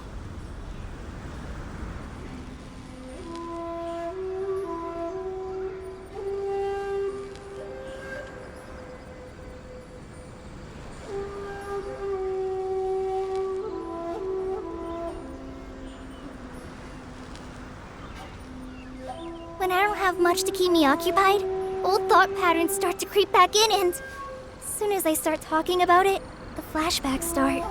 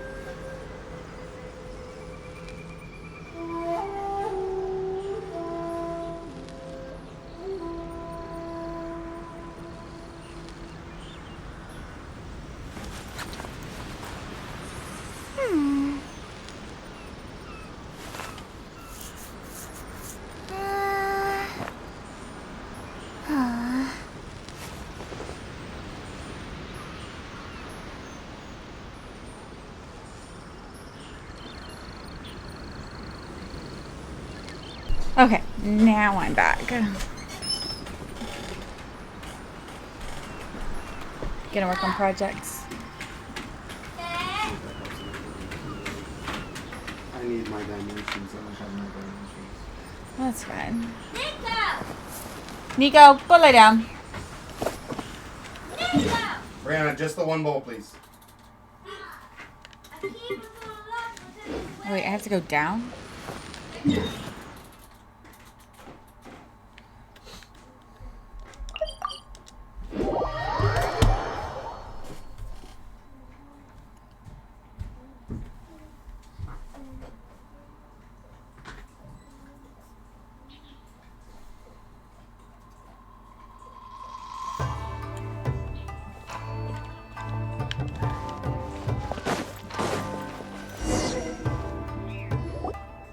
It's the Traveler. And the almighty Shogun. How might I be of assistance, Your Excellency? I wish to borrow a tea set from the Yashiro Commission. Oh, sure. I'll fetch that for you right away. Please step into the courtyard and have a rest, almighty Shogun. Oh, and I'll inform my lord about your visit immediately. Ah, and the tea set. I'll bring that here as soon as it's ready. Be at ease. I'm not here to see Commissioner Kamisato. Actually, I'd prefer to spend this time chatting with the Traveler. Please, fetch the tea set at your convenience. No. I am your humble servant. I daren't think of my own convenience when the almighty Shogun graces me with her presence. I'll deal with it right away.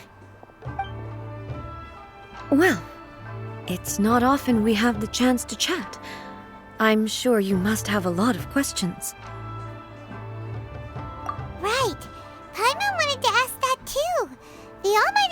one that he described didn't sound anything like you at all. I seldom had the time to drink tea. Any free time I had was spent practicing martial arts. So, in the vast majority of cases, the one he made tea for was the former Electro Archon, who was also my sister, Raiden Makoto. He may well have had an inkling about there being two Raiden Shoguns, but he always acted as if he was completely unaware of it. Excuse me. The philosophy of life that he Where's shared your with us sister just now? now, that was Makoto's view on reality. She always saw things that way. You and Makoto had pretty different views, huh? Indeed we did. It was the biggest difference between us. In her eyes, the most precious things in this world were dreams. The yearning for a better future held by living beings.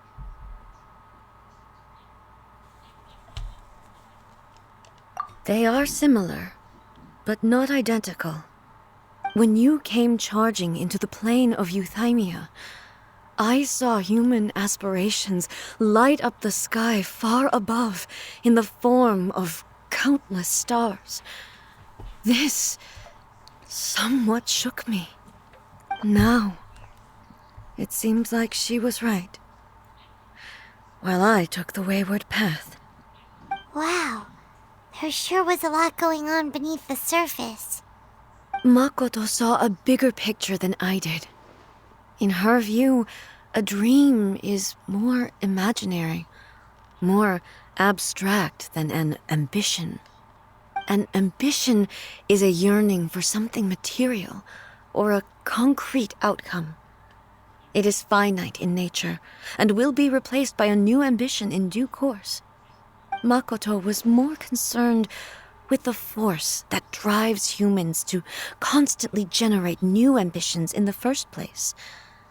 It is something innate, rooted in instinct. In other words, it is something eternal. That's, quite a lot to take in.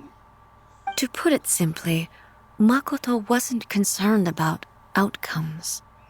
I didn't understand at the time. How can we say that we are maintaining eternity when things are constantly moving forward and evolving? I suppose what it comes down to is the definition of eternity she set out with. Yes, it does. I always thought that she must have grasped some elusive, arcane wisdom to arrive at the conclusions she did. But in the last analysis, Makoto's philosophy was, on the surface at least, an elegantly simple one. Notwithstanding that it was also the more prudent choice, based on a more mature, far-sighted outlook.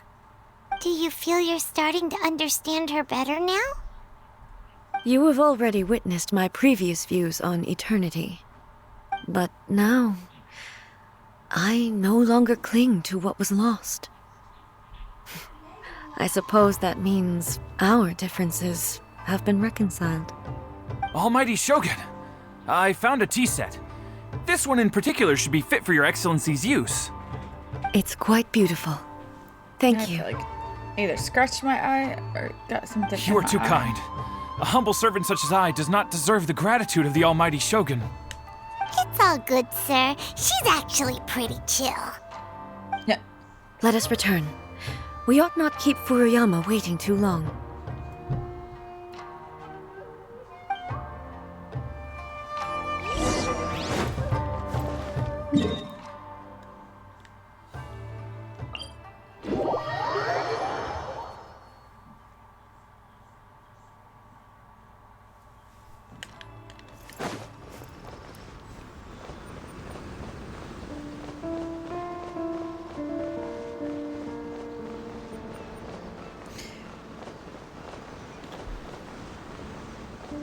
Excuse me.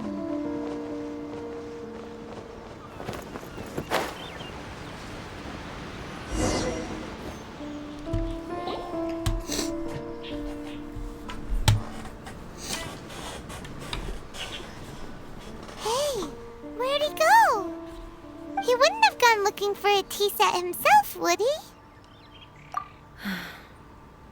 Or perhaps the ley lines did not have the power to sustain him for very long, as was the case with the memory we saw earlier. So we won't get to drink his tea? We didn't even have a chance to say goodbye. The information held in the ley lines is complex and disorderly. The fact that we were able to meet him to begin with was a miracle of fate. Well, this chance won't come often, and we do have a tea set. Perhaps I should try my hand at making us a pot of tea. I've watched Furuyama brew tea on many occasions.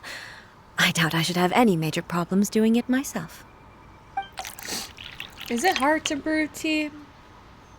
The tea is ready. I've never had hot tea. Please give it a I've try. had iced tea. So many thoughts were racing through my head as I was brewing it. I'm not sure how to explain it. You're right. But the things we've seen today have brought back many memories for me. I've been reminded of many people, too. Kitsune Saigu, Makoto, and all the other friends who I watched pass even further back. Back at the Yashiro Commission, I kept the conversation reasonably lighthearted. But now, I'd like to broach a heavier topic, if I may. The events of 500 years ago not only robbed me of my friend, Kitsune Saigu, they also took Makoto away from me, for good. She died in that disaster too? Yes. She went to Conria alone, without telling me. Unlike me, Makoto was no martial artist. Whenever similar crises had arisen in the past, I was always the one to face them in her stead. But this time, the circumstances were so grave that Makoto had no choice but to leave me behind. Or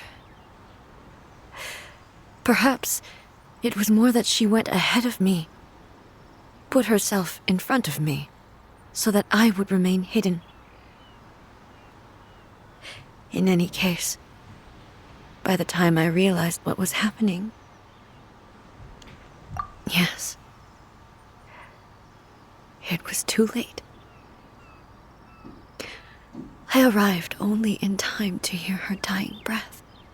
She had already lapsed into unconsciousness by that point, so all I could do was enter into her mind. As far as you're concerned, it would be somewhere similar to the plane of Euthymia. It was there that we bid each other a final farewell. I cried bitterly. Even in those final moments, I couldn't understand her actions. Why did she go to Conria first, and not I? Why did she keep me in the dark about it? Was it to shield me? It was there and then that I resolved to pursue eternity. As a testament to that decision, I saved her realm of consciousness just before it collapsed completely and brought it back to Inazuma. That's quite a story. When I returned to Inazuma, I was shocked to find that a great sakura tree had appeared on Mount Yogo. The tree that you know as the sacred sakura. That's exactly what everyone back then told me as well. That it had existed since time immemorial. They were so matter-of-fact about it, and couldn't at all understand what I was so surprised about. No one questioned it, and yet its presence contrasted so starkly with the area as I remembered it. It seemed as if I was the only one to have noticed it appear suddenly out of thin air. In the end, I simply had to accept that it was a miraculous effect of Makoto's consciousness. With the help of the sacred Sakura's power, I was finally able to overcome the monsters and quell the disaster in Inazuma. This is all really hard to understand. Kinda beyond Paimon's level. Yes. She had such a great love for this land and for its people. In this respect, I still do not compare to her. I once told myself that I would never speak of these events again. Facing the fact that she is gone is unbearably painful. But even the tea that is most bitter to the tongue, once swallowed, leaves some sweetness in the throat. And it's time I came to terms with it all. Oh, while we're on the topic, since you experienced that battle in person... Brother?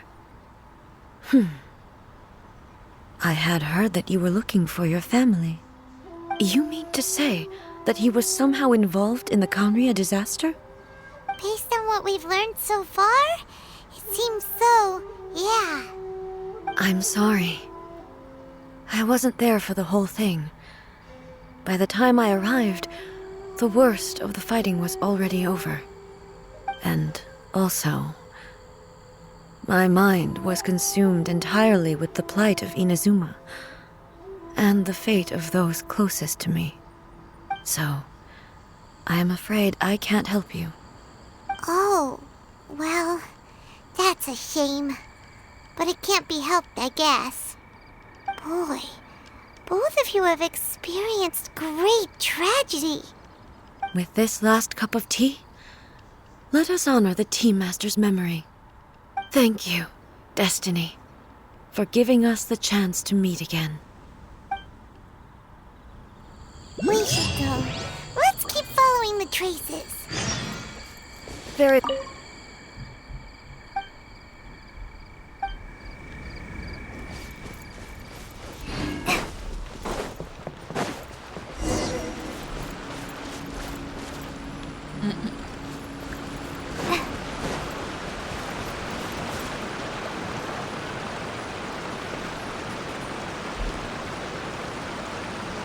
Hello.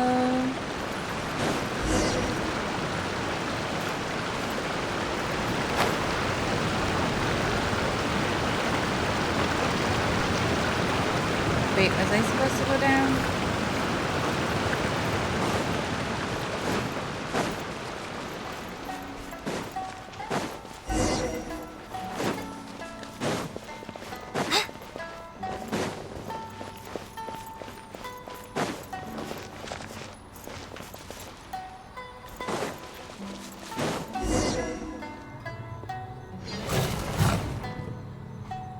Once again, please leave them to me. Hey! Are you sure you're all right? You're scaring us! Fear not. Fighting is what I do best.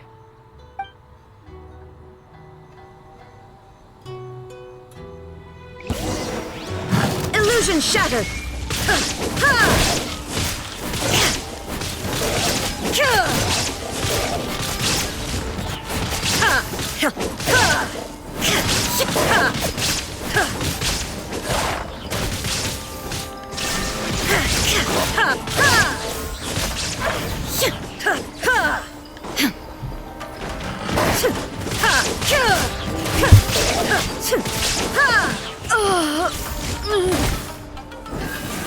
Are you alright? I'm fine.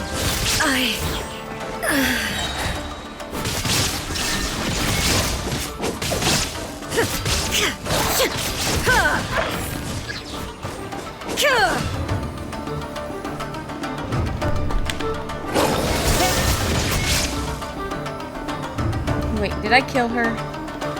Why does it freeze? Wonder why it freezes after.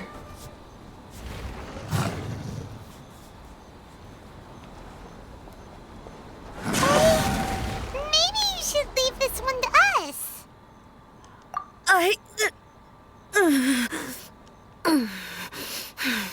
My apologies. Don't worry about it. Just take a breather and get your strength back. We'll deal with the monsters. Look, that's the same light again.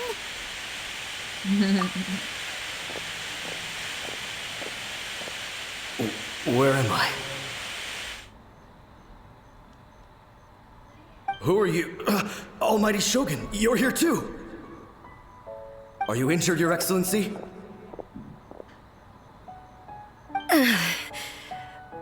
I'm quite all right. Just feeling a little stiff. We, the Shogunate Samurai, will defend the Shogun until the very end. Come on, men! They're coming back for more! Let's get them! Don't! It's too dangerous. Danger is our duty, ma'am. If we were the kinds to shy away from danger, we never would have taken up arms to begin with. No need to worry, Almighty Shogun. When the situation looks bleak, we will draw on the power granted to us by the gods. Is that a vision? It certainly is. I know the gods are omnipotent, and their willingness to grant their power to humans means they have high expectations for us. If the Almighty Shogun is in trouble, now of all times is the moment for us to honor that. So that's how samurai of that era understood visions, huh? Nobody knew where Your Excellency had gone, and we were starting to despair. But now we've found you. You're right here with us. Just the sight of you appearing before us once more has reignited the hope in our hearts. This hope is the light that will guide us out from the darkness. Everyone, on me!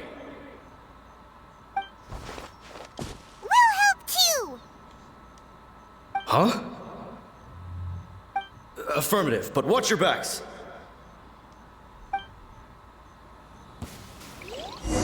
Protect the Almighty Shogun!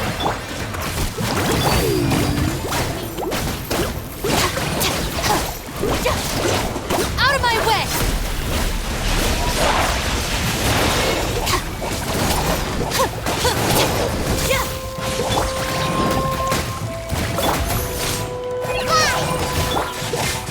Our bond is strong!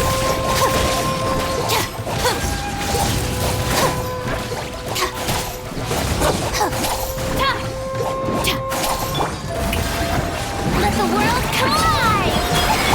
Go! Stand with me!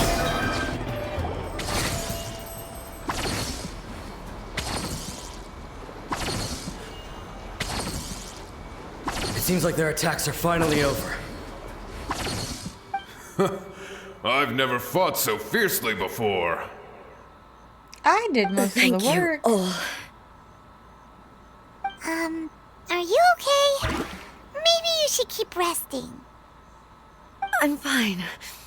I feel much better already.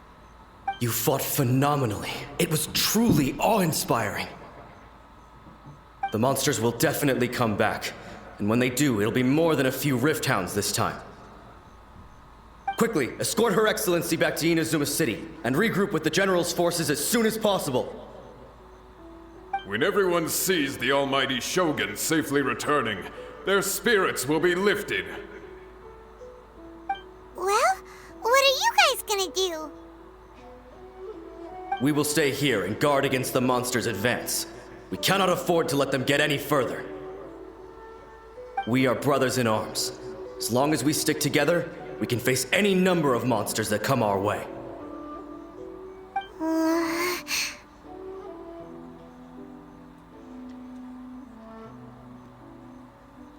Just leave it to us. Fighting is what we do best. But the Almighty Shogun is the only one of us with the power to change the present state of affairs. Only Her Excellency can turn back the tide of despair and lead us onward into the future. No matter what kind of threat faces Inazuma, we will always place our faith in the Almighty Shogun. Thank you all very much. I promise you that I will create a bright future for Inazuma. I should not have left it this late to make this promise. But from this moment forth, know that I shall be true to my word. Don't worry, Your Excellency. We will never doubt your word as long as we live. With you leading us, we will claim back everything that Inazuma has lost. Glory to the Shogun! Glory to the Shogun! They're gone. It was both. The people's sacrifice has always caused me immense pain. But in dwelling on the tragedy, I overlooked their splendor. The grief blinded me to how brightly they shone in their final moments. The result being that in the centuries since their sacrifice, I have dishonored their will. You could take the view that whatever I say to them is meaningless, because they are but disembodied memories held in the ley lines. But even so, they are due a resolution. I owe it to them, and to all the people who have placed their faith in me to date. Well, Paimon thinks that even if it's a few hundred years later, you're doing right by them now, and that's what counts. Thank you for your comforting words. But this is my basic duty as Inazuma's Archon, and I have neglected it for far too long. I used to think just like that samurai, that I was first and foremost a warrior, and my only duty was to face whatever challenge came my way. But what Inazuma needs more than a warrior is someone like Makoto. Even though I am utterly unlike Makoto, and can never become the person she was, I still need to do the things that she would have done. Yes, they are. They are strong and resilient, and have much to be proud of. As the Raiden Shogun they revere, I should not be the one to hold them back. Well said. Sounds to Paimon like you figured things out. Change will come to Inazuma, and with it, new possibilities. This will take time, but eventually, the future will bring healing to the scars of the past. No matter how long it takes, I am committed to bringing this to fruition. This is my promise. Now that we've dealt with the Rift Hounds, this matter is halfway resolved. It does not appear that the threat will escalate for the time being. I will leave the Tenryo and Yashiro commissions to handle the follow-up work, such as investigating the origins of this incident and tending to the root system. Alrighty then, let's move on.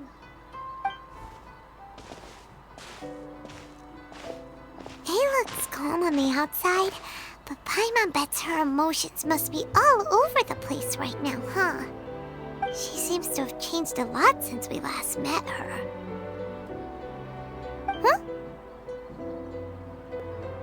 What's wrong, eh? Come on, keep up!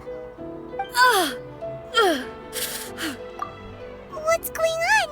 Are you feeling unwell again?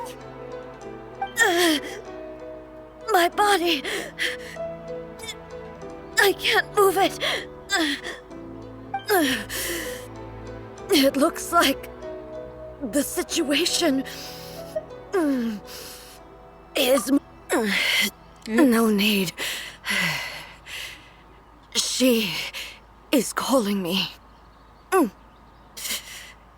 The time has come.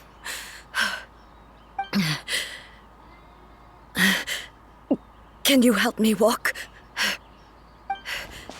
I need to go to the cave below the Grand Narukami Shrine. Why? What's in there? A battleground. One where I shall sever ties with the past and take the first steps into the future.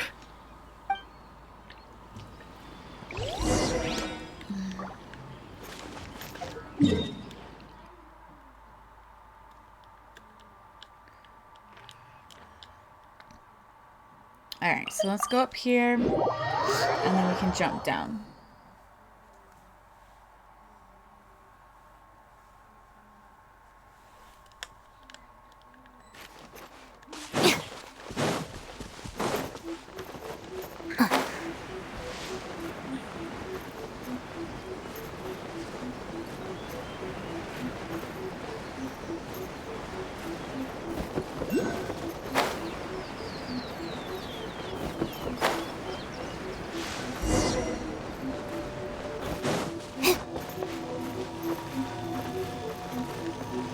Wait, how do I get in?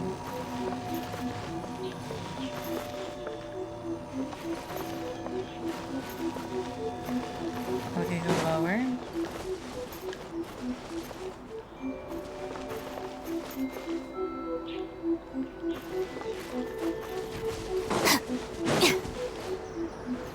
Wait, how do I get in here though? Oh. Is it the feather?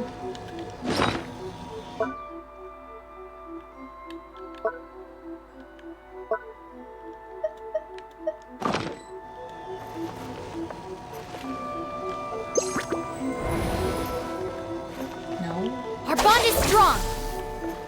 How do I get in here?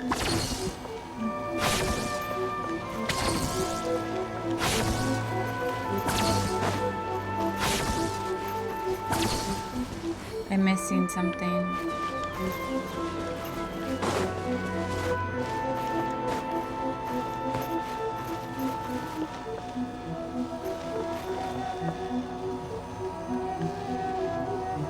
Is there another entrance?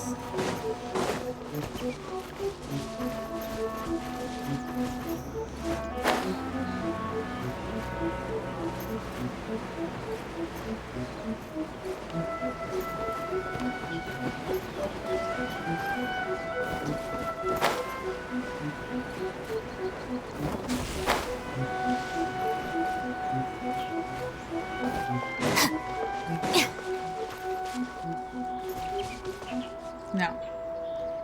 That's not the same place.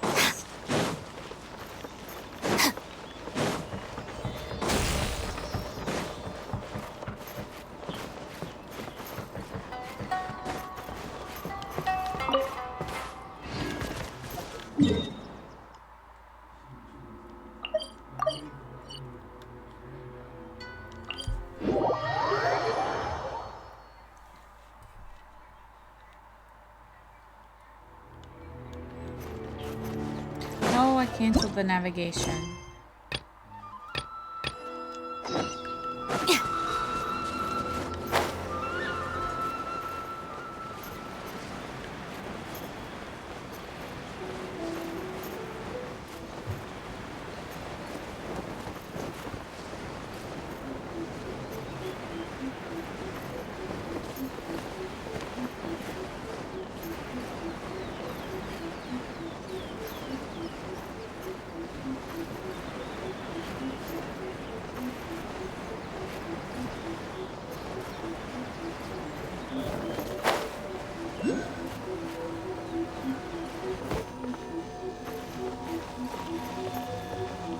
Stand with me!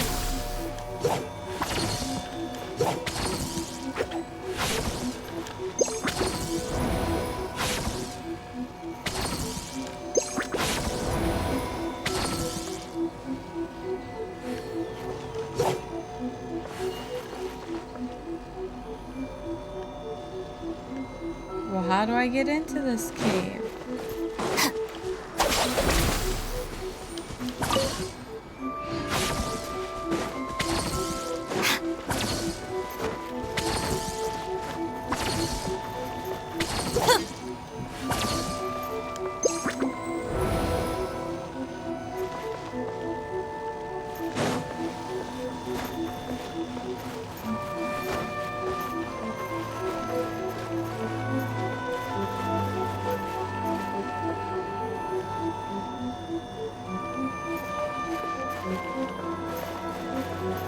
Is there another way?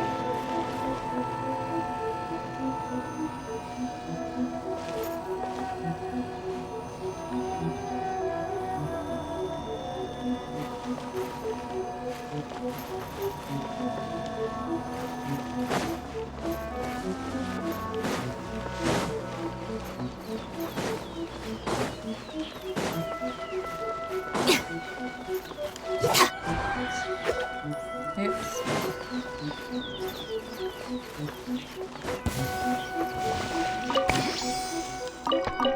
That's it.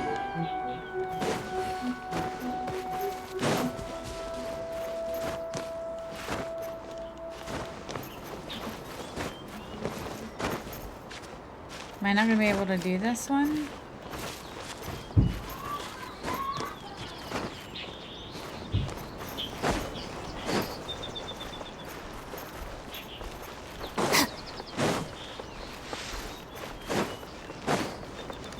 I'm missing something and it's driving me nuts.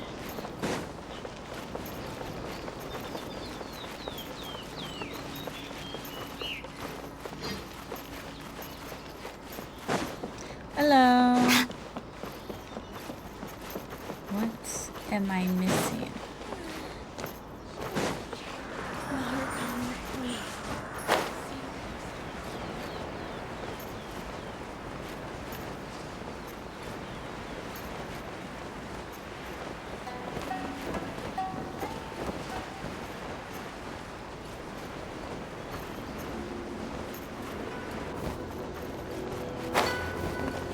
Oh shit, I just killed her. Hopefully not. Maybe I just saved her. Oops. It's going pretty good. I am just trying to figure out how to get into this cave.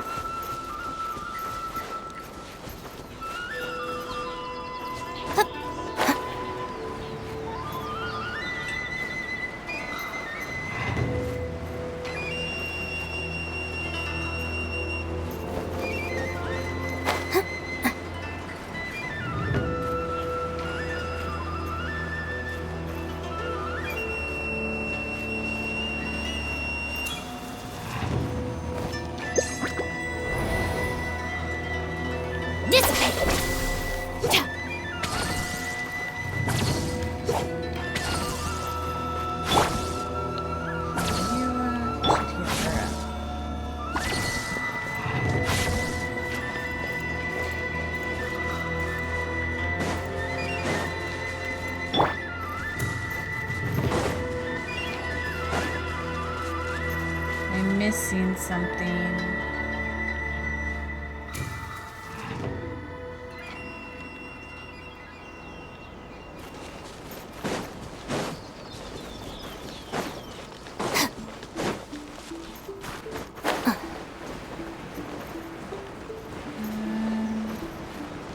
I didn't see one coming down.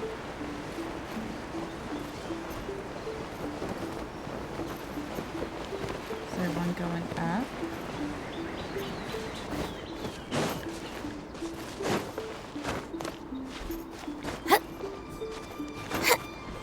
Ah, shit.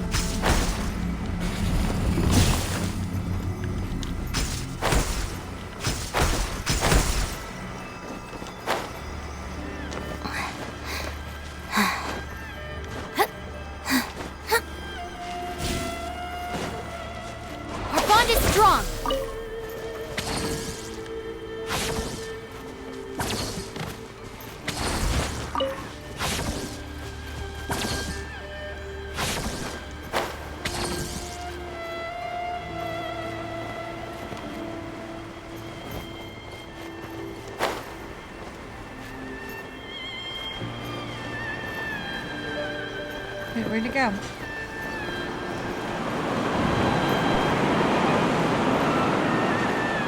Did I find it?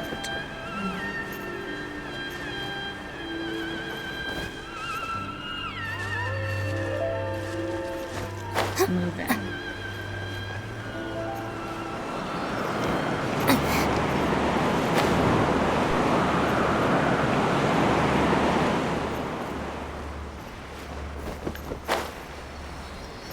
Don't move, don't move.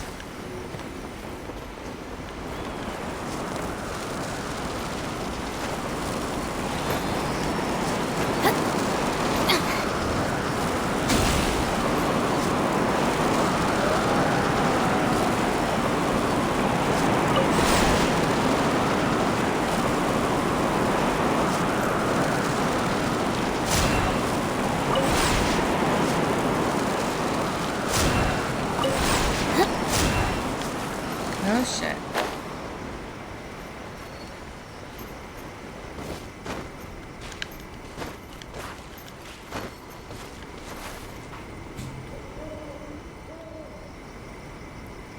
That one keeps... Is that the one? Because that one keeps going back and forth though.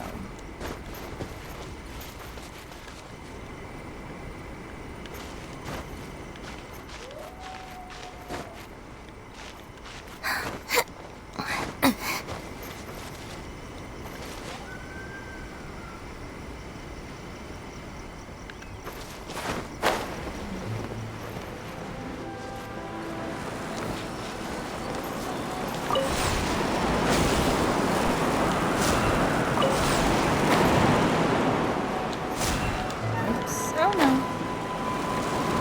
Don't do that. Aw, I just...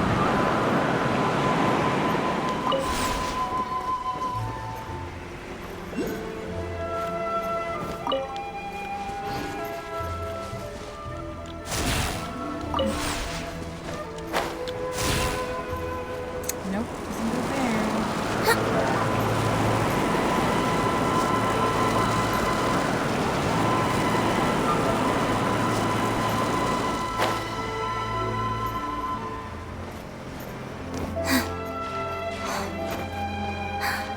Alright, so now I gotta figure this out.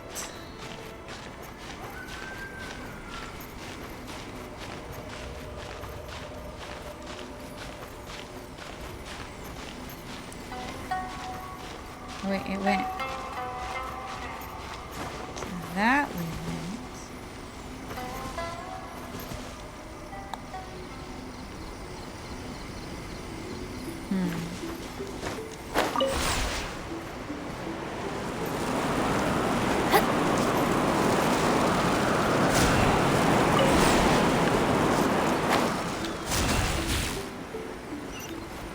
Oh, that was just for a treasure chest. Really?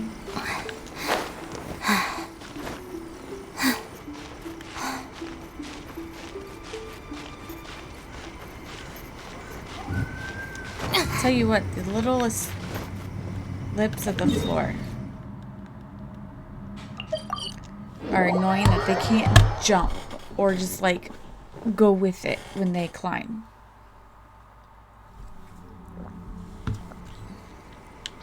I don't even remember where I was.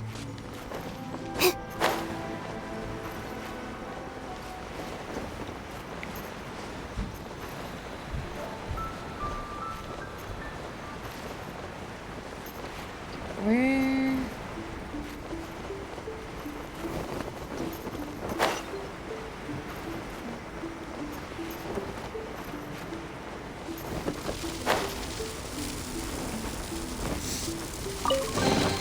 All right, this'll do.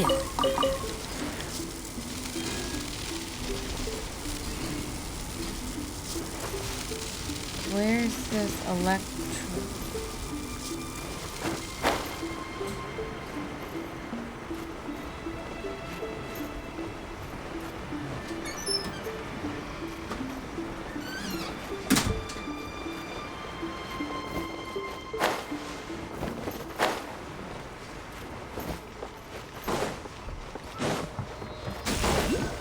I've already done that one.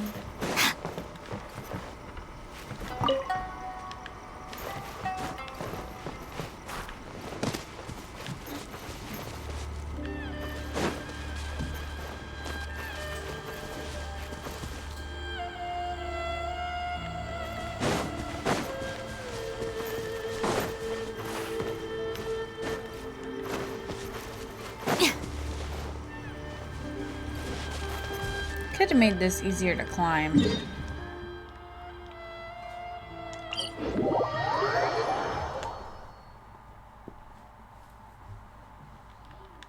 it up here with me?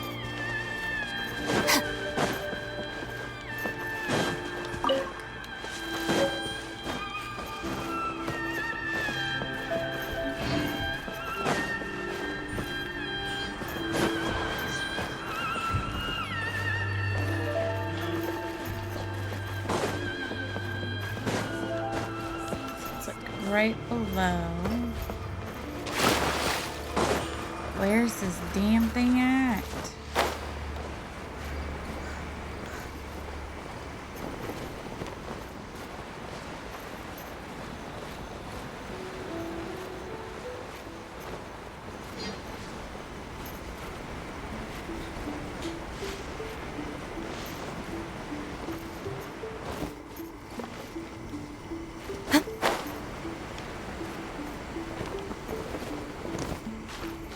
I just screwed myself.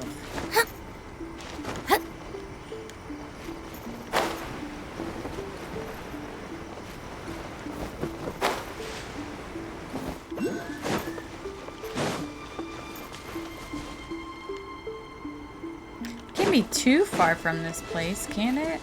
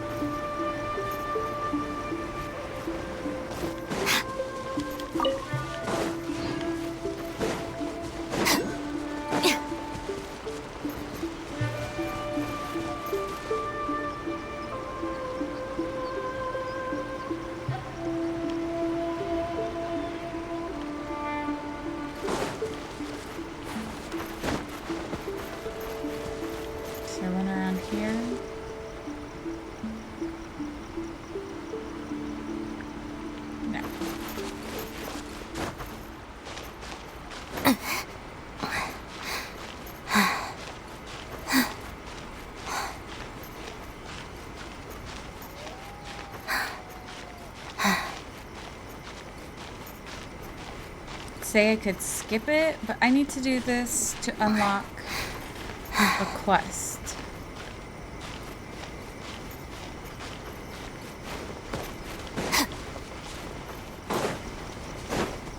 I need this though.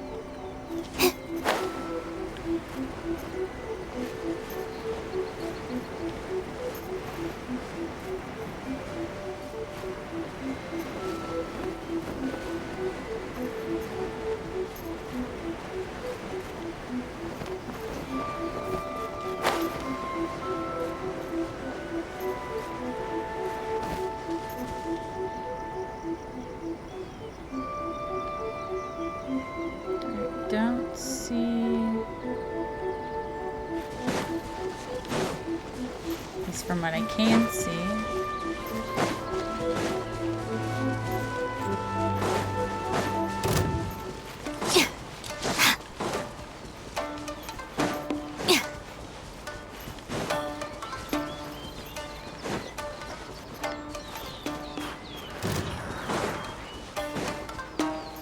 This thing cannot be this far.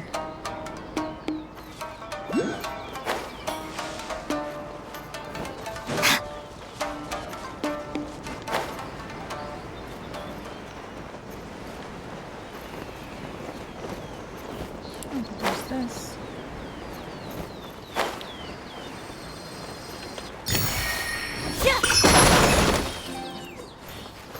Everything's dying.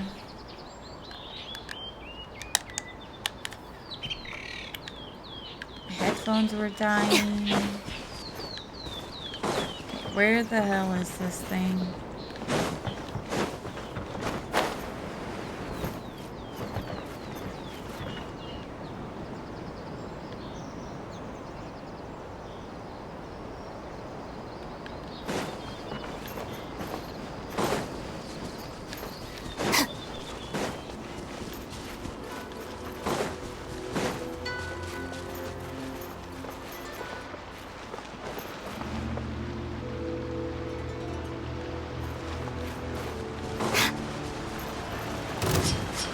Honestly, don't think it's this way. Well, good day.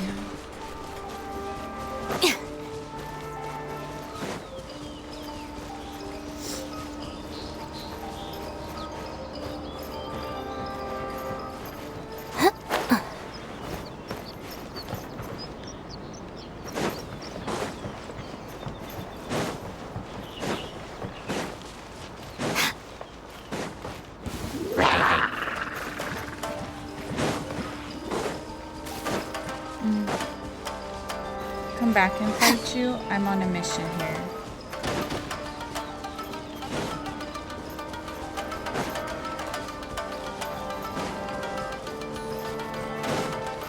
And it's driving me nuts that I cannot find it. I'm not even in, like, I'm way out of the area.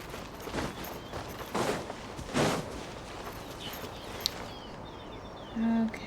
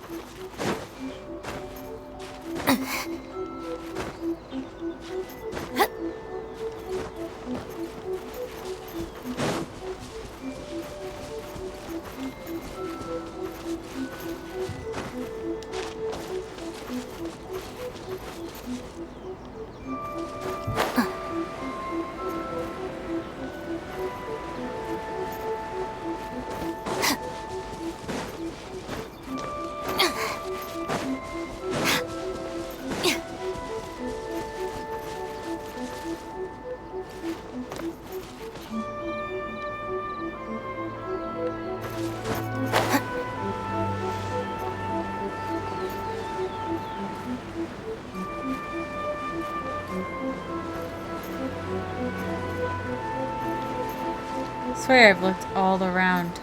I don't see none.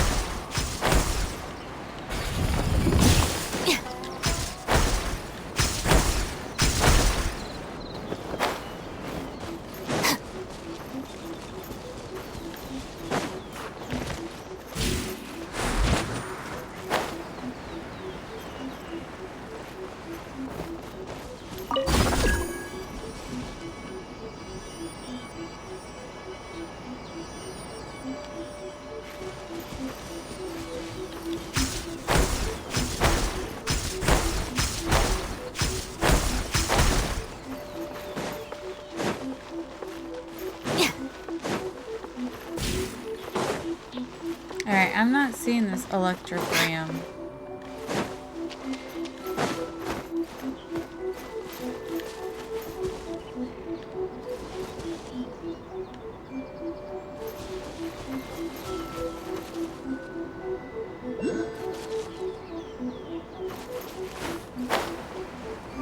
This is down here.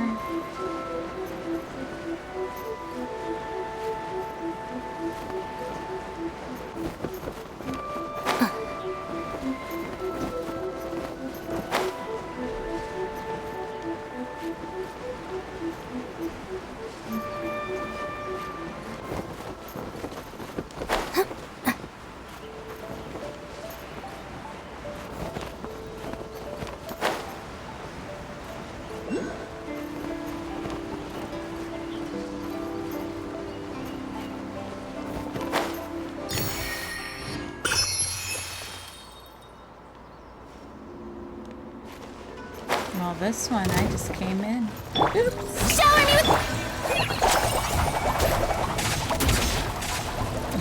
I wasted that. Lightning purified! Dissipate!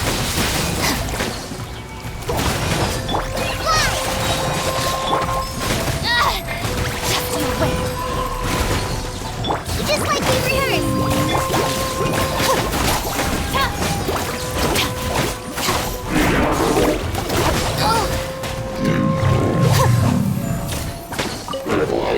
Every little bit counts.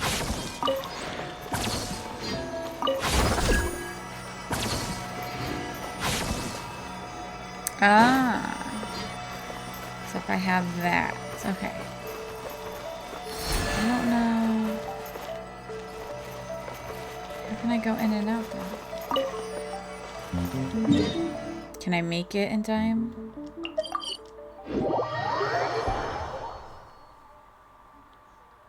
I'm looking for the little flyy thingy, not the little bush.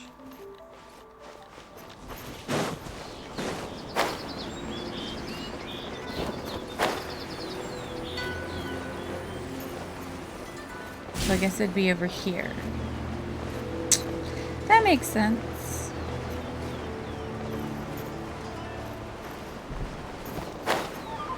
Been looking for this the whole time. Can I fly through? Got it. It only took me like 20 minutes. We're finally here. The entrance should be nearby. I gotta learn the names of things. I really, really should. Whoa! Where'd the Torii Gate come from? It's getting worse again. But it's fine. I'm about to put an end to it all.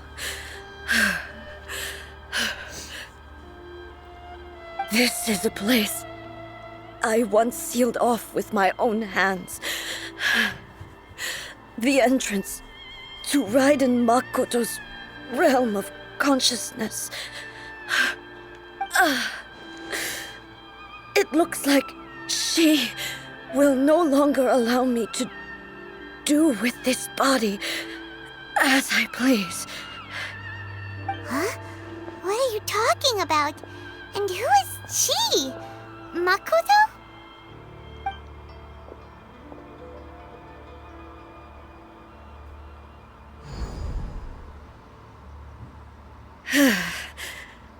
Follow me. Where are we go?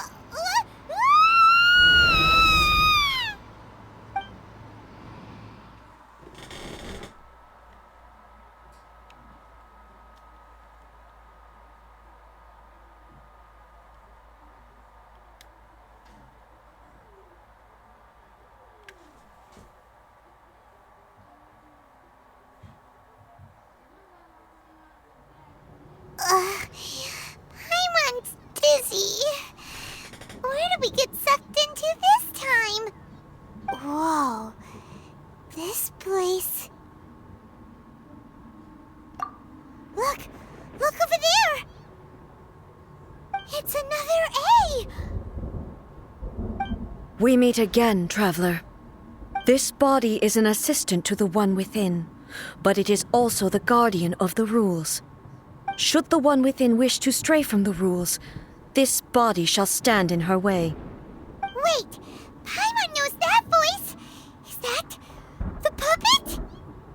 You have wandered the realm in my body, and you appear to have grasped the true essence of eternity. You believe your present self has greater certainty than your former self. Thus, you believe your present self is correct, don't you? But have you really been enlightened with new ideas? Or have you been degraded by irreversible erosion?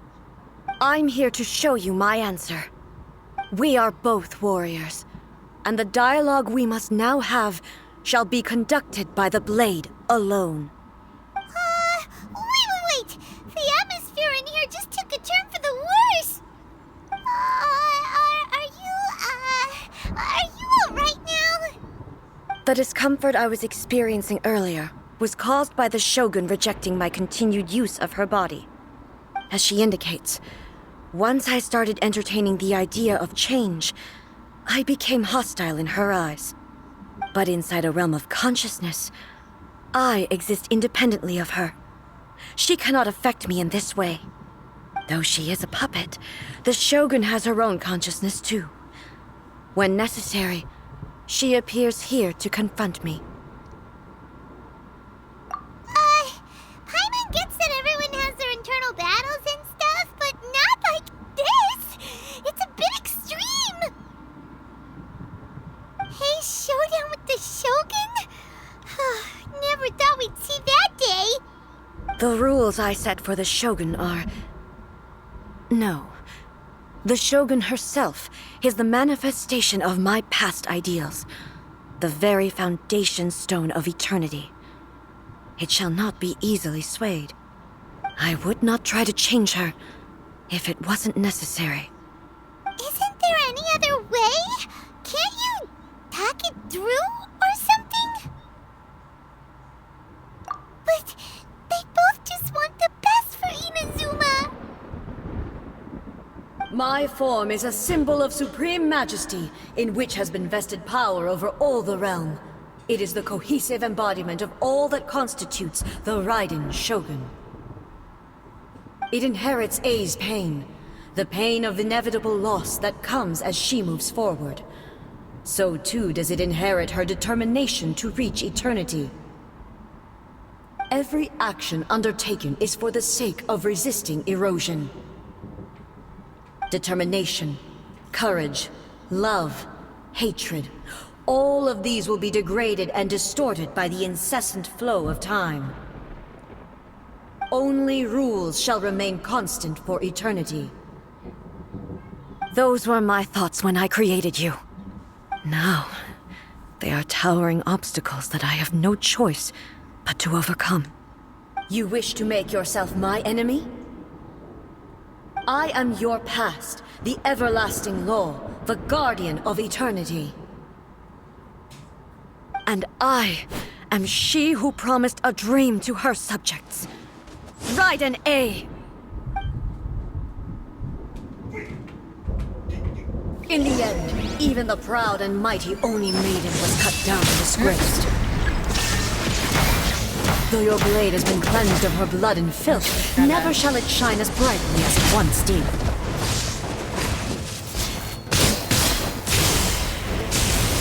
Inferior. Illusion shattered! Absurd! Torn to oblivion! Inferior. The eye sweeps the lands!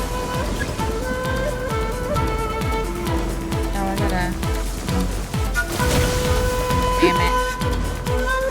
There is no escape!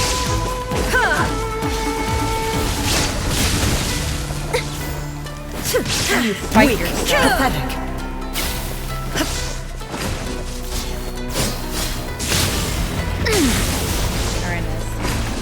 Lightning falls on the land of eternity. Shine down! Now you shall perish!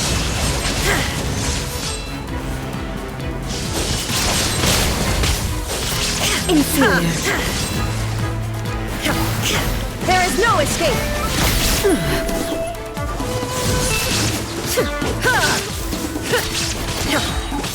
Torn to oblivion! The Kichine sakura blossoms that once filled the skies fell to the ground as pitch-black rain. As long as the ley lines flow, the relentless erosion of time will never stop. Oh wait, she regenerated?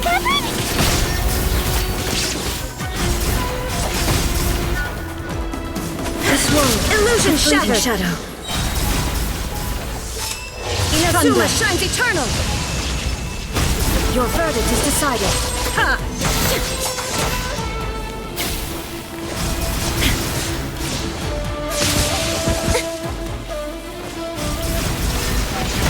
Weak. Your verdict is decided. Pathetic. Wait, okay, so just kind of dodge her attacks right now. I don't remember anything when we learned how to fight her.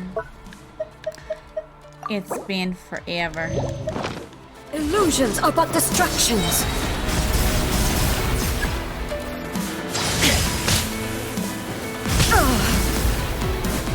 Shine down.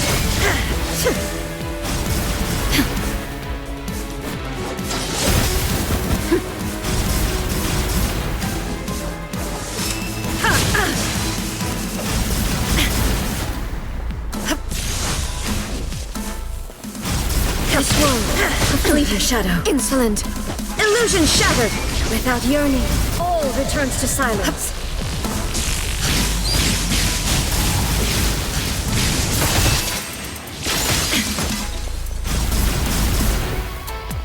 Torn to oblivion! This divine lightning that envelops all of Inazuma will fade silently into the clouds. She regains health. There shall never be another. Never. For the rest of time.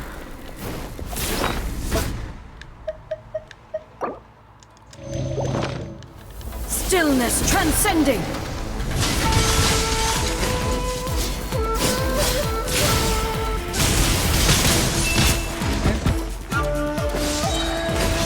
There is no escape. Now you shall perish. Pathetic. The eye sweeps the lands.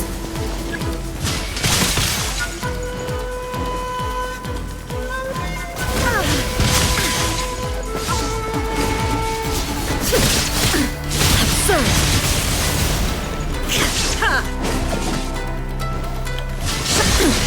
Insolent. Inazuma shines eternal.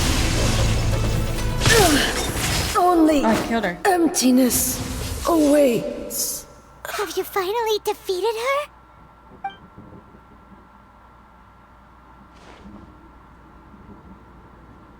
It appears your martial prowess has not dulled.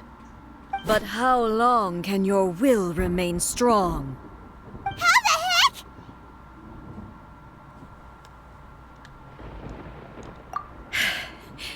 In this realm of consciousness, her existence is tenacious indeed.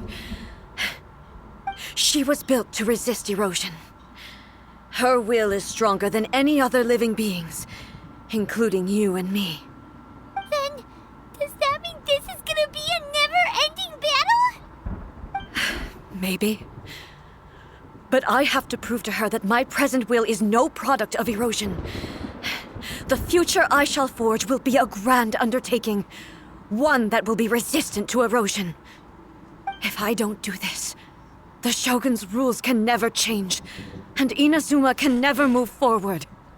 This is my duty. No matter how long this battle may last, months, years, centuries, and no matter how many times we must fight, I will defeat her.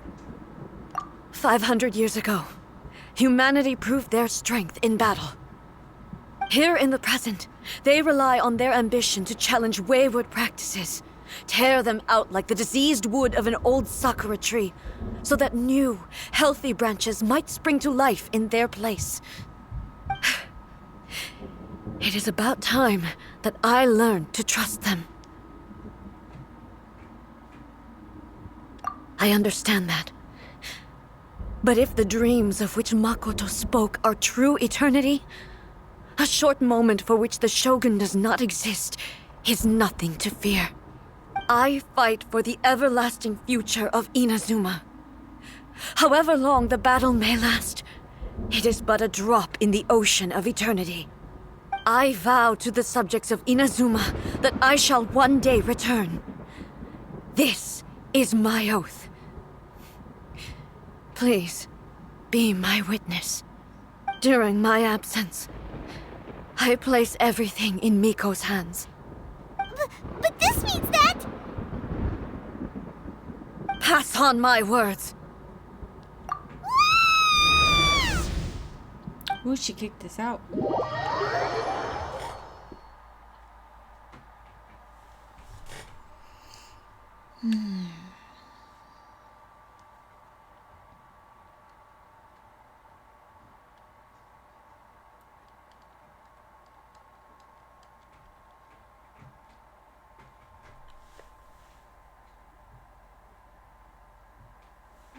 Looks like we got kicked out.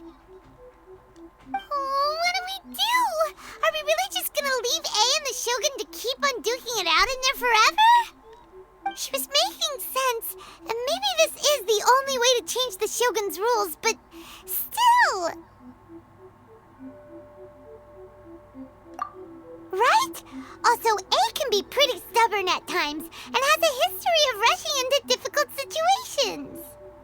What if she gets too obsessed with winning, and Hey, she thanks forgets for the why follow. she's there in the first place?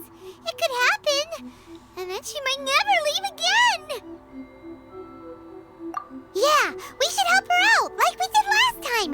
The quicker she gets through this, the better. Is there any way we can cut down how long she needs to spend in there? Or, help her win the fight? Well, whatever. We can't let anything bad happen to A while she's in there. Oh, but we also can't get in there anymore.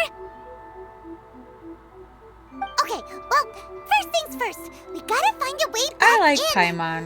Oh, come on, brain juice. Don't feel Paimon now. Okay, maybe if we both ram into it at the same time really, really hard. Oh, you're right. Paimon nearly forgot about her. Who knows if she really understands these consciousness realm plane thingies more than we do, but there's no one else we can turn to. All right, up the mountain we go.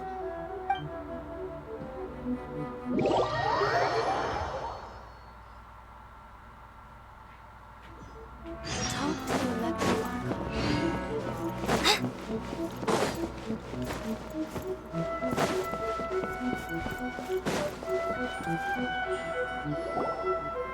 Someone's not in the best of moods. Let me guess. You're all tangled up in another situation and need me to unravel it for you. I hope you realize how lucky you are. If it was anyone else, I don't think I'd have the patience to keep greeting them with a smile after the first few times. But you're always smiling. That was a figure of speech, do you understand? Nitpicking my turns of phrase. The sheer audacity. Oh, yeah. Something really big's happened. It's A. She...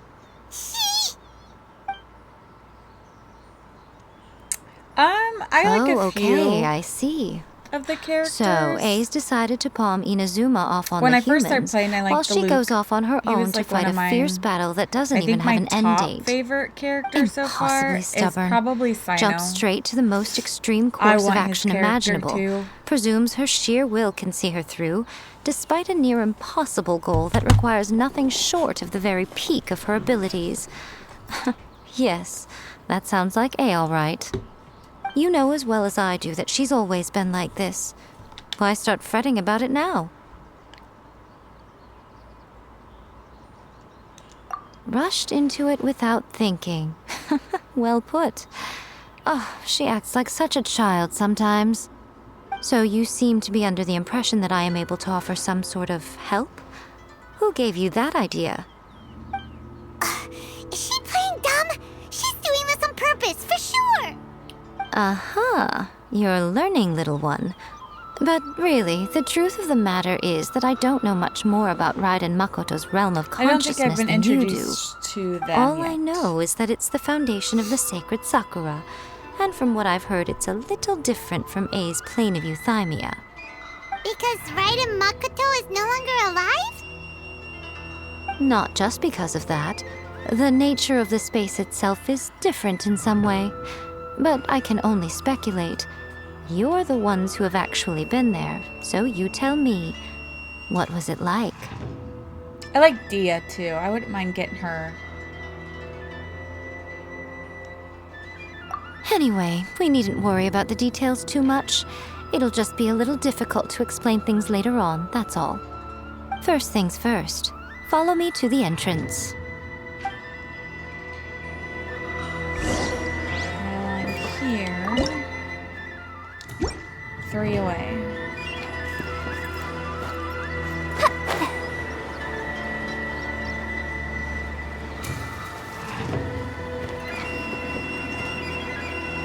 Yeah, people were saying she's not that good. I wouldn't mind having her. Just to have her.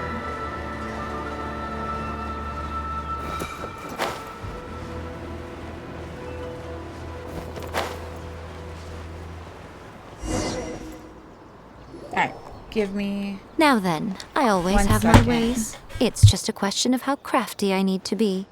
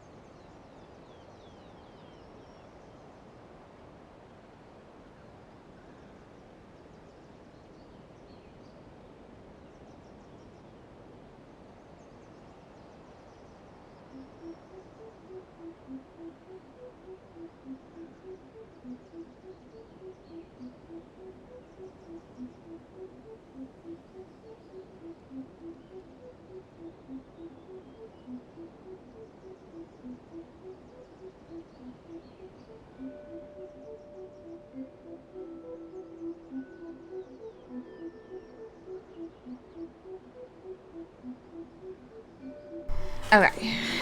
Oh shit, I forgot my headphones.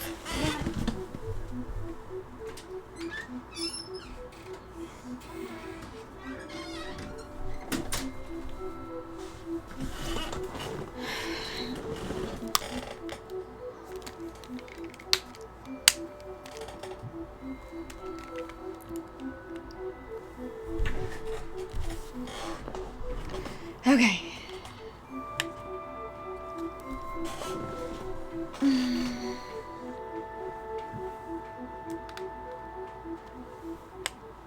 To the Turn that back outsider, on the auto. realm of consciousness is a very abstract concept. Luckily, I'm A's familiar, so I can sense her rough whereabouts. In other words, even though I can't pinpoint the exact spatial location of this realm, I can still send you to where A is. So, it's abstract, but has a location, but you don't know where it is, but you can still send us there. What? Yes, no need to try and understand it. Let me put this simply. Right now, she is surrounded by chaos.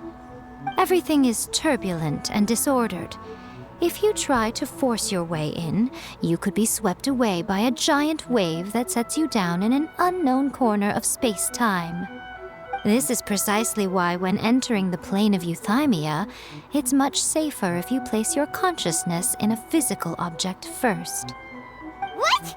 Alright, well, Paimon, thank you can! You two can go in! Suit yourself. Worst case scenario, all we stand to lose is A. So what's the big deal? You... Paimon had it up to here with both of you! Fine! Paimon's coming too. Oh. We're not well, if you're allowed to quite abandon sure, then of Paimon, course. but she can abandon now, us. I shall send you on your way.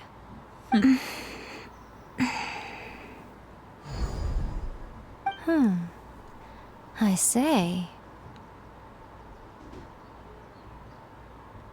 Oh, nothing. It just seems extraordinarily chaotic, that's all. My suspicions have been confirmed. By the way, remember to focus constantly on your heartfelt wishes when you enter inside.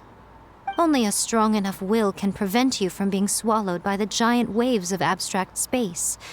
Only if you are strong enough can I deliver you to the right destination. Well then, the door's open. Hop on in. I'll stay outside and provide what stability I can. I'll be ready to respond if anything happens. I'm placing my god in your capable hands.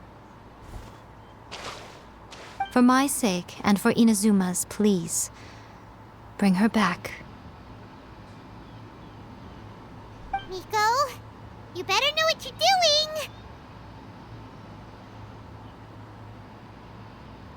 That's enough chatter. Get to work. Yeah, we're on it. Or should I say, I'm on it?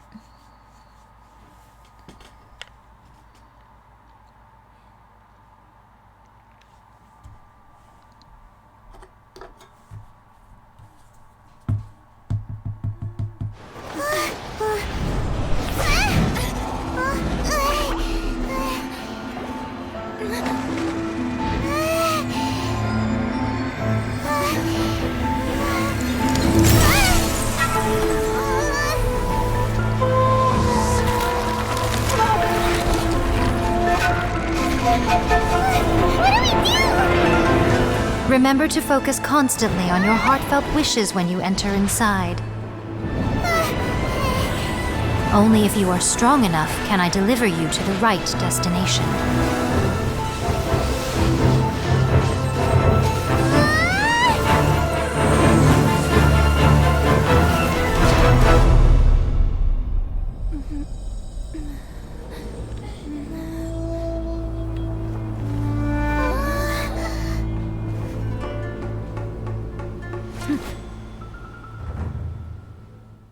Jason, I know the difference between the weapons.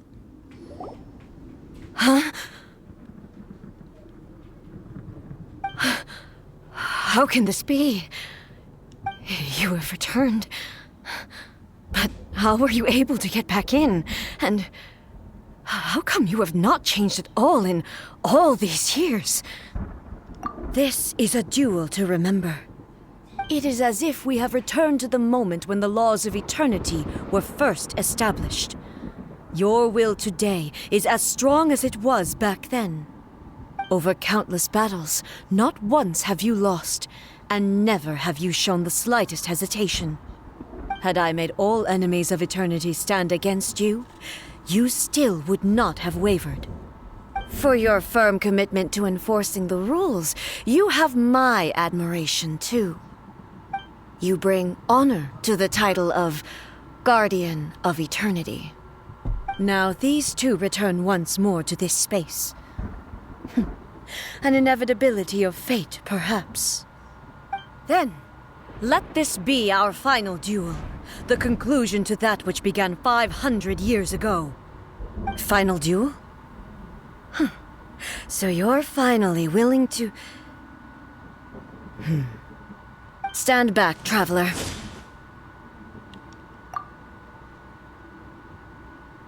I'm going to be the start of something new.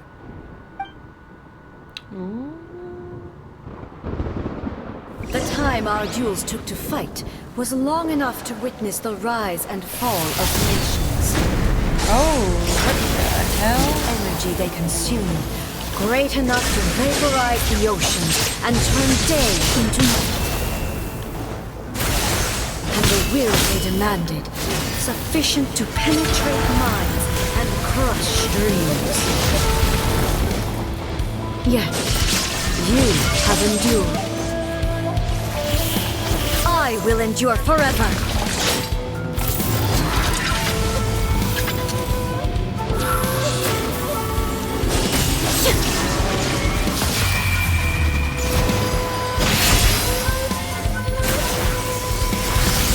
Oh, I'm assuming they protect me.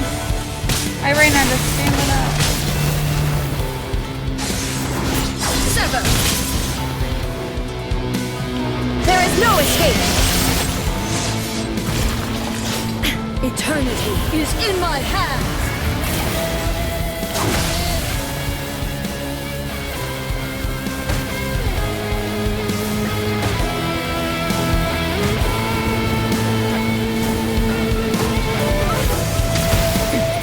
Remove all obstacles.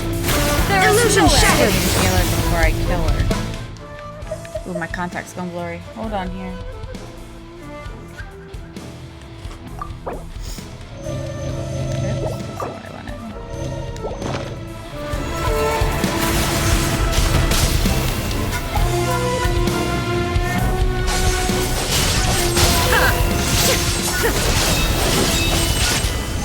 Shine down. Inferior! Illusion shattered! Through it! Follow my blade! Oh. Oops. This is the end. You have won. I believed you were incapable of transcending the past. But it seems my belief was baseless, and I underestimated your spirit. But a will that cannot be eroded has no way to embrace the future. You need not worry about the future, and you aren't alone. I know your power more than anyone else. Had I relied upon my strength alone, I would have lost this duel for sure. Yet, my reason for fighting redefined my martial prowess and redrew my limits. I now carry the gaze of the myriad of expectant eyes that look to the light in the heavens. And whenever I think of this, I feel something stirring within Musou Ishin. The blade that I inherited from Makoto seems to be trying to guide me, to encourage me. I noticed it also.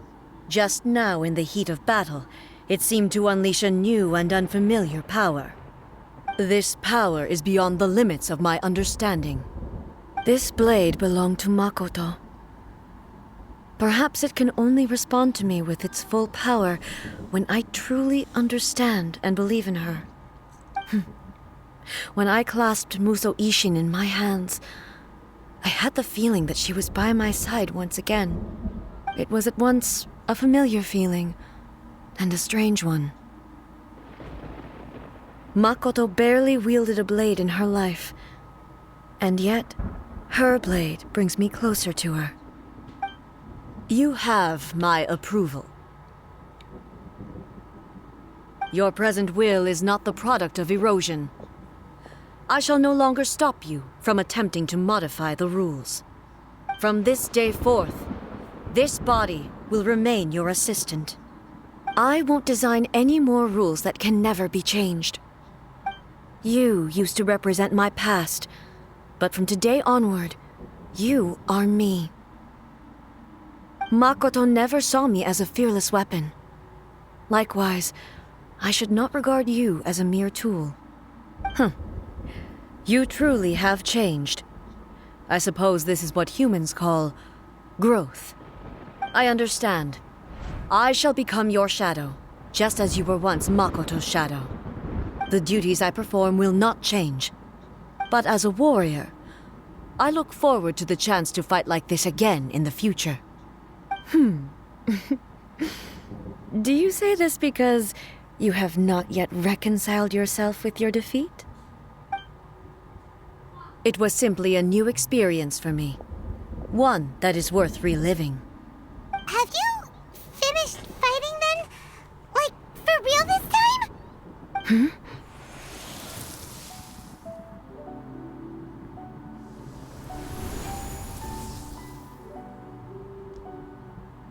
Hello, A. And greetings, those who have come to bear witness. I am Raiden Makoto, the previous Electro Archon, who failed in my duties and left you all to pick up the pieces. Makoto? I'm so happy. You've come so far. I always knew you would make it here in the end. I left a faint fragment of my will in Muso Ishin, so that in the moment that you unleashed its full power, I too would be released. A convoluted way to reach you, but... well, you held such deeply entrenched views at the time that you wouldn't have listened to a word I said. There was no time to wait for you to have a change of heart. Please forgive me. All I could do was find some way to wait until you came to me. But... you never mentioned this to me. Everything happened so suddenly. I'm sorry. I've always felt terrible for having to entrust Inazuma to you all of a sudden. I should have been the one to impart these ideas to you, a little at a time, to dissuade you from your pursuit of stillness. Did you know what was about to happen in Conria? I had some sense of it. That place was not somewhere that any Archon could afford to ignore.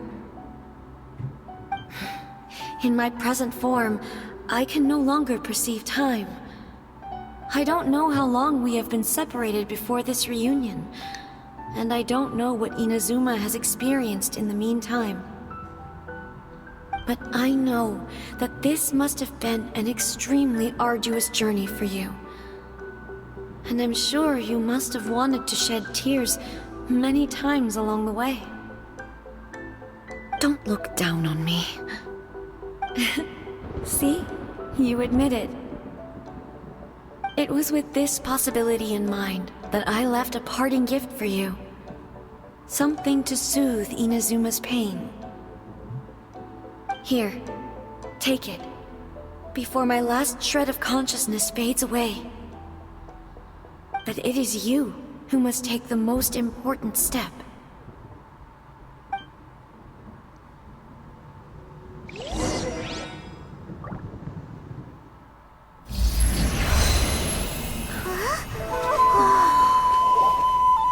The light turned into a seed? The miracle tree that blesses the people, in this moment new to the world and yet to be known. When to plant it, where it shall bloom, she who brings it into being must let her heart and dreams decide. Grant it life, eh? Is it really?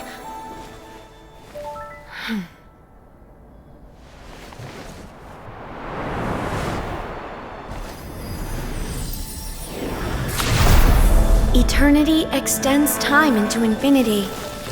Dreams illuminate each moment within. When both shine in unison, the sacred Sakura blooms from the darkness, finally free from the clutches of the heavenly principles. Now the nightmare has dissipated, and reality is made whole. The vision we both yearn for is still further ahead. My only regret is that I cannot witness Inazuma's future, nor can I walk this journey with you.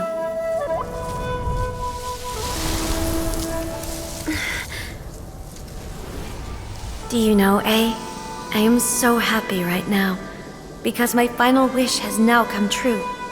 Your polearm once protected me from countless calamities. For this, I've always felt indebted to you. Though I could never repay you in full, this sacred Sakura will buy you some time until you are ready to awaken and embrace the new. What do you think? Did it do the trick? This time, it really is goodbye, eh?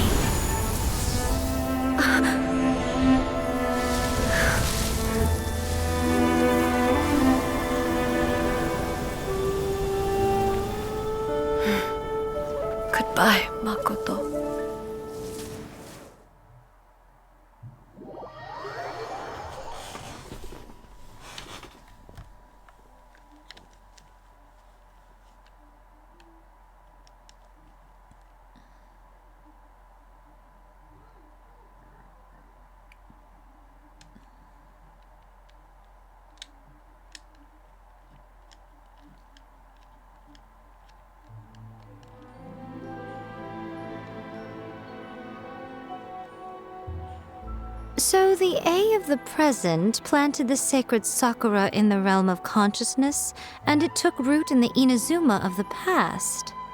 No matter what you make of it, it's quite incredible. All of this is thanks to Makoto's power. Her understanding of eternity is much more profound than mine. Eternity is a concept intimately connected with time.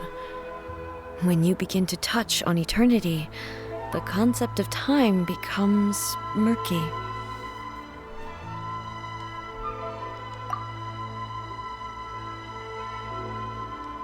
A place where time is meaningless and cannot be understood with ordinary logic. So that was the turbulence I was sensing. Perhaps that is the reason why you were able to return precisely to this point in time without any problems. And yet, that sense of disorderliness has now completely disappeared. I don't fully understand yet. But my intuition tells me that the reason for everything, it's that seed. Well, I'm not convinced that it was Makoto's power alone. I know what you mean. Perhaps a higher power really was involved in all of this. But whatever the explanation, her solution is what saved us all. Without the sacred Sakura, Inazuma would likely have been completely swallowed up centuries ago by that disaster and the filth. I know you've always perceived there was something special about the sacred Sakura, but to me, it has always been there. You've tried in the past to prove to me that there's a connection between the sacred Sakura and Makoto's consciousness, but unfortunately, you never did persuade me, did you? No, but I understand why now. It was because the sacred Sakura hadn't even been planted then. But don't you think that tree looked a lot different than how it does now? The sacred Sakura is within my purview at the shrine, so obviously I get to prune it exactly how I like it. Ugh. Now we see who's pulling the strings. I'm joking. That tree has been through a lot since it first sprouted. We have the loving care of Kitsune over the ages to thank for how it appears today. And obviously I played my part too. It's fair to say that very little time passed between the moment you came out of that realm and the moment you re-entered it. But in that same time, centuries of battling took place on the inside, did it not? Traveler, if I'm guessing correctly, you were repeating your wishes to yourself in your mind, weren't you? At that time, I could sense A's whereabouts, but I also sensed anomalies in the flow of time within that space. Suffice to say, time added a whole new dimension to our search. Simply establishing a location was not sufficient. Fortunately, your will was strong enough that the turbulence carried you to the moment in time most likely to be the intersection of all that you were wishing for. The flow of turbulence may well have been influenced by Makoto, but it took everyone's efforts combined to ultimately help A. So this time, it looks like thanks are due to you. Does that mean it wasn't by chance that we ended up at the final duel? We were always meant to be there to witness what was going to happen? I thought that the flow of time was the same on the inside and the outside, so it was a great shock to me when the traveler reappeared. My first thought was, has a great disaster befallen Inazuma? But it turned out you had come to rescue me. You came for my sake, to help me reach the best possible outcome. You too have my thanks. You have done much for me, and I will never forget it. A, how are you feeling now? My body has fully recovered, and the Shogun's will no longer fights against me. Always thrilled to hear you're in good health. But I was really asking about your emotions. Have you managed to calm down? After all, you saw Makoto in there, didn't you? I only heard her voice. I wouldn't say I saw her. I'll be fine. It brought a few things back, of course, but I've made my decision to move forward. I have to say, this has reminded me once again just how brilliant Makoto was. She predicted all the ways in which Inazuma's future could unfold, all the way back then. She even factored my immaturity into her plan. It's all thanks to her that Inazuma lived to see this day. I just planted a seed. Yeah, it was thanks to everything you did that you got to see her again. That's amazing!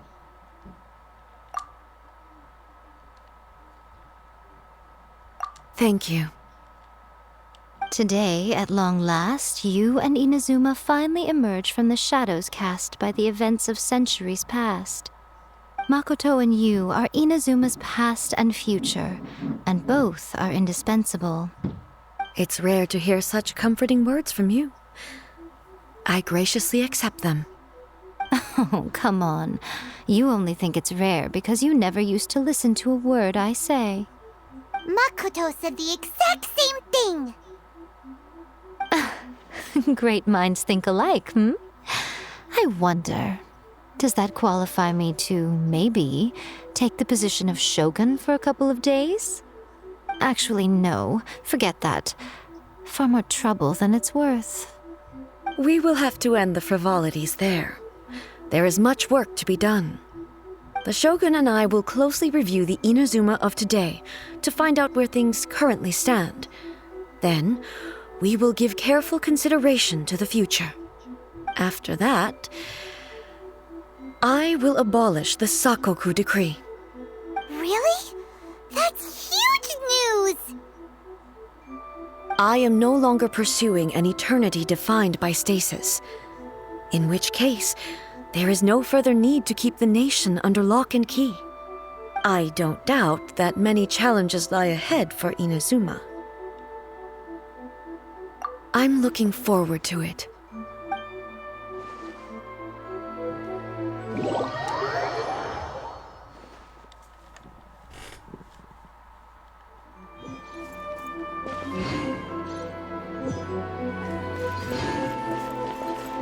Protection of the Electro Archon. May the blossoms.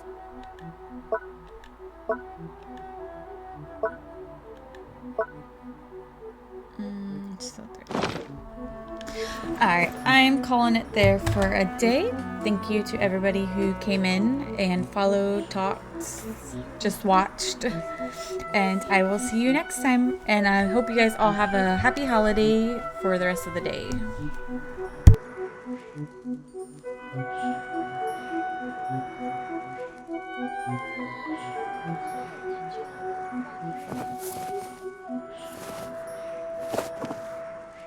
By the protection of the Electro Archon, may the blossoms of the sacred Sakura bloom eternally.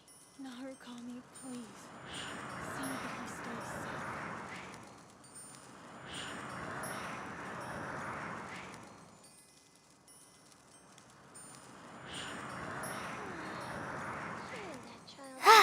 I'm feeling alright today. I'll take the chance to try to get some more done than usual. By the protection of the Electro Archon, may the blossoms of the sacred Sakura bloom eternally.